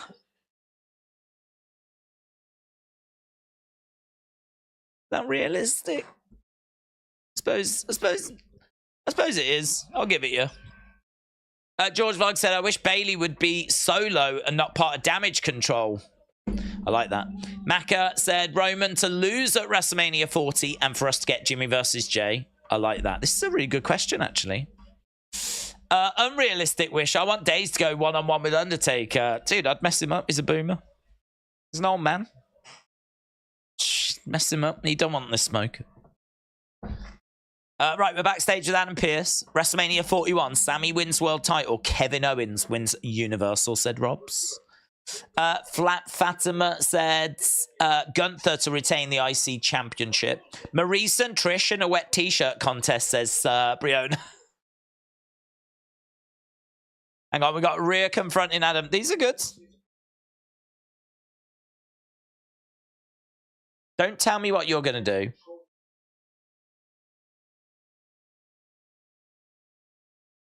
Crown Jewel. Nia. Shayna. Oh. Oh, gods. Fatal 5-way.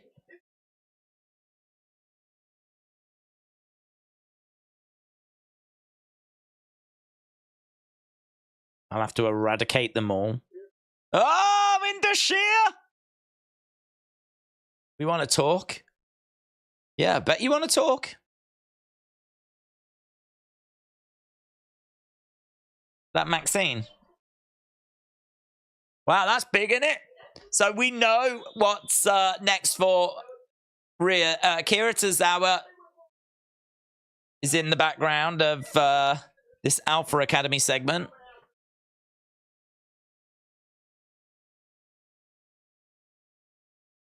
Oh, yeah. Here's the New Day. New Day. Fatal 5-way is official. Yeah, man. It's pretty big news. I'm just waiting for a graphic.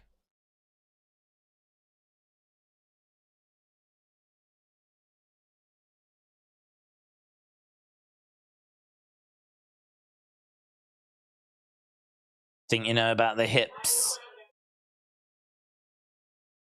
Okay, we've got a lot of hip action right now. Lots of hip action.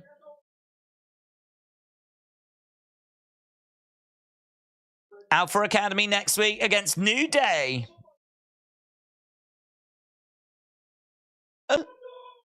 Arigato!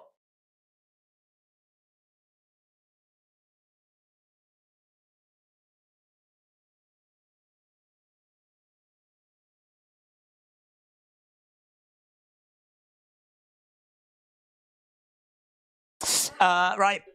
It makes me uncomfortable when New Day does that, says Mitchell. Tozawa just pumping weights in the background. He's living his best life. Akira in the background. Tozawa.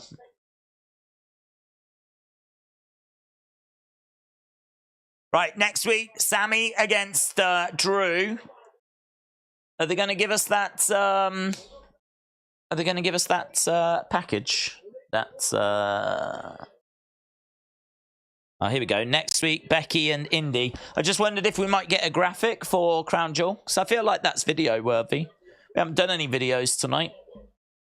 But Rhea against Nia, Raquel, Zoe, Shayna. It's a big deal. Logan's on Raw next week as well. Can you hear the crowd booing? Boo! Dylan Dennis. Dylan Dennis. Dylan Dennis. That should be the chant next week. If this WWE universe really is as great as I think it is, then I expect a lot of Dylan Dennis chants on both SmackDown and Raw.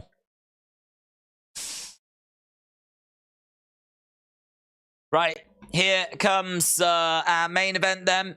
Hitting the Tozawa is going to be a new TikTok dance. Tozawa is underrated. People are loving what Tozawa was doing. I don't get it. It was just working out. I didn't see any humor there. I just saw a man that was dedicated to making his body a temple.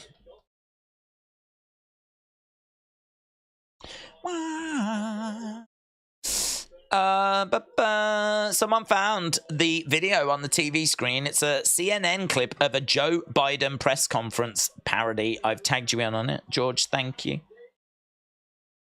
Right, I don't think we are going to get a graphic, although we might do, and it might be at the very end.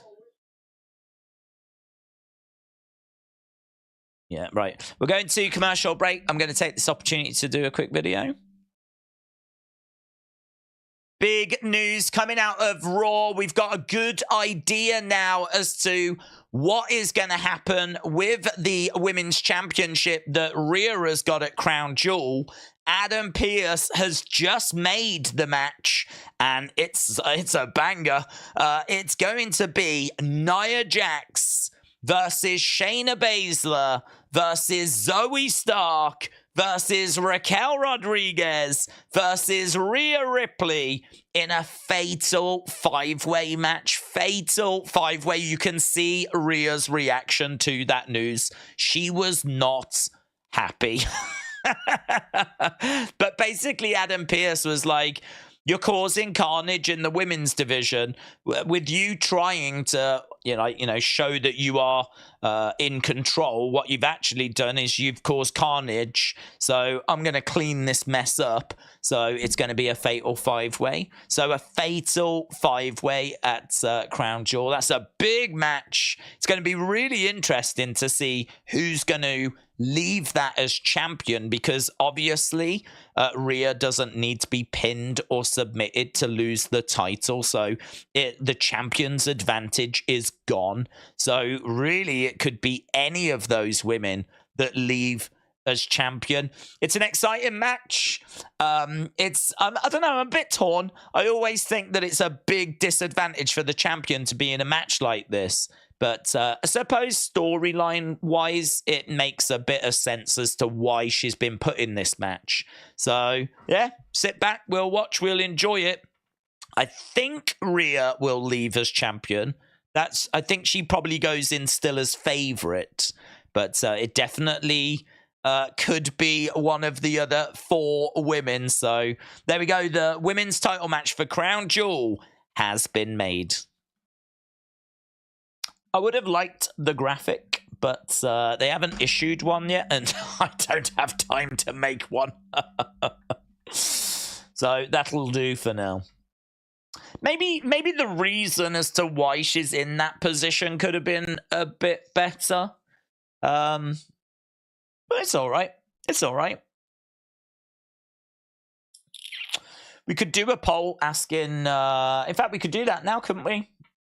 Oh, well... I would do it now, but I've just left the part of the YouTube that I need to be in order to do the poll. But when I return, I will do a poll and we'll ask the question, who do you think's going to leave as women's champion? Who do you think? Although, I think I'm only allowed 4 options in a poll. And there's 5 people in the match. So it is going to be a challenge. But one that I'm looking forward to.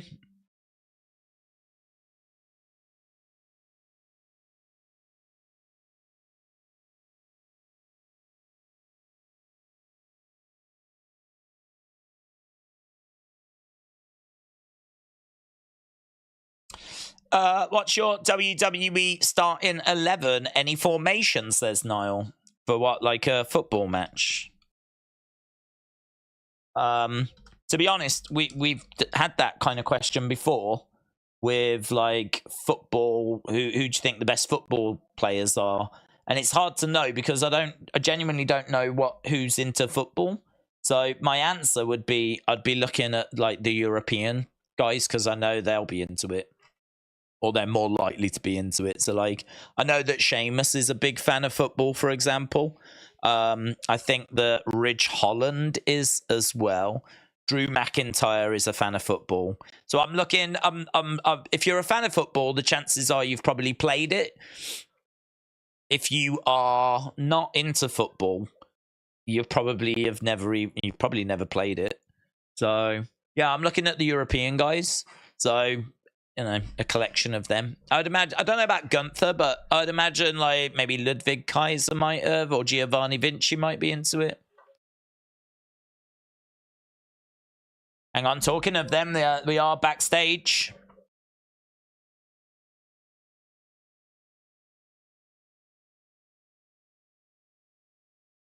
You fulfilled your responsibility earlier.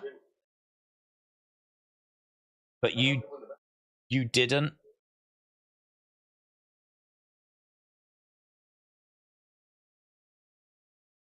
I saw Johnny walk around backstage.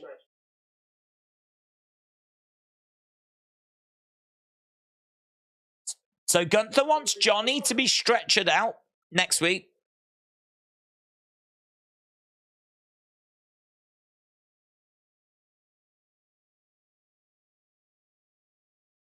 I tell you what, there is a bit of drama in Imperium, isn't there? Bit of pressure backstage. There's going to be another match with Johnny next week, but Gunther doesn't want to see him walking around after it. Someone was in the background standing around again. All these people, eh? Standing around, seemingly with nothing to do. Stretcher match, please, said Kian. Gunther wants Kaiser to stretch Gargano out next week after the match. Damn. I think Dexter Loomis could return next week, said Chris. Here is Jay. I seem to remember reading Gunther had been a goalkeeper. Who's the guy standing in the background? So now we've had a few weird people just milling around. Jeff Dunham. That's who it was. He's been all over the show. Right, Jay has made his way down. You should stream Tiddlywinks, Hopscotch, Women's Badminton whilst you're at it. Okay, so how long have we got? We've got about just over 20 minutes. Just over 20 mins. Take care, everyone. I'm calling it out. Lone Star Friend, good night, my friend. Wrestling has only got more than one royal family or whatever it is he says. Adrenaline in my soul. Okay, Cody coming out. He was there looking like he was watching for some reason.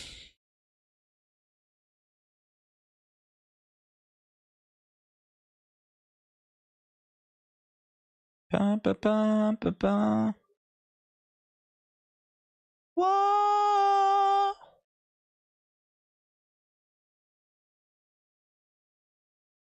Okay, Cody making his way down to the ring. On our way.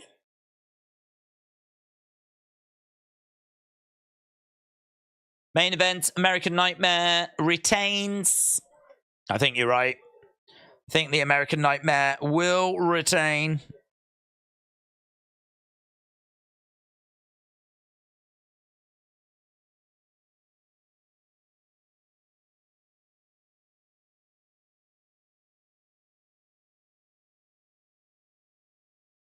Okay, good wrestling, very digestible 3 hours, but am I the only one that's not been fully blown away? No, actually, no. Halftime scores, we had quite a few people that were not like massively, taken. I think it's been all right. Yeah, I think it's been all right. I've not been bored. I mean, it's a bit of a low benchmark, though, innit, if you think about it. I've not hated the show. I think it's been all right. But I agree. I equally have not been stunned. But I'm a boomer. It takes a lot to stun me.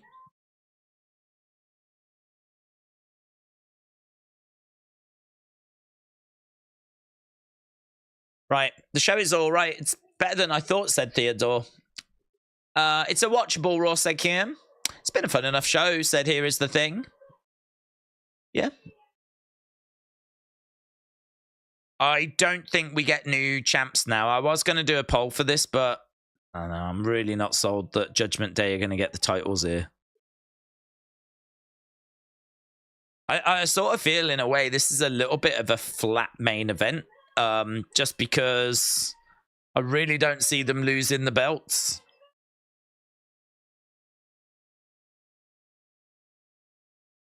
So, intros for both guys.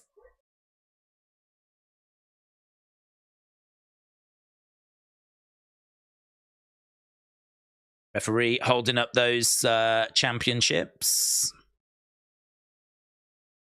Oh, I think we do have some yeet. Some yeet chants.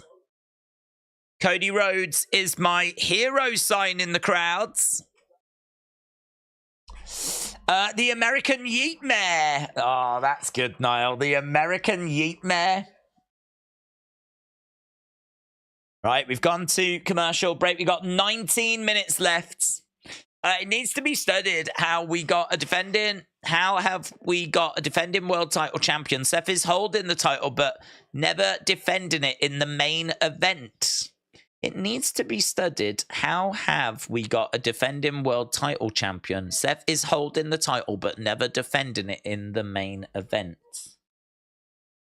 Well, I mean, if you've got, as long as you've got someone that's defending it every 30 days, that's my expectation. So you're a defending champion to me if you defend it every 30 days. Anything above that is bonus ball for me. So I don't mind him not being in the main events of Raws, not defending it, as long as he's going to be defending it on the premium live events. If he is going to miss a premium live event, then defend it on a Raw. But yeah, that's always been my rule. Not just my rule, it's kind of been the unwritten WWE rule. Every 30 days, if you do that, you're a defending champion. An example of a champion that doesn't defend would be Brock Lesnar when he had the belt, or Shinsuke when he was Intercontinental champion, or of course Roman Reigns right now. Mitchell said, it's kind of interesting. Cody's theme says wrestling has more than one royal family. Who is the royal family of wrestling? Von Erichs and Hawaii. I think it's the McMahons. I've always took it as the McMahons. I've always took it because that theme came along after he left WWE. So I think when he left WWE, I think he was sort of saying, like, there's more than just the McMahon family. So that's actually something we've never spoke about, but I have always took it as a little shot at the McMahons. Maybe I'm wrong, maybe it's not, but that I've always perceived it to be that way. Wrestling does have more than just one royal family. I'm a Rhodes. It's not all about the McMahons. But it is also true. Wrestling does have more than one royal family.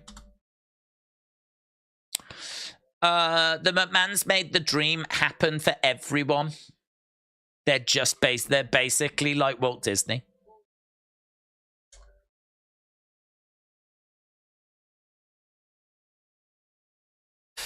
I read that Damian is going to leave the Judgment Day soon. Judgment Day will turn on him, said Darren Guy. Don't mind that. Don't mind that. I think he's got that Money in the Bank briefcase, so his future is looking pretty good. And then if he does kind of cash in and have that title, he could then like start feuding with Finn over the title. And with Dominic potentially getting involved and JD in the mix, like you could do some interesting stuff.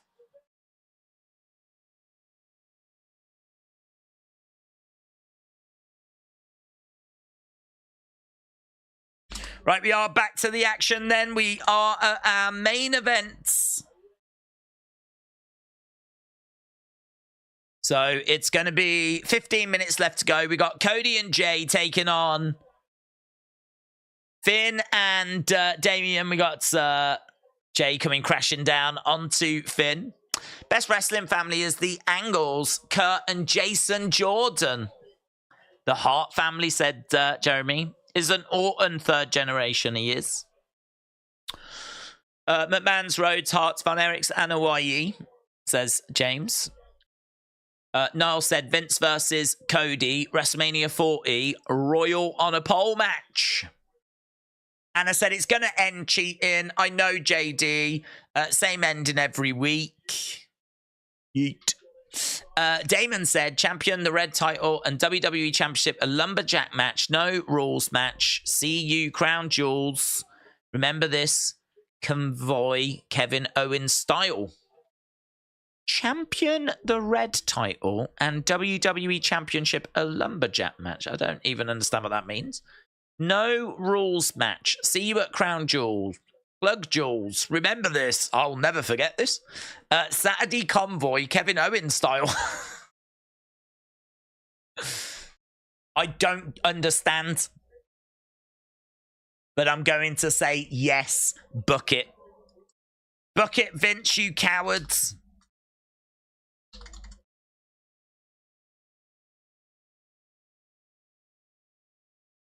Okay, kick coming in there by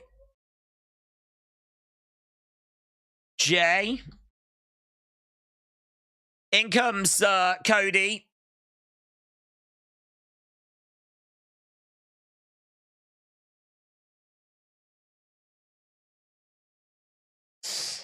His name is a shop. His name is a shop. JD McDonough, his name is a shop.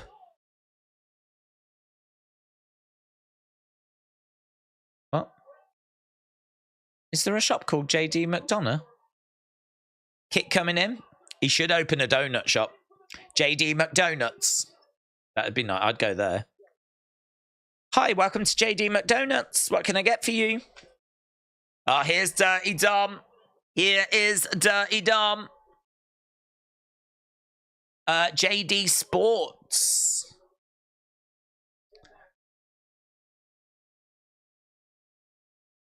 Super kick coming in there by Jey Uso. Another super kick by Jey Uso. Damian in the middle of the ring.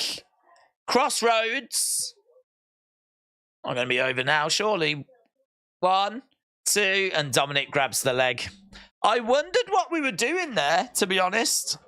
I probably shouldn't have. I probably should have worked that out, that he was going to grab the leg, but I thought we can't have Damian kick out of a Crossroads, and I don't think he's going to get the foot on the rope. But Dominic grabbed Damian's foot, put it on the rope. Finn Balor's tagged in. Right now we got Dominic running around on the outsides. Cody chasing after him. Boom! Finn Balor. Clothesline. Down goes Cody. Smile on the face of Dirty Dom. Cody down. They're in trouble, guys. They're in trouble. There's 12 minutes left and they're in trouble. Can't forget the Guerrero family, said James. Did they advertise Becky or Dominic for tomorrow night? I hope the rating doesn't die going from 921 to 636. It's gonna die. What have they announced for tomorrow? They've it's not gonna die because we've got the Bada Boom Bada Bing Battle Royal. Bada Boom Bada Bing Battle Royal. Hey! Hey! Baron Corbin against Carmelo Hayes against Dijak. Lyra Valkyria against Tegan Nox. Some of that main roster star power being sprinkled. Lyra against Tegan. We got the Bada Boom Bada Bing Battle Royal. And Cody made one last decision before he left. We need to find out what that last decision is. So, yeah. Tegan's winning that, said WWE fam. JD waited in the ring for 15 minutes. The match starts 15 minutes later. 3 minutes in and a commercial break. WTF? Did they say Cody had another announcement? Not that it was an announcement, but that he's done something before he left, which should have a repercussion. So it's not. I don't think Cody's on the show making an announcement. I think we're just going to find out if something he did.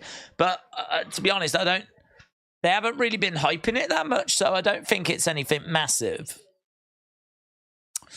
Why are they making Cody take the bait from Dom every time? Enough already. James says the Funks, the Wyndhams, the Rotundas. Trini said the Mysterios. Dom is the GOAT.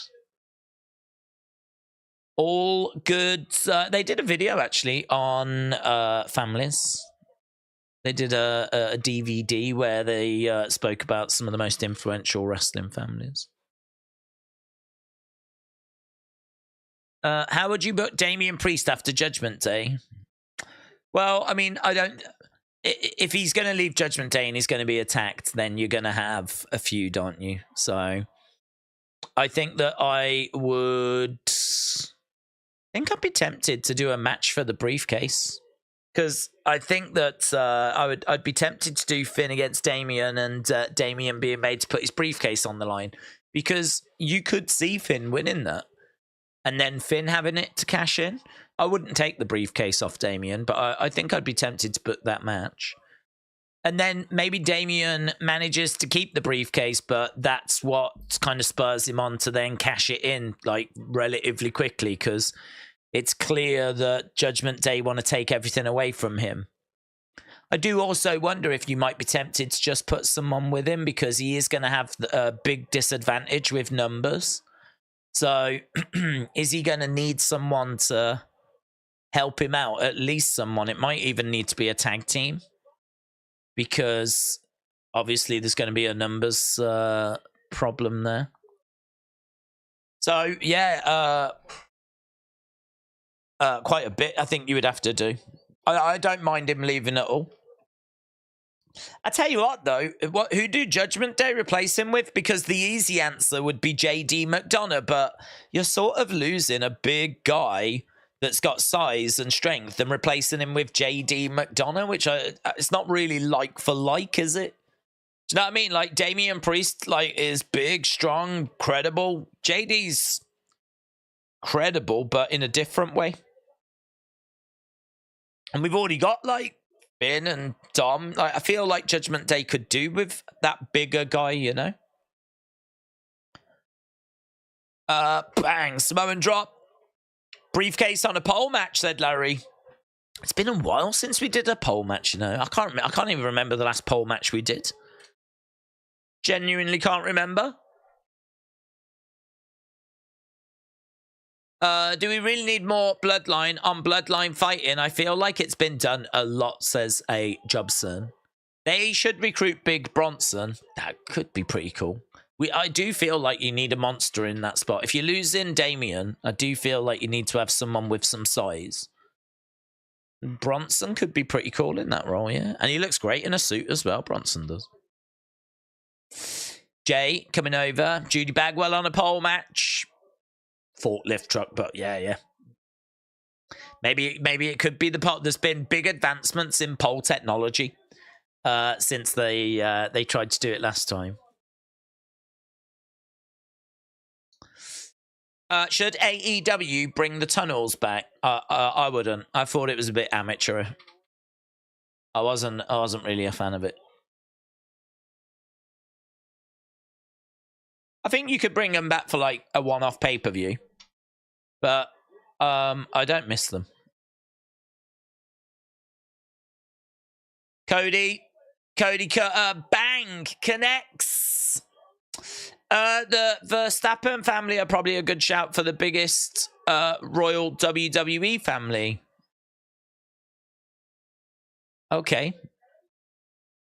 Finn Balor kicks out Finn Balor. Survive him. 6 minutes.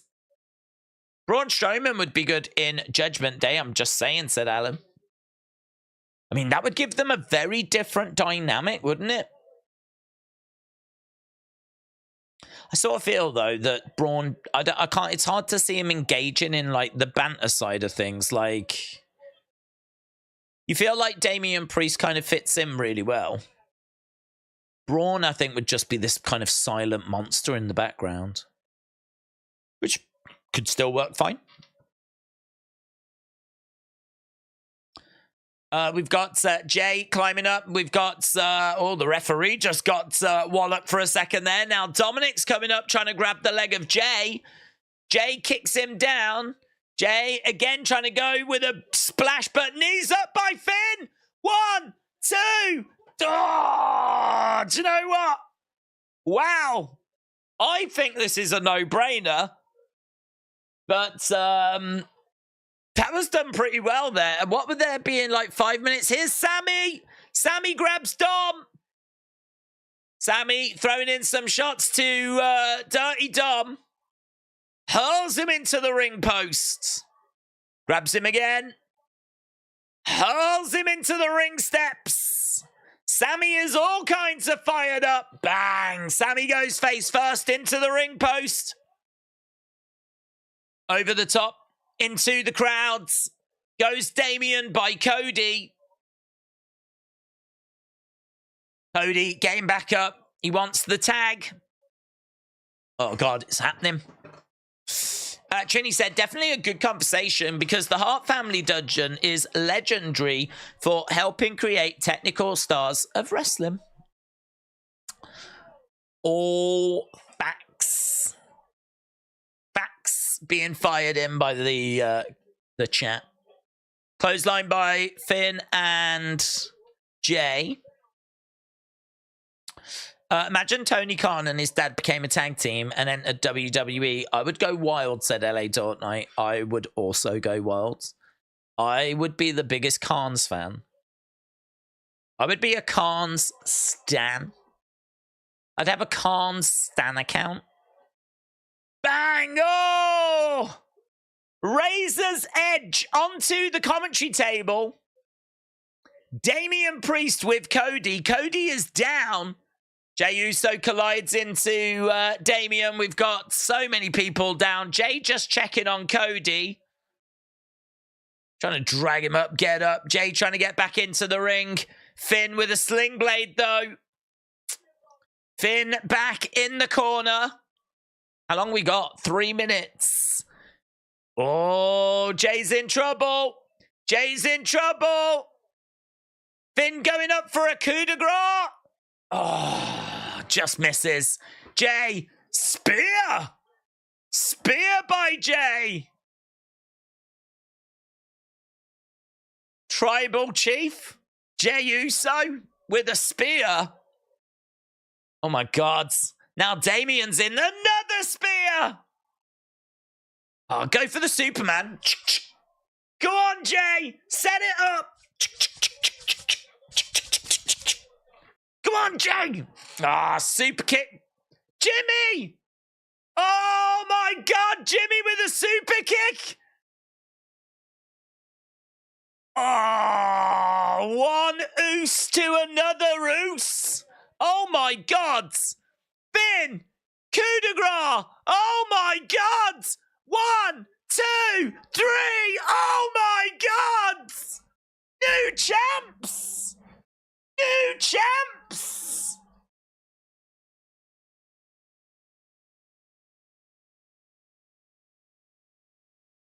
One Oos attacked another Oos! New champs! No! No! Wow! That's cool. That's cool. I didn't see that coming. I wasn't expecting it. It blindsided me, and I love it. I love being blindsided. Triple H is cooking, said Niall. What? That was mental. Judgment Day in the entranceway. They got the gold. We've got pyro. That's awesome. They've all got their belts. They've all got their belts again.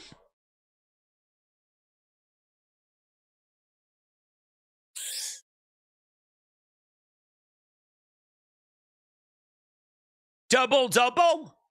Double, double.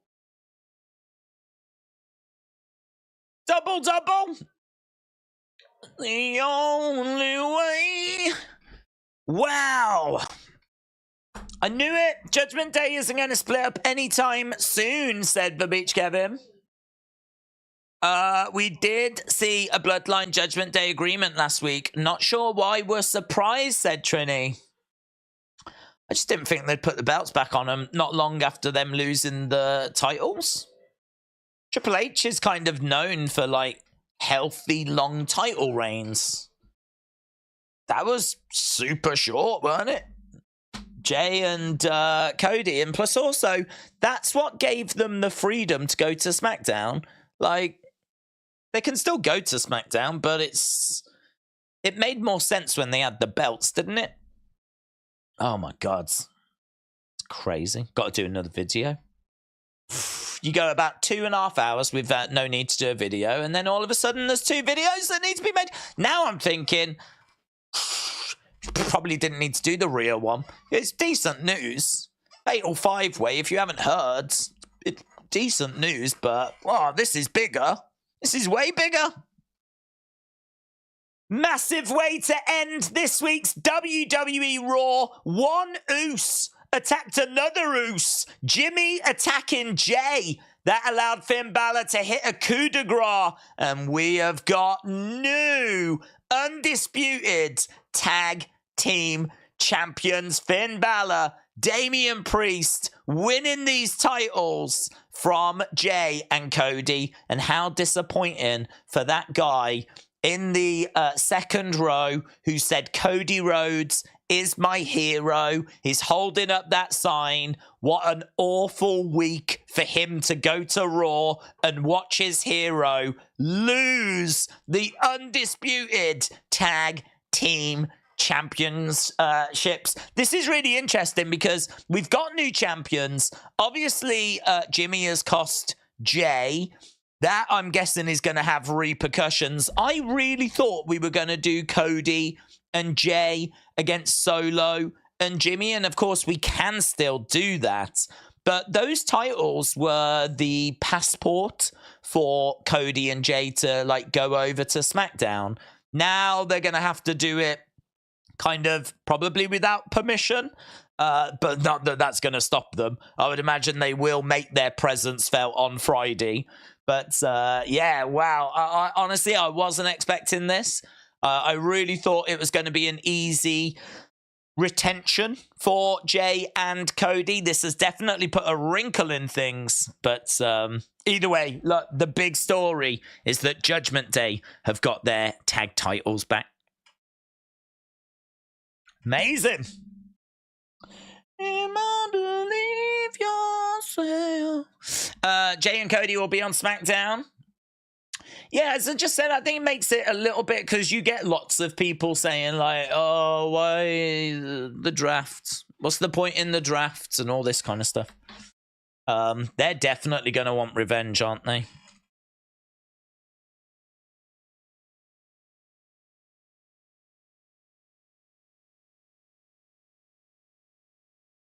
Jay Uso and Cody Rhodes beaten. Jay and Cody's week line run as tag champs is going to be such an obscure fact in a few years' time. That's true, yeah. That is true. Random tag team champions. Top 10 random tag team champions. Yeah, what do you think? Do you like it? Do you like it? Do you hate it?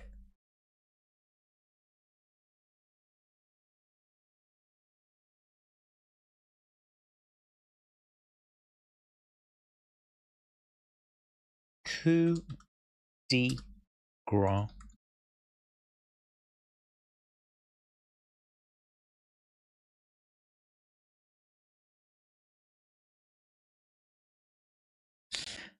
It's a tad confusing.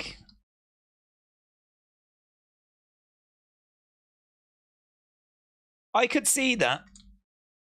I like it because it swerved me and I wasn't expecting it. And it is nice to watch the shows and be surprised because so much stuff gets ruined in this day and age. I mean, it was not...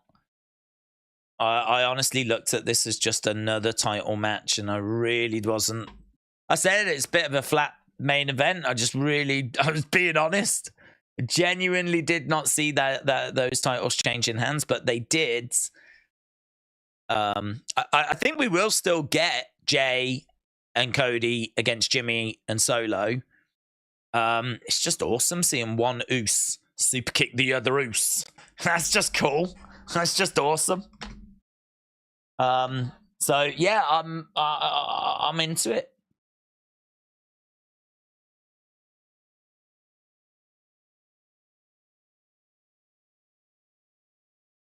We know Jay's going to feud with Jimmy now, said Theodore. Should be called the heavily disputed tag team title, said John. Right, I'll tell you what I want to do is I want to put up the question because people do enjoy answering this.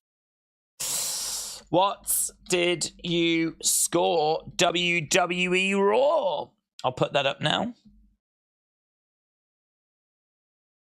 3, 2, 1. I'm glad that we did get something like that because, to be honest, I would say that was the one thing that was missing.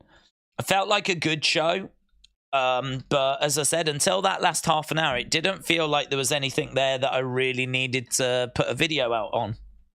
Wasn't really anything there that really felt like, oh, we need to talk about this, or if there's people that aren't joining us and aren't watching the show, maybe they're at work, whatever, and they want to keep up with the news.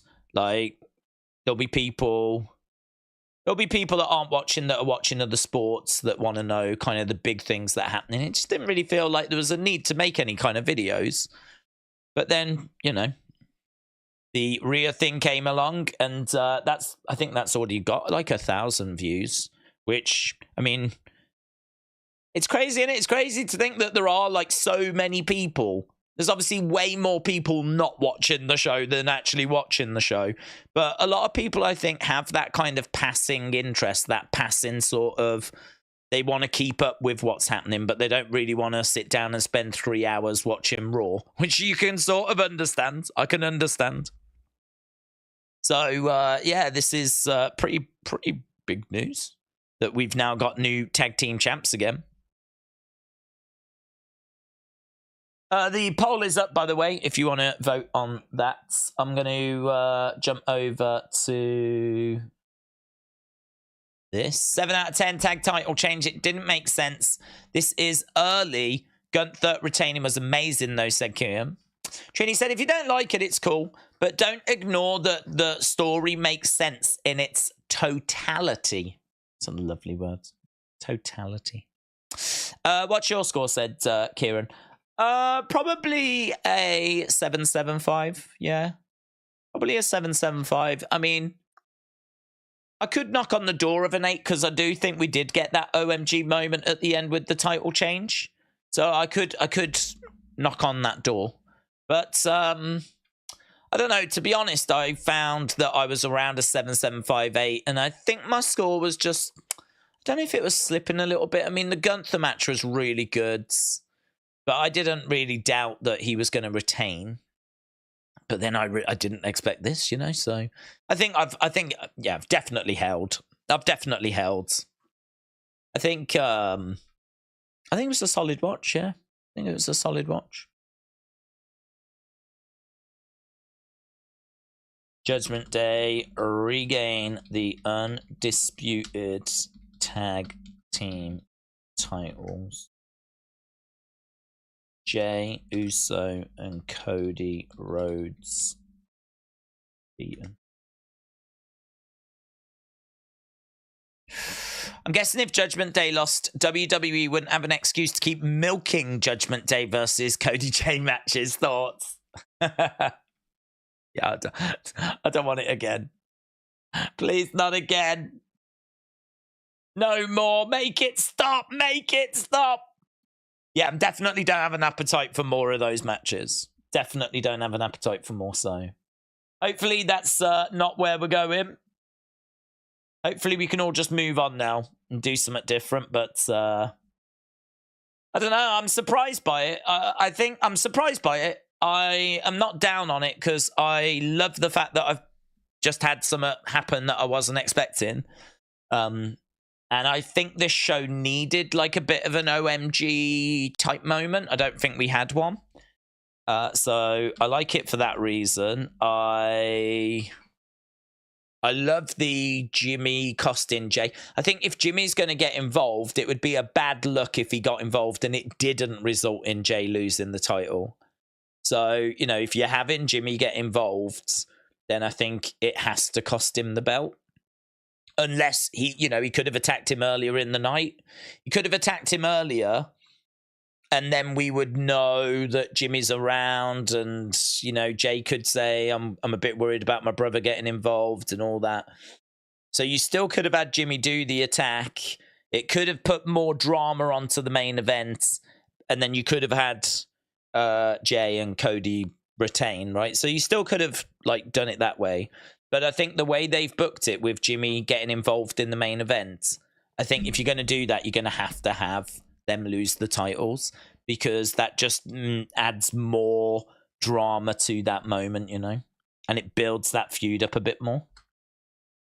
Because now the one brother has just cost the other brother his championship, and that just makes things a little more spicy. So, yeah, I don't know. I can see pros and cons to it. I do understand where people are coming from by going like, doesn't make sense, and they've only just got the belts, and I think it's one of those. I could understand why people don't love it.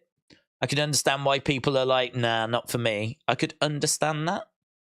I don't mind it. I like it. I like the OMG moment. I'm not sitting here thinking like, oh, that was trash, that was garbage. Not thinking that at all. I'm thinking, let's go. Let's go. And I'm probably more excited for the Jimmy Jay dynamic as well, by the way. I'm probably more hyped for that than anything else, because I think we all want to see Jimmy versus Jay. So the fact that we've now just had something that really has put fuel on that fire, because it does feel like Jay could just be on Raw and just like not worry about Jimmy. He could be on Raw, look after himself, and just stay out the way of Jimmy. But now it sort of feels like, well, they have to collide now. There has to be a confrontation. There's definite beef that needs to be resolved. So, yeah, don't mind it. I feel sorry for Solo. Roman's always getting the spotlight, leaving him on the side. Don't waste your life, Solo, says Darren. It's good advice, isn't it? Don't waste your life. But they've got to save Jimmy J for WrestleMania, said Dirdle. They do, but it doesn't mean that they can't do a tag match. I mean, I thought we were going to do the tag match anyway, but for the tag titles. So maybe now we're going to do it, but the tag titles are just not going to be involved. Maybe that's what we're doing. What about CM Punk? What about CM Punk, buds? What about CM Punk? Days, it would be cool if Sami gets added to the Drew Seth match. Don't know. I'm not a fan of multi-person matches. And certainly if it's for a title.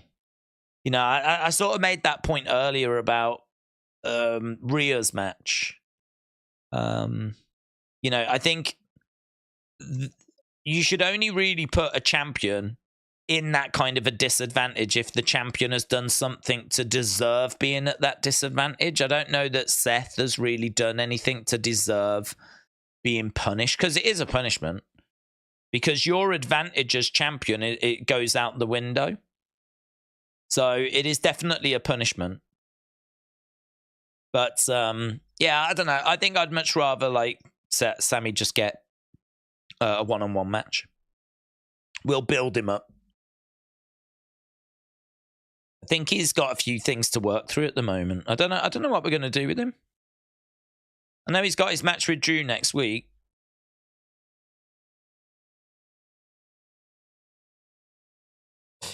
I like the background, Carla. Shout out to you.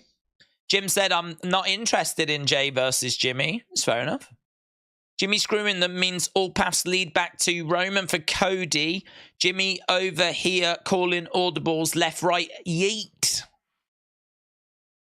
That's true, actually. That's a really good point. That's something that I didn't consider. Like, there's every chance that's got nothing to do with Roman tonight, and that is Jimmy. Oh, I'm trying to remember. Did they say something on SmackDown about this? Remember, he did say something about it, didn't he? Backstage, Roman and Jimmy, there was a conversation. Oh, God, I'll have to go back and rewatch that. My brain is not recalling exactly what was said during that conversation. But there was a little conversation backstage, and I think Jimmy went off to deal with it. Didn't he say handle it, said Smurfy Tunes? I can't remember. I regret to say I can't remember, but my brain is now, at least my brain is recalling that now, that there was something that happened backstage. So, yeah, maybe there is something more to this. Yeet. Roman told him to bring the titles back because it was a slap to the face. Well, he didn't quite achieve that, but he did get the titles off of Jay at least. So he did achieve that. To handle it, says Tanja. Okay, well, there we go. Look, Jimmy doing what he's told, like a good boy. Going off and at least getting that situation sorted. So fair play to him. Solo and Jimmy are going to injure Knight before Crown Jewel, when Cena will step in and Cena will face Reigns at Crown Jewel, and we'll save Reigns and LA Knight for the Rumble, said Michael. Roman did ask Jimmy to do something to take the title, said Richards.